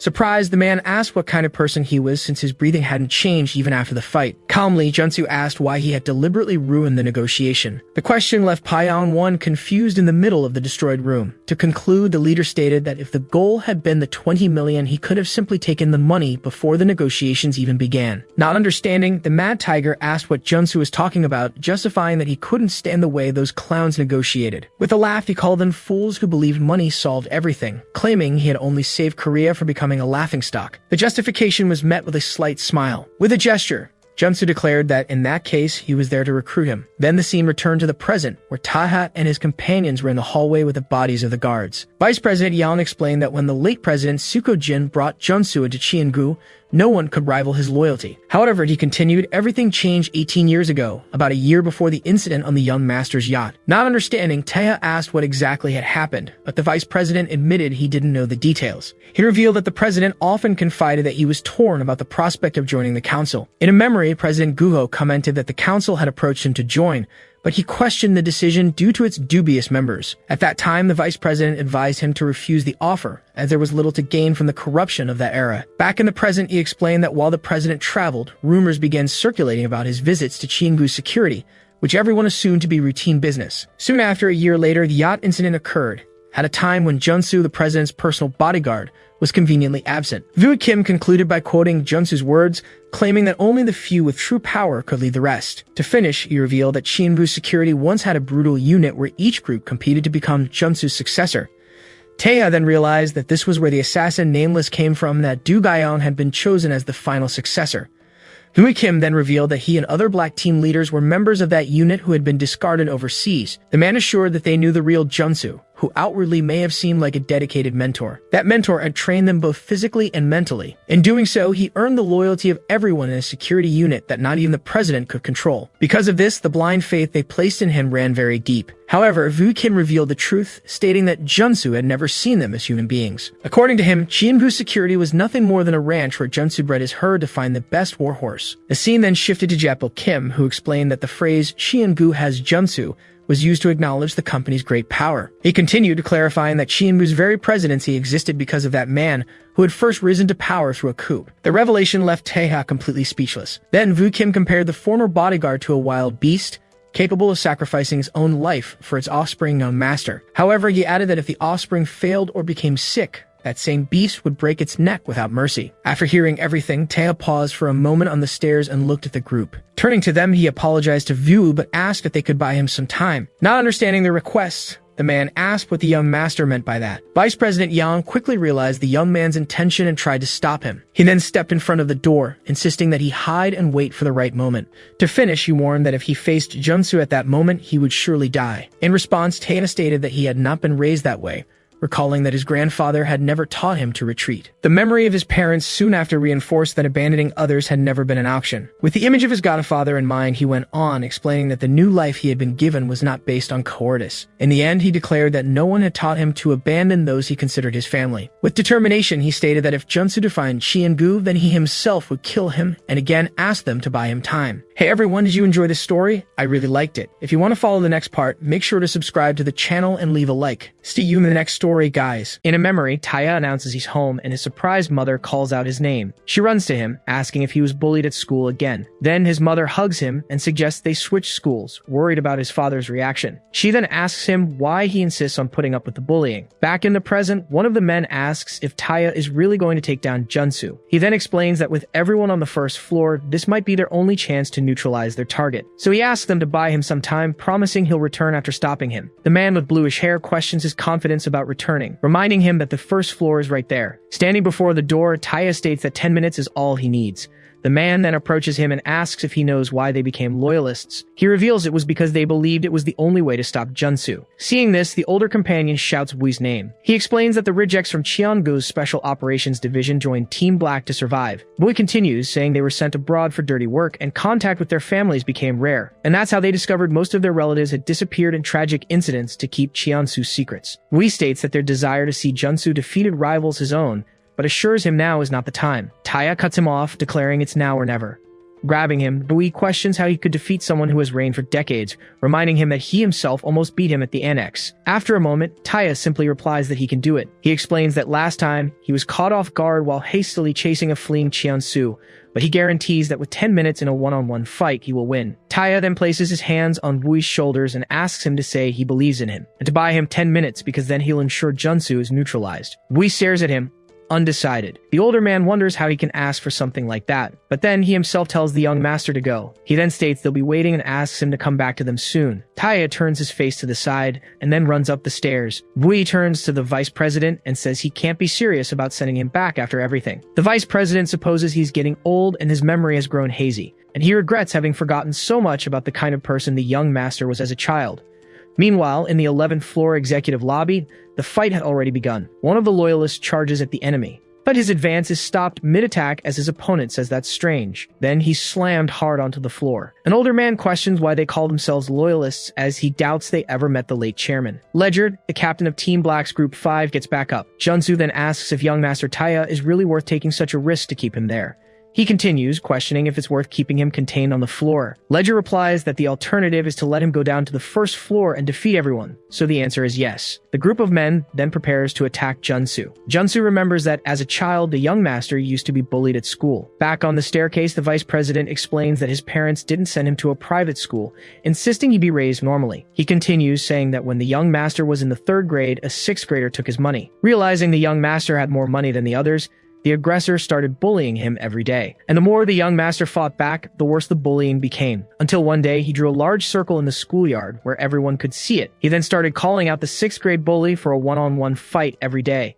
Bui asks if the young master beat him, but the vice president explains the bully never even showed up. Instead, he would call him somewhere else and continue the intimidation. And the young master never fought back, just taking the attacks without complaining. The vice president then asks if they know what Taya said back then. Back to the fight in the lobby, one of Ledger's blades shatters on the floor. He then prepares to attack with the broken weapons.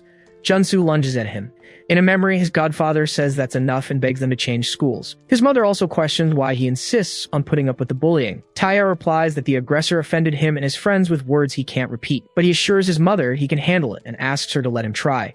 He then just asks them to say they believe in him. In the present, Junsu glances back towards Ledger. Then, he backs away from the men who are still standing. Taya's voice echoes with a promise that if they did, he would deliver, and he swears he will always win, no matter who he's fighting. Junsu stands still, waiting in the middle of the hall. Taya then appears on the scene wielding a blade. Ledger turns, shouting that this wasn't part of the plan. He runs towards the young master, questioning what he's doing here since the mission was to keep him away. But as he tried to send him away, Taya lunges forward in the blink of an eye. Ledger watches him pass, surprised. Taya focuses his gaze on the opponent before him. Junsu stares back at him. Then Junsu intercepts Taya's attack, grabbing his face with his hand. Holding him, Junsu states that he was waiting for him, and calls him young Master Taya. Ledger can hardly believe it, saying he didn't even see him move. He then wonders how a human can be so fast. Taya attacks Junsu with several blows and tells them to go to the first floor as he'll take over from here. Ledger looks back one last time. Taya affirms that he will be the one to deal with that man. Junsu then attacks him with a powerful kick. He falls to the ground and looks up. Taya gets back up and prepares for the fight. Junsu asks if he's really going to face him, guessing he has a plan. Taya rushes towards him, but Junsu stops the attack, grabbing his face with one hand. He then throws him far away, and comments that, as far as he can see, his plan is nothing special. Then, Taya is pushed back with force. Junsu reminds him that they say no one stands a chance against him. Revered in the era of chaos and conflict, he stands at the top of Cheongu's security forces. Those who know his name would never dare challenge Cheongu, as he was the only one who survived the head of Ozeong. A flashback shows Taya sitting in a bar. In it, a man states that you should never say never, and that as long as he's human, he can be defeated. The man says that's the spirit, and explains that those who claim fighting Junsu is a lost cause speak out of self-preservation, not fact. He recalls that in the mansion fight, Taya mentioned Junsu shattered his knife with his bare hands. This technique, weapon break, borders on the impossible as it shatters the blade by striking the bevel angle, requiring monstrous strength and grip. He then reveals that this is also a technique of his own creation. In the present, Taya lunges forward and attacks with his weapon. Junsu's skills come from his physique and an innate talent for copying any move he sees. In other words, he will only use techniques familiar to him. Junsu then demonstrates this by breaking Taya's blade with his fingers, and moves in quickly to counterattack. Taya dodges the blow, ducking under it. Junsu looks back and questions him about the new blade. Taya crouches with another weapon, and his opponent asks if he really thinks that will be enough. In a flashback, a man asks a young Taya if he's okay. He pushes him on the swing and mentions that his mother seems very worried about the 6th grader who bullies him. Then he offers to step in and help if he wants. Taya refuses the help, saying it's fine, but he asks the man to stop by his school at noon when he's not busy. He then explains that he needs him to tell his mother how he wins. Back in the present, Taya faces Junsu with 2 blades in his hands. Junsu comments that he shatters any blade he can get his hands on. Taya charges, accusing him of daring to use the same technique on him twice. Junsu blocks his punch and asks if he was testing him. Then, he lands a direct hit on the young man. Junsu observes the result of the attack. Taya remembers something and wields a new weapon. Suddenly, Junsu is hit in the shoulder. He realizes that his opponent's movements seem reckless but have a strong, calculated purpose, and they are fueled by the unwavering conviction that he will win. With the dagger in hand, Taya calls him the sworn enemy of his grandparents and parents, and declares he is here today to claim his revenge. What do you do when you can't break someone's spirit? The bully confronts him physically, and threatens him, writing insults on his desk. But the boy remains defiant, taunting the aggressor in return. The bully then goes to meet Taya in the schoolyard inside the drawn circle. A third grader, 3 years younger, was challenging him, and just accepting the fight was already humiliating. Still, he clenches his fist with the sole plan of neutralizing him with one punch. The aggressor then steps inside the circle. He charges towards Taya. The younger boy waits for him, standing still. Then, Taya kicks the sand on the ground in front of him. The move makes the aggressor slip and fall backward. A wooden plank was hidden under the sand to set the trap, and taking advantage of the fall, Taya launches a sudden attack. He aims for a weak spot that could take anyone down, and that spot was the nose. That blow alone could have been the end of it. But instead, Taya picked up a rock he had prepared, and began to decisively overpower the boy. He did this to ensure he would never be bullied again, and so that neither he nor his family would have to hear those insults again. Junsu watched the scene from a distance. Having seen what happened, he reported to Taya's parents that the boy defended himself remarkably well. Back in the present, Taya looks up from the floor. Junsu then attacks with a slash of his blade. The move cuts through a marble pillar. The blade sliced through the pillar as if it were paper, but what surprises him is something else. He notices the weapon doesn't seem to dull, no matter the wear. The young master's skills could give other knives a similar cut, but the sharpness of this one was remarkable. But Junsu grabs and twists him, saying he aimed too low. Taya looks up while on the ground. Then he supports himself and uses his leg to trip Junsu, who recognizes the technique as Aikido.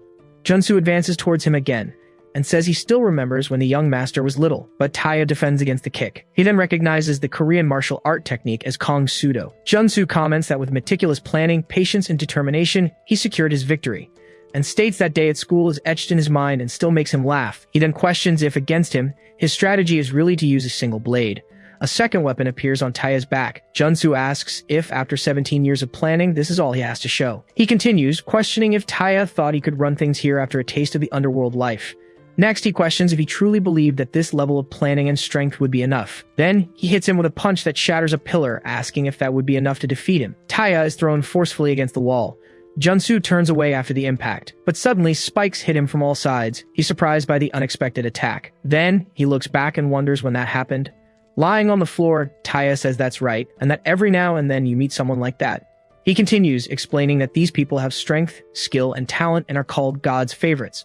In a flashback, a younger Taya includes himself in this group, claiming to be a prodigy. He then asks if he could win even against those who are in a league of their own. Regina Salerno, the underboss of the Salerno family, replies that he can because he is her pupil. Regina asks him what he's doing and tells him to get up. He struggles to get back on his feet. She then asks if he plans on staying on the ground during a real fight. Taya gets up and asks if he really has a chance against them by training like this. Regina just gives a slight smile. He asks her about people who are in a league of their own. Then she hits him with a large hammer. The impact throws him hard against a tree. She warns him that he can't expect to win if all he does is take a beating. Lying on the ground, he asks if her toy hammer is made of steel, and she confirms that it is. The night continues in the forest. Sitting together, Regina explains that from what she can tell, he has exceptional fast-twitch muscle fibers. Taya asks her what fast-twitch muscle fibers are. She explains that muscles are divided into red and white fibers, and the red, or slow twitch, fibers are for endurance. The white fibers, or fast twitch, are made for short bursts of energy, like in sprints. Regina concludes that with his fast twitch dominance and long legs, using speed as a weapon is his best bet. Taya replies that they already knew that, which is why they chose knives as their primary weapon. But he also knows that speed alone isn't enough to survive in that field. So he asks her if, even being faster than most, he wouldn't just be a joke to anyone at her level. He grabs his shirt, stating that he's still not good enough and can't go back to Korea like this. He continues, explaining that he has no information on Junsu, the president's bodyguard, or on his techniques or training. The only thing known about him is that he's undefeated, so Taya needs more information to face him. Regina scolds him for calling her master, reminding him they're family and he doesn't need to be so formal. She insists he call her Sis, and Taya, surprised, just asks her to stop, but she tells him to say the word as she advances with a knife in hand. He then runs away from her at high speed and jumps into the water to escape the attack. Getting out of the river, he asks if she really meant to attack him with a real knife. Regina just watches him from the riverbank. Then she puts the knife back in her belt. Sitting in the water, Regina says he really doesn't get it. She points out that he can never dodge her attacks with a toy hammer, but the moment it becomes a knife, he does it like it's nothing. She then states that he'll never improve unless he faces real danger. Since that day, he became someone who can only act when the situation is extremely dangerous. She advises him to fight with all his strength every time if he truly wants to improve. Her voice echoes, telling him to forget the small skirmishes, as only high-stakes battles will push him forward as long as he isn't defeated. Taya then remembers that this is his only path forward. On another floor, a bald man tells his opponent it's the end of the line. He's then hit by a powerful blow to the face. The bald man stumbles back from the force of the impact. His adversary prepares to attack again. He then hits him with a series of powerful blows. The attacker's face gets bruised during the clash. The bald man can barely react to the force of the blows. With one last hit, he yells that there's not a chance. The bald man is thrown against the wall. His opponent turns and shouts for the boss. The man approaches and asks if he's okay, and the boss replies that yes, he's fine. He comments that their opponent is a brute with simple techniques, but with unbelievable strength and endurance. The bald man retorts that he's also a brute who's all muscle. Then, he shouts for the Yongmu division, questioning the delay. A voice replies that the containment barrier has them confined there. On the communicator, Gui calls for Guangsu. In the control room, a woman reports that they've just taken the location. She adds that they also lowered barriers to block armed forces coming down from the 8th floor. Gui says that's a relief, but the situation there is still tense, and asks where the young master is. The woman asks for a second to check and asks her colleague about Taya's location. We wonders why he would be fighting an old, white-haired man on the 11th floor. Ledger questions what it means that the young master is fighting Junsu alone. The woman in the control room asks who the captain is and tells them to calm down, as he went out to rescue the young master. The woman in the control room tries to describe the captain, mentioning his mustache. Then she looks at the security monitors in front of her. On one of the screens, a woman is restrained and suspended in the air. The operator can barely believe what she's seeing. She then calls her by name, Lady Heron. Over the communicator, a voice asks if Heron can hear her. In response, the woman in the control room hears the prisoner ask who she is. The operator introduces herself as Suri, explaining she saw her from the control room, but isn't sure if Heron remembers her. Heron then questions how she dares to pretend she's part of her house to pass as one of them, without even knowing who Suri is. Suri quickly denies it, explaining that they met a long time ago. She continues, revealing she was in training to be the successor to Chief Gaexian before she ran away. Suddenly, Wui interrupts the conversation. He remembers her as the girl who broke the persimmon tree and fled under difficult circumstances. He then assumes that's why she knows Taya, since he was previously in the Jiangxiu district. Heron thanks her for trying to help, but states that Suri isn't strong enough for this situation. She then reveals that the creature Junsu prepared as his special trump card is already on its way. The operator concludes that there's nothing they can do, but Heron asks for a favor, to take a message to the head of the main house as quickly as possible. In another hallway, Ledger and his men fire their weapons, wondering what's happening. Ledger complains to Guai, outraged that the young master is fighting Junsu alone, which was the whole point of their efforts. Guai just stares down the hallway in front of him. Guai states this isn't about victory or defeat, but a long-awaited settling of scores, and he hadn't expected the young master to actually face Junsu alone. Suddenly, one of his men is hit. Another warns of an attack from behind. Then, Wui moves forward and neutralizes the attackers with his blade. He walks through the hall, filled with defeated adversaries, holding one of the fallen men. Ledger and Gui gather around their wounded captain on the floor. He asks about the situation, but the man replies they are outnumbered and won't last much longer. An older man approaches Guangsu, thanking him for his service so far. Gui turns to the newcomer and says their patience has finally paid off. Ledger then asks him what happened and if the young master is really with Junsu. He confirms it, saying he would handle it in 10 minutes. But Wui interferes, ordering a retreat if he doesn't return in 5 minutes. The order leaves Ledger speechless. More men are taken down by gunfire. Guai and Ledger watch the scene. Guangsu appears and questions why they took so long to arrive. One of the newcomers approaches, explaining they were delayed by barrier walls that suddenly appeared. Then, the Yongmu Corps, the unofficial armed unit of the Qiansu group, advances with orders to stop all targets. Ledger recognizes them and questions if using full tactical gear isn't a direct violation of the committee's protocols. Wui orders Asura to escort the vice president to the main entrance, but Ledger asks about the young master upstairs.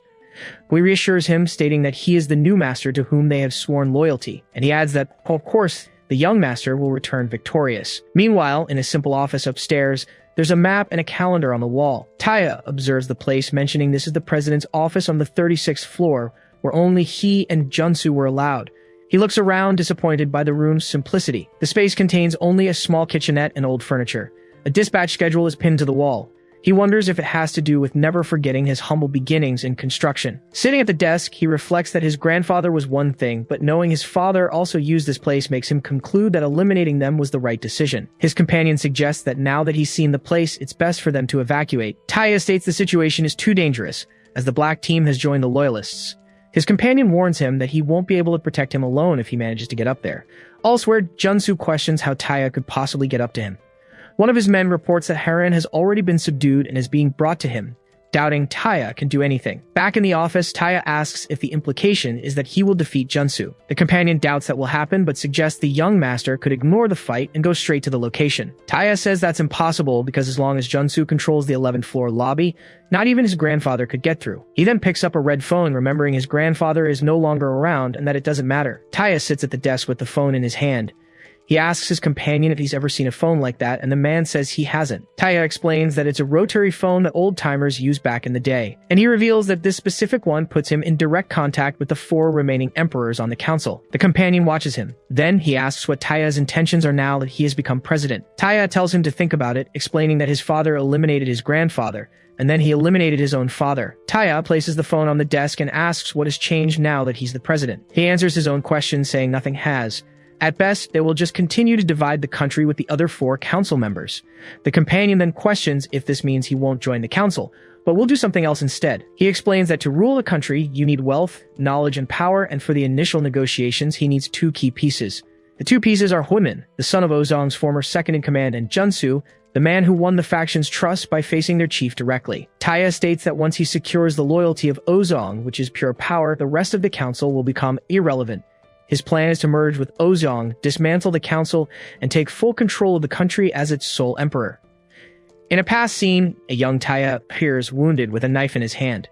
Junsu then declares that this is the pact between him and a boy. His companion asks if the plan is to join the Ozong faction and abolish the council. She doubts they would agree, since they were the ones who removed the president from power to start the new era. On the phone, Taya states that they're a group that follows whoever shows the most strength. He then dials, suggesting that to lead them, one would have to overcome the group's chief. His companion stares at him, beginning to realize his true intention. Taya explains that Junsu never left the shadows and questions why he would use special operations to create a successor. In a past fight, damage to a pillar causes the structure around them to collapse. The young Taya advances on Junsu, both armed. They face off, ready for combat. Junsu unleashes a sequence of moves, overpowering the young man. Taya falls as his opponent watches him standing. In the present, Junsu recalls the confrontation. He acknowledges that in technique, strength, and stamina, the young master falls short, but he states that in one specific aspect, the boy consistently surpasses him. The young Taya then shoots forward in an instantaneous advance, or as Junsu prefers to call it, an extraordinary speed. He admits it's an innate talent, the one thing he can neither see nor block. Taya's weapon closes in on his opponent, but Junsu intercepts him, stating that even if his eyes can't follow the movement, he throws him over his shoulder. He then adds that he can definitely anticipate the action. The young man is slammed to the ground. Standing, Junsu declares that the legacy of martial arts is as old as human history itself. He continues, explaining that countless combat techniques were created and refined for survival and conquest, and he claims to have trained in and mastered every existing discipline, devouring the history of mankind. Taya attacks again with a kick. Junsu admits that despite everything, he still hasn't managed to gain a clear advantage over the boy. Taya ducks to the ground to dodge a swift attack. He glares at Junsu after dodging. Taya then reacts to a swift movement that passes very close to him. Taya states that luckily his hands can still move. He then prepares to attack again. Junsu stops him with a direct move. Even after all the attacks, the young master continues to advance relentlessly against him. Junsu alternates between his techniques, making sure to never use the same one twice to surprise him, and he overpowers him with another move. The young man turns on the ground after the fall. Junsu reveals he has been fighting with all his strength. He then wonders why. The young man's eyes still stare at him with such intensity. The image of an ancient spear appears. Taya lists the martial arts his opponent has mastered, like Aikido, Kung Fu, Judo, and Muay Thai. He continues the list, praising Junsu's mastery of the arts, but Taya says that he also possesses something. The scene shifts to a man leaping across a city at night. Taya reveals that to get here, he faced every master of those disciplines. His dagger falls from the air, and he questions the years Junsu dedicated to the arts. Then the young man reaches for the falling weapon, and he catches it firmly. The young man claims that this is nothing compared to what he endured, as he trained with only determination in mind and nothing to lose. Junsu realizes the dagger simply fell into his hand. He wonders if the move was calculated, realizing Taya threw it into the air on purpose. In a memory, Junsu tells the young man to remember his teachings. He advises him to never show emotion against a strong enemy and to wait until danger feels close. In the past, Junsu explains that this is the moment to strike, needing only 0.1 seconds. To show them what he's really got. In a swift move, Taya lunges upward from below and manages to break through Junsu's defense. The older man is caught off guard by the attack. Taya then declares that after a long and arduous journey, he has finally won. He remembers the Seoul Olympics, a global festival broadcast on television. On screen, white balloons filled the sky to signal the start of the festivities. But in Junsu's hometown, the sound of bulldozers drowned out the Olympic anthem. The shovel of a machine demolished the neighborhood's rubble. Under the pretext of an urban renewal project, real estate owners appeared in the neighborhood, and the neighbors who once shared food were now pitted against each other, divided between tenants and landlords. Junsu's father, who raised them alone, was found dead, the victim of an attack by thugs hired for the demolition project. His older sister comforts him, telling him not to cry. She continues, saying it's no time for tears.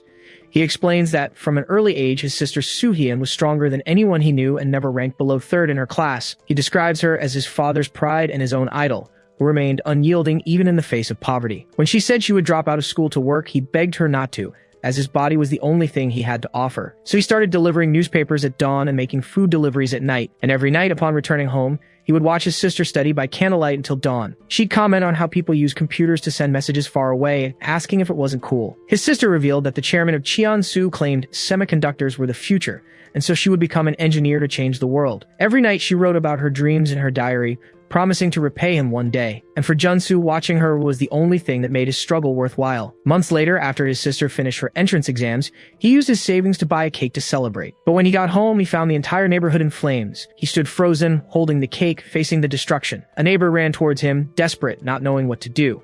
She explained that the thugs had set fire to everything and fled. The woman then pointed out that the fire had started at his house. Junsu let the cake box fall to the ground. Then he ran towards his home, but by the time he arrived, he found her already outside. In front of the burning house, a group of people was gathered around his fallen sister. A young Taya was on his knees beside her, apologizing over and over. He explains that a passerby had jumped into the flames to save her, pulling her out with a burned back. And he explains that, unfortunately, the young woman did not survive the fire. Then Junsu held his sister in his arms. The truth is, he knew what had been happening. He knew that while he was away, thugs and landlords had harassed his sister after school. And he also knew that she cried alone, holding on only by her sheer determination. His sister had scored high enough on the college entrance exam to get into Seoul National University. The next day, when the thugs returned with riot police, a single man charged at them. The clash was intense, resulting in many casualties and injuries. That same night, 3 real estate offices and 1 landlord were found dead amidst fires. To avoid tainting the Olympic glory, the government covered up the incident, erasing the perpetrator's identity and records, and so the young man prepared to accept his fate. In an interrogation room, he sits across from a woman. She then asks if he's awake. The woman comments that he neutralized all those men without formal training and without a single scratch. In response, he simply asks who she is. The woman introduces herself as his savior, the person who just saved his life. Junsu asks if she's a relative of a victim seeking retaliation and tells her to do as she pleases. He claims to have nothing left and tells her to just get it over with. The woman lifts his chin, questioning his certainty, and reminds him that he still hasn't found those responsible for the fire. Junsu reacts to her words. She then states that was exactly the reaction she was hoping for. The woman regrets that he isn't a girl, but explains the Olympics have her working globally. She reveals herself as a scout and offers him a new start, working abroad for 10 years. It's revealed that he was sent abroad, joining an organization of elite operatives. The organization was called Ordo Nox, a syndicate of master operatives considered one of the most dangerous in the world. There, he worked his way up to an executive position before giving up everything he owned and retiring. He returned to Korea on the condition that he would never leave again and erased his alias and all other records. 10 years had passed, and he had only one reason to come back, and that reason was to seek answers. He found out who had partnered with the government to evict them and build those new apartments. The building's facade displays the name Cheongu. Junsu stares at the building, recognizing the company name. He remembers his sister telling him that the chairman of Cheonsu saw semiconductors as the future. That same night, the moon hung in the sky. He then entered the chairman's office, which was just an old, rusty container. The place was Cheongu's old construction office from its early days. Inside, he surprises a young man and calls him Taya. He tells the young man it's time to settle the score for what happened 10 years ago. But the moment the young man saw his reflection in the glass, he just expressed his relief that Junsu was alive. The young man recognizes him and begins to cry. As he turns to apologize, Junsu grabs the back of his shirt. He then discovers the burned scar on the young man's back. The memory of the boy apologizing at the fire returns. Young Taya confesses he hasn't slept peacefully since that day. He apologizes for not returning the fountain pen sooner, hoping that confronting him might bring some peace to Junsu's sister. Junsu stares at the pen. He explains that Taya told him Cheongu was negotiating the remodeling terms with the government at the time. And he continues, saying that when he visited the area, he saw the fire and was the one who pulled Junsu's sister from the flames. Taya knows that nothing he says can change what happened. He apologizes, admitting his ambition to change the world is what caused it all. The memory of his sister's words about becoming an engineer who changes the world comes to mind. Junsu grips the pen tightly. He then tells Taya to prove with that pen that he still intends to change the world. And it ends with Junsu in the past, stating that it's no time for tears. Taya accepts the pen as a sign of trust and promises he will build a company for the people. Junsu watches the scene in silence. With Taya's promise hanging in the air, he simply leaves the place. The pen was the only remaining memento of his sister, but he couldn't bring himself to take it back. The weight of his actions over the last 10 years was too deep to ignore. He knew that the moment he wrapped his fingers around that pen, his sister would reach out in his dreams and question him. In a restaurant, Junsu confirms with two men if they are Chilman and Hansik from the Insang group. Before one of them can finish asking who he is, Junsu quickly neutralizes him. The man falls to the floor as others around wonder what's happening. Other members of the group stand up and face him, demanding to know who he is. After 10 years of training fueled by anger, he feels surprisingly empty. He then challenges them all to face him, stating that when he's done, it'll be as if they were never there. Junsu stands amidst the chaos, all his opponents down on the floor.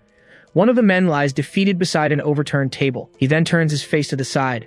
A man enters the room, explaining he stopped by because of all the commotion. He turns to Junsu and remarks that it's a surprise to find someone who can fight. The newcomer turns completely to face him. Junsu watches him in silence. The head of the Ozong faction, Dukyul Park, asks for his name. Junsu then asks if he is their boss. With a smile, Dukyul replies with another question, wanting to know what he would do if the answer was yes. Then, Junsu lunges forward with a punch, but the boss simply catches his fist. It was the first time someone had blocked his attack, forcing him to take a good look at his opponent. There was an intensity in his eyes he had never seen before, like a tiger in a man's body. Their fight stretched for over 40 minutes, with the subordinates just watching in silence. And for the first time, he met a man who possessed such power with his fists alone. Dukyul Park comments that it wasn't bad at all and that it got him fired up again. Defeated on the floor, Junsu admits he lost and tells him to end it. Before anything else, Dukyul Park says he'd love to hear his reason. The man insisted on knowing the story, and exhausted, Junsu eventually gave in and told him everything. The Insang group, his sworn enemy, no longer existed, as most groups had been absorbed by the Ozong faction. When he told Dukyul they were all part of the same problem, regardless of their name, the boss burst out laughing. Dukyul then declares that it doesn't matter what they're called. What matters is that they have the power to make a real change. He continues, questioning what politicians did while people were left helpless or disappeared, while the president tried to restore a military regime. With their strength, they stopped him and dared anyone who had a problem with it. Dukyul's voice was so loud Junsu thought his eardrums would burst, but he couldn't look away. That day, the man let him go, even though his subordinates questioned the decision and said it was a mistake. Dukyul just states that he got his answers, and since the decision was his, everyone should shut up. Junsu looks at his own hand. After carrying out his plan, he contemplated for days before returning to Sioko and offering to be his bodyguard. Sioko is surprised and admits he's quite curious. Junsu then says he wants to see how he will build Chiansu by his side. Thus, it ends by stating that Sioko was a man of character. He was also a stubborn man with an unyielding will, but he returned the loyalty of those devoted to him. And as the company grew, a faction calling themselves the Loyalists formed by his side. Meanwhile, his own sons began to turn on each other out of jealousy. Years passed and Xiangu became a leading tech company, just as Junsu's sister had predicted. However, something in Sioko had changed and he had lost his determination. He not only ignored the corruption occurring among his men, but also completely stopped looking to the future. And the moment he faltered, those who held grudges seized the opportunity. One of his sons then announces with a smile that the board has contacted them and invited them to join. Soko, however, reacts with fury and confronts his son. He then exclaims that the moment corporations meddle in national affairs, they collapse. The memory of his sister lost in the tragic reconstruction incident of the Insang district possibly still haunted him. In secret, Junsu visited the hospital Sioko frequented, and it was there he discovered that Sioko was dealing with a terminal illness. Only then did he understand why Sioko had ignored the ongoing corruption. He didn't want to create trouble or enemies within his own ranks, all for the sake of the next successor. Sitting under a tree, Sioko laments about a financial crisis, saying they'll need to sell half the company. Junsu approaches and, when called by the chairman, responds formally. With a smile, Sioko asks if he's disappointed, saying it's a shame this is all he managed to make of Chiansu. Junsu then questions why he would say things that aren't true, stating that if this were all, he would have left him to his own devices years ago. Sioko replies that he's right because if he gave up over a few politicians, he would never be able to face his sister. He declares he has lost money, but not faith in his people, and promises he will rebuild Chiansu from scratch. True to his word, Sioko survived the crisis and turned Xiangu into the nation's largest conglomerate, but even he was powerless against time. Soko's third son, Suhyak, was then chosen to be the next chairman. Or more precisely, the chosen one was his grandson, Taya. Sioko believed Xiangu wouldn't survive the third generation, so Suhyak was chosen as the second generation chairman to train the third. Suhyak was the only son who resembled him in spirit and skill, and his own son also showed signs of brilliance. Their philosophy was simple. They stopped the president with their strength and dared anyone who had a problem with it. Unfortunately, Siko's decision was hasty, as Suiok had no way of controlling Cheongu as it deteriorated from within. The other son then approaches Junsu and invites him to join the board. He claims his father is too stuck in the past and that once on the board, Cheonsu could rule the country for the next century. Junsu reassures him, saying he'll take care of everything and questions if he doesn't also want to leave his mark on the company. He then adds that the invitation came from the Ozhong faction and that their boss seemed to know him. The scene shifts to a sunny garden. Sudiok approaches Junsu and asks if there's a problem. Junsu informs him that he won't be able to accompany him on the trip, and Sudiok reminds him it was an important trip. He explains that the date coincides with the anniversary of his sister's loss. Sudiok stares at him in silence for a moment. He then understands and with a pat on the shoulder wishes Junsu a safe trip. If a place of torment truly existed, he knew he would have a special place just for him.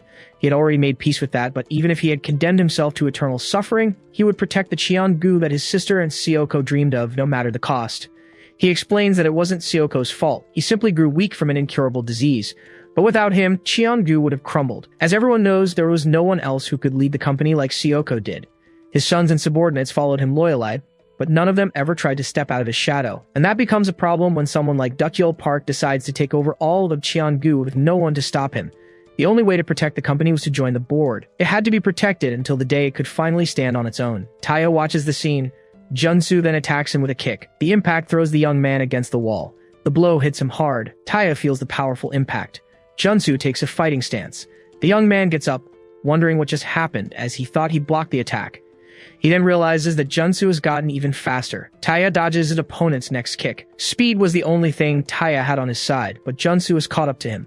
With a swift blow, Junsu strikes him in the face. He then grabs him firmly. Taya retaliates with a clean counterattack. His opponent feels the force of the blow. The young man then faces him with determination, but Junsu hits him with his weapon.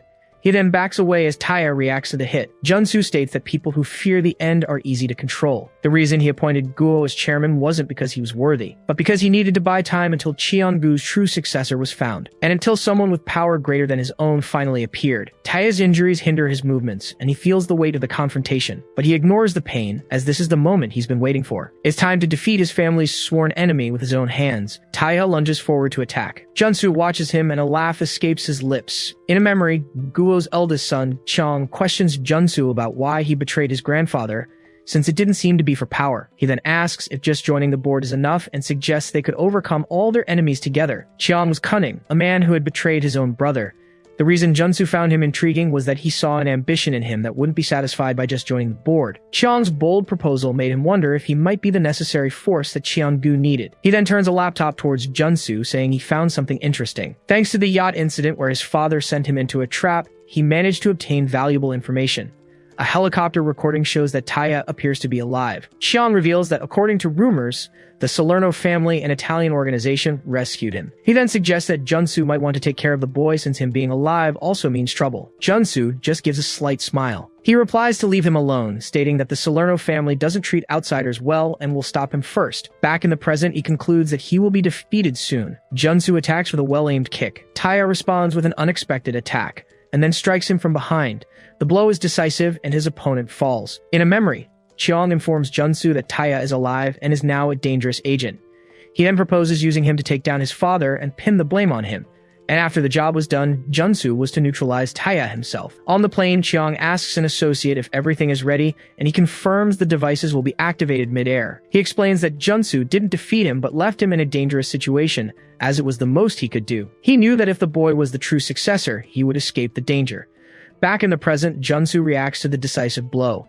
He looks at his opponent. Taya's face shows the signs of battle. He soon explains that he doesn't fear the end as his life has not been in vain. He finishes by saying that it seems Sioko's relative has inherited all of his brilliance. With a determination for justice far greater than his own, he endured great hardship in a distant land before finding his way back. Now no force in this world can stop him as he moves forward without fear. Junsu then tells Sioko that he has won.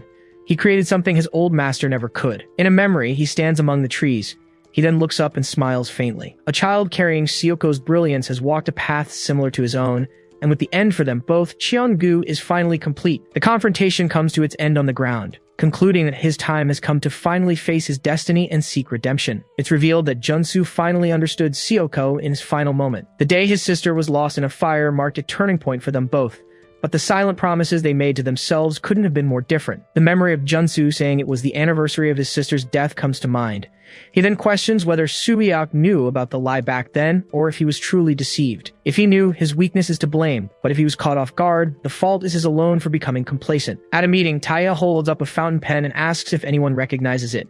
The one who inherited the chairman's pen would become the next in charge. There was no way Suio could have been caught by surprise. Even if he didn't foresee the betrayal, he must have already been disappointed in Junsu. Just as he judged Suiak, it seems he was also judged and deemed unworthy of receiving that pen back. Suiak simply says that's how business works, with rigorous personnel evaluations every day. He then challenges him to show the future he has left for the company. Junsu is defeated and his body falls to the floor. His lifeless eyes remain open in the middle of the grand hall. Taya says they are probably waiting for him downstairs, but he's severely injured. In the lobby, heavily armed soldiers clash with Guangsu's men. He complains that his opponents being so well equipped is just unfair. Gui looks at his watch. Then, Gui orders his men to retreat. A subordinate warns that the young master hasn't returned yet, but he insists it's too late. Gui states that 11 minutes have passed since the agreed upon time, and they need to save the men they have left. Seeing the retreat, Guangsu orders his own men to advance. An elevator door opens. Ledger steps out from inside. Wounded, Taya senses someone approaching and tries to force his body to move. A shadow falls over him. He looks up at the figure and begins to say who he is. One of Gui's men grabs Wui, insisting they hold their position, but he shouts that it's enough. Wui yells that the mission has failed, that he was defeated, and that the moment Junsu walks through those doors, a red-haired man carries Ledger, complaining about the chaotic situation. Wui is surprised to see Wui, asking when he got there. Ledger calls for help, claiming he saw everything from start to finish. He then announces to everyone that Junsu has been defeated, and that it was Taya who beat him. Gui and Wui react to the news. Guangsu also shows his disbelief. Gui's men cry out in despair over their master's defeat. Taya remains standing in the confrontation hall near Junsu. Ledger watches him from a distance. Junsu lies on the floor, his eyes still open. Ledger looks confused for a moment. With his face obscured, he straightens his tie and wonders if he's free. He continues the gesture, questioning if he's finally free. Junsu's eyes finally close. Ledger then approaches Junsu and looks down at him with contempt. He then bites his thumb and smiles. In the lobby, Suri gathers with the others near a van and tells them to go. She asks if the man being carried was defeated, and her companion confirms he's still breathing, but that they need to get out of there. Wui then tells them to go on ahead, stating he will stay behind to hold off the enemies. He explains that since he doubted the young master, he will do this himself to buy them some time. But Gui pulls him back, telling him to stop with the heroics and just go. He then slams the van door, stating that Wui needs to stay and serve the young master. Gui turns to face the danger and yells for them to leave, entrusting Qiansu to them all. Suri and the red-haired man call out his name. The man carries Ledger and shouts for them to run. A memory shows Gui being welcomed by a man who mentions Junsu's recommendation. Gui recalls that they both had a difficult journey from the slums of the Insang district to Qiansu. As they escape, one of the men questions if they'll be okay, as they'll be caught in no time. A white car screeches to a halt beside them. From inside the vehicle, a man says the situation looks dire and tells them to put the injured man in the car as they will help. Suri and the red-haired man wonder if he's an enemy. The man in the car states that the damage is done, and if he is defeated now, Qiangu will deceive the council with lies. Japal Kim, the vice chief of the Ozong faction, assures them with a smile that he never makes losing bets. In an office, Ozra is on a call and says she understands. She then turns and confirms to her boss that it's true, Taya really did beat him. Her boss's hand smashes the phone on the desk. He then reacts with fury, screaming Taya's name. Elsewhere, the facade of a restaurant called MangaCapped is shown. Inside, a voice states that for now they've done what they could. Taya is lying on a bed, recovering from a serious injury, but his life is not in danger. A man in a suit expresses his relief, while the doctor remarks that it hasn't been long since their last visit. He then suggests they take the patient to a real hospital, instead of leaving him with a doctor at an unofficial location. But Japal Kim explains they can't, as the Ozong faction could be accused of involvement in the Qiansu incident. The doctor scoffs at the situation, asking since when do thugs care about politics. Japal replies that if they don't use their brains, they'll suffer great losses, which is why he came to the Beast's Den.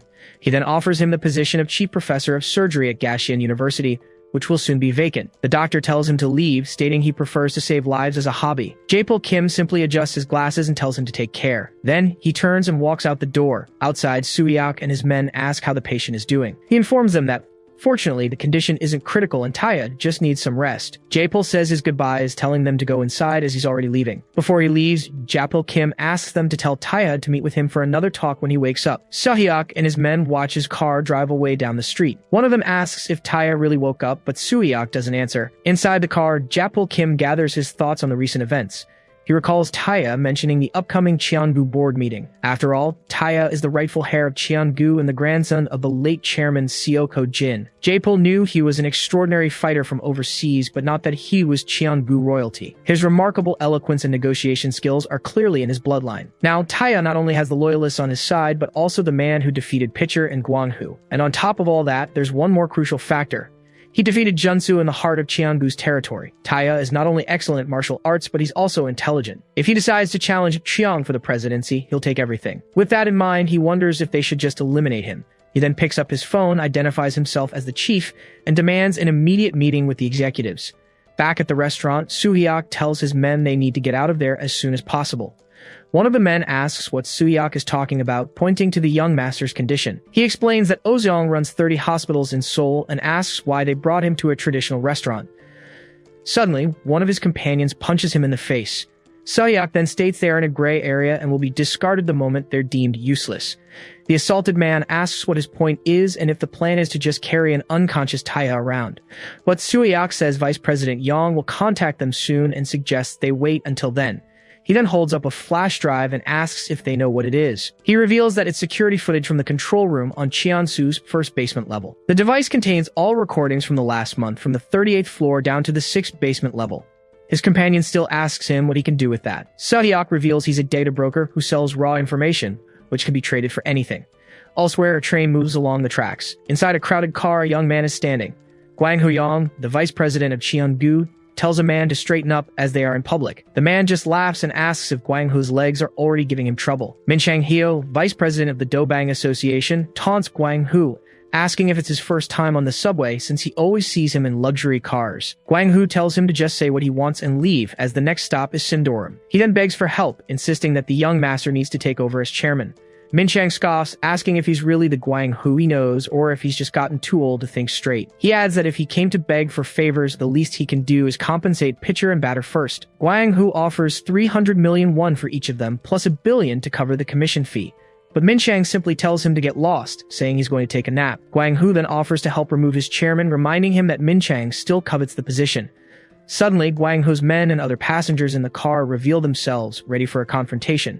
He then asks Min Chang not to say such scary things. Min Chang lowers his glasses and questions what's making them so brave. The scene shifts to a rural area in North Gyeongsang province at night. A young woman in glasses prepares for action. Suspended by wires, a board member of the Yeon clan wonders who would have the audacity to seek her out. On the roof, Bakcheong Yeon, the clan's chief, says that her dear former disciple has returned to pay for her past mistakes. The suspended woman tells the other to stop stalling and open the door. The scene is set in Wonwado, the foundational training ground of the Yeon clan. A voice offers a tea made from Tukujeon leaves, harvested in early spring in Hadong, claiming it has the finest flavor. Baekjeong Yeon assures her that after one sip, Suri will never go back to the cheap coffee found on the streets.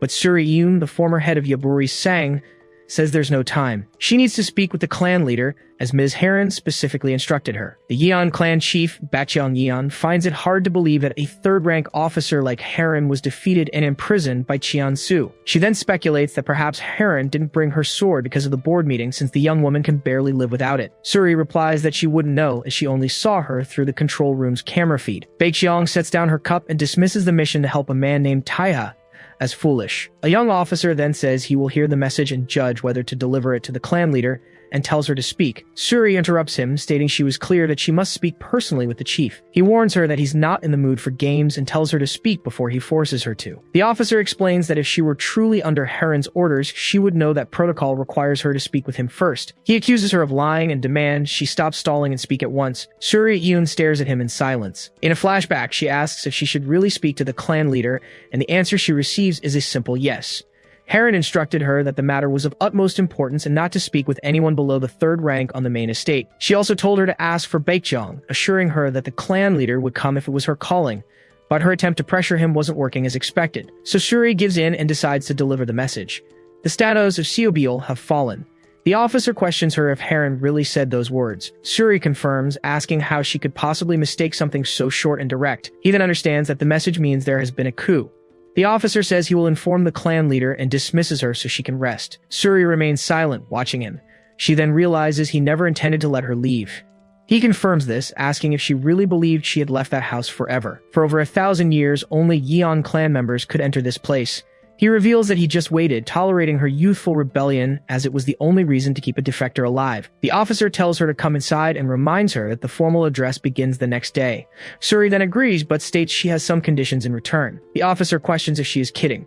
She demands permission to visit her father twice a week and that when the time comes, he helped Taya at least once. And she clarifies that the request is not for a Yeon clan member, but for her master. He decides to ignore the absurdity of the situation for now, but asks why she is so insistent on helping him. She replies that Taya saved her father in her hometown and she's not shameless enough to not repay a debt. He calls her unbearably smug and asks why he would help with her personal matters, since she's not even a 5th rank officer. Suri just smiles and tells him not to be so difficult, as she knows he'll help her anyway. He then questions why he would do that. She states that it's because he needs her, and then she looks him in the eye and asks if that isn't true. After a moment of silence, he stands up and tells her to come with him. The full moon shines in the night sky. As they walk through the courtyard, he comments that it's been a while. In the training yard, 2 clan members are sparring with staves. 2 young clan members greet the chief enthusiastically. Baekjeong approaches and remarks that it's quite late, asking if they are all right. She then dismisses them to get back to what they were doing, and they promptly obey. Suri watches the interaction in silence. Baekjeong explains that scouts find children with exceptional potential and bring them to the Yeon clan. They are raised in Wanwado, and if their combat skills stand out, they join the Western Division. But if their intellect prevails, they start as 5th rank officers in the Eastern Division and serve in administration or diplomacy. Only those who possess the trinity of beauty, strength, and intellect can join the clan, which is why they are trained from a young age. She reveals that, however, she joined that house at 17, and that the clan leader herself came to get her personally, something that hadn't happened in 50 years, and someone like her chose to bring Suri there when she was 19. Back in the courtyard, one of the young trainees is struck by a blow. The impact sends him flying backward. The other clan members are startled by the scene, calling out for the chief.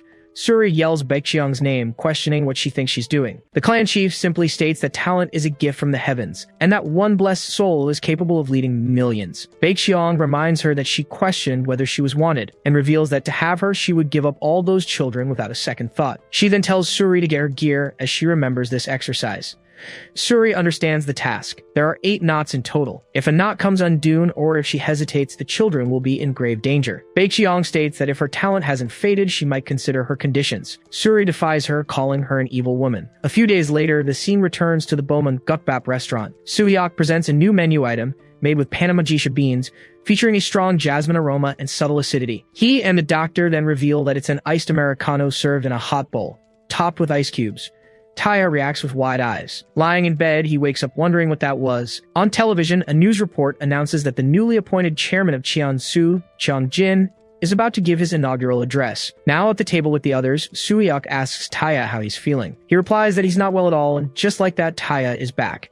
Cheongjin begins his speech to the 110,000 members of the Cheonsu family. He declares that today they stand on the brink of a major transformation within the organization. Following in the footsteps of the great founder, he states that carrying the weight of his predecessors is not a task he takes lightly. And just as they stood firm against adversity to build Cheongu, so will he. With his youthful vigor, he promises to lead the company into a new era. Until Cheonsu becomes a leading company on the global stage, he and his family will never falter in the face of threats and acts of terrorism. For no matter how deep the darkness becomes, the light of Cheongu will never be extinguished. Back at the restaurant, one of the men comments that it sounds more like a war speech than a corporate address. Wui explains that Cheong is trying to unite them, since the top executives are gone and Junsu is dead. Taya then asks about Gwangsu. He wants to know if there are any updates on him. Soo-hyuk reports they are still searching, but his whereabouts are unknown. Taya requests that at the very least, they find his body. Soo-hyuk then reveals that while he was recovering, Vice Chairman Yong issued a directive. The order was clear.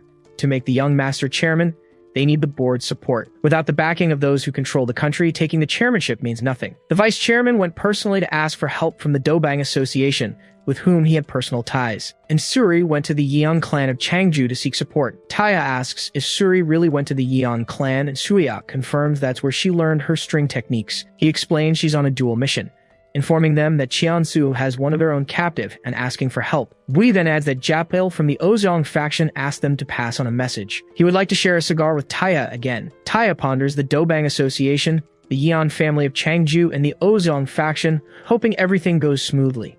But he knows it won't be easy, especially with the Ozong faction, considering how Cheong tried to frame them. He then stands up and decides he will meet the Ozong faction personally, leaving Soo-hyuk surprised by his urgency. The doctor appears and asks if he's ever going to rest, warning that even a small fall could be fatal in his condition. Wui also warns him, saying there's a good chance it's a trap, as the Ozong faction gains nothing by helping them. Taya simply turns and starts to walk away, saying that during his time in that organization, he learned that having confidence and courage is half the battle when facing an opponent, and more importantly, you must always believe in yourself. Already dressed to leave, Taya says that if they've decided to support him, then they must have faith in him. At night, the facade of the Solvier Cigar Lounge is shown.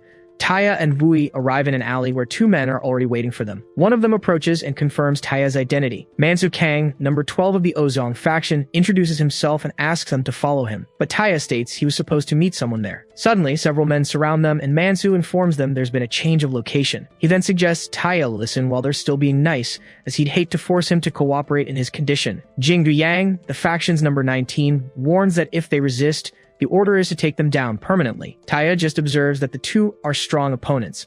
Through the lounge doors, cigar smoke is visible. He then comments that someone is already inside, and he asks Wooly to wait a moment, as he'd like to have a brief discussion with them. He flexes his gloved hand and says he seriously hates people who don't respect others. Mansu stretches and asks if he heard what was said. Mansu reacts in surprise as someone rushes past him. Suddenly, one of Taya's men quickly restrains him and warns him not to move. He warns him that any resistance will bring serious consequences. Mansu wonders when he got there. Meanwhile, Wui drags his feet on the ground, getting ready. Jingyu Yang says if that's his choice, so be it, and charges forward to attack. But one of Wui's bodyguards intercepts the blow. He then hurls Jingyu Yang away with the impact. The bodyguard shouts that he warned the young master it was a trap. Wui remembers Taya's words. If they decided to support him, they should have faith in him. He then recognizes that this man is his true master. His men take care of the remaining faction members while Wui says his goodbyes, saying he'll see them after their meetings. Taya then turns and opens the lounge door. He enters the establishment. Inside, he faces the one waiting for him. Taya blinks and asks if he hadn't warned him. He says there was no reason to test him, as he couldn't have defeated Junsu if he weren't the real deal. Inside, Duckheel Park invites him to sit down. He then introduces himself as the head of the Ozong faction. The attendant greets him and says he has prepared the same cigar as last time. But Taya points to another and says he'll have that one today. He then walks toward the sofa. Jaepil Kim apologizes, explaining the little commotion was necessary to make the meeting look like a coincidence. Taya simply tells him to cut the crap. He then lights his cigar and suggests Jaepil go for a walk. Duckeel Park lets out a laugh. Now seated Taya, the official heir of Cheonsu, says the adults would like to talk for a bit.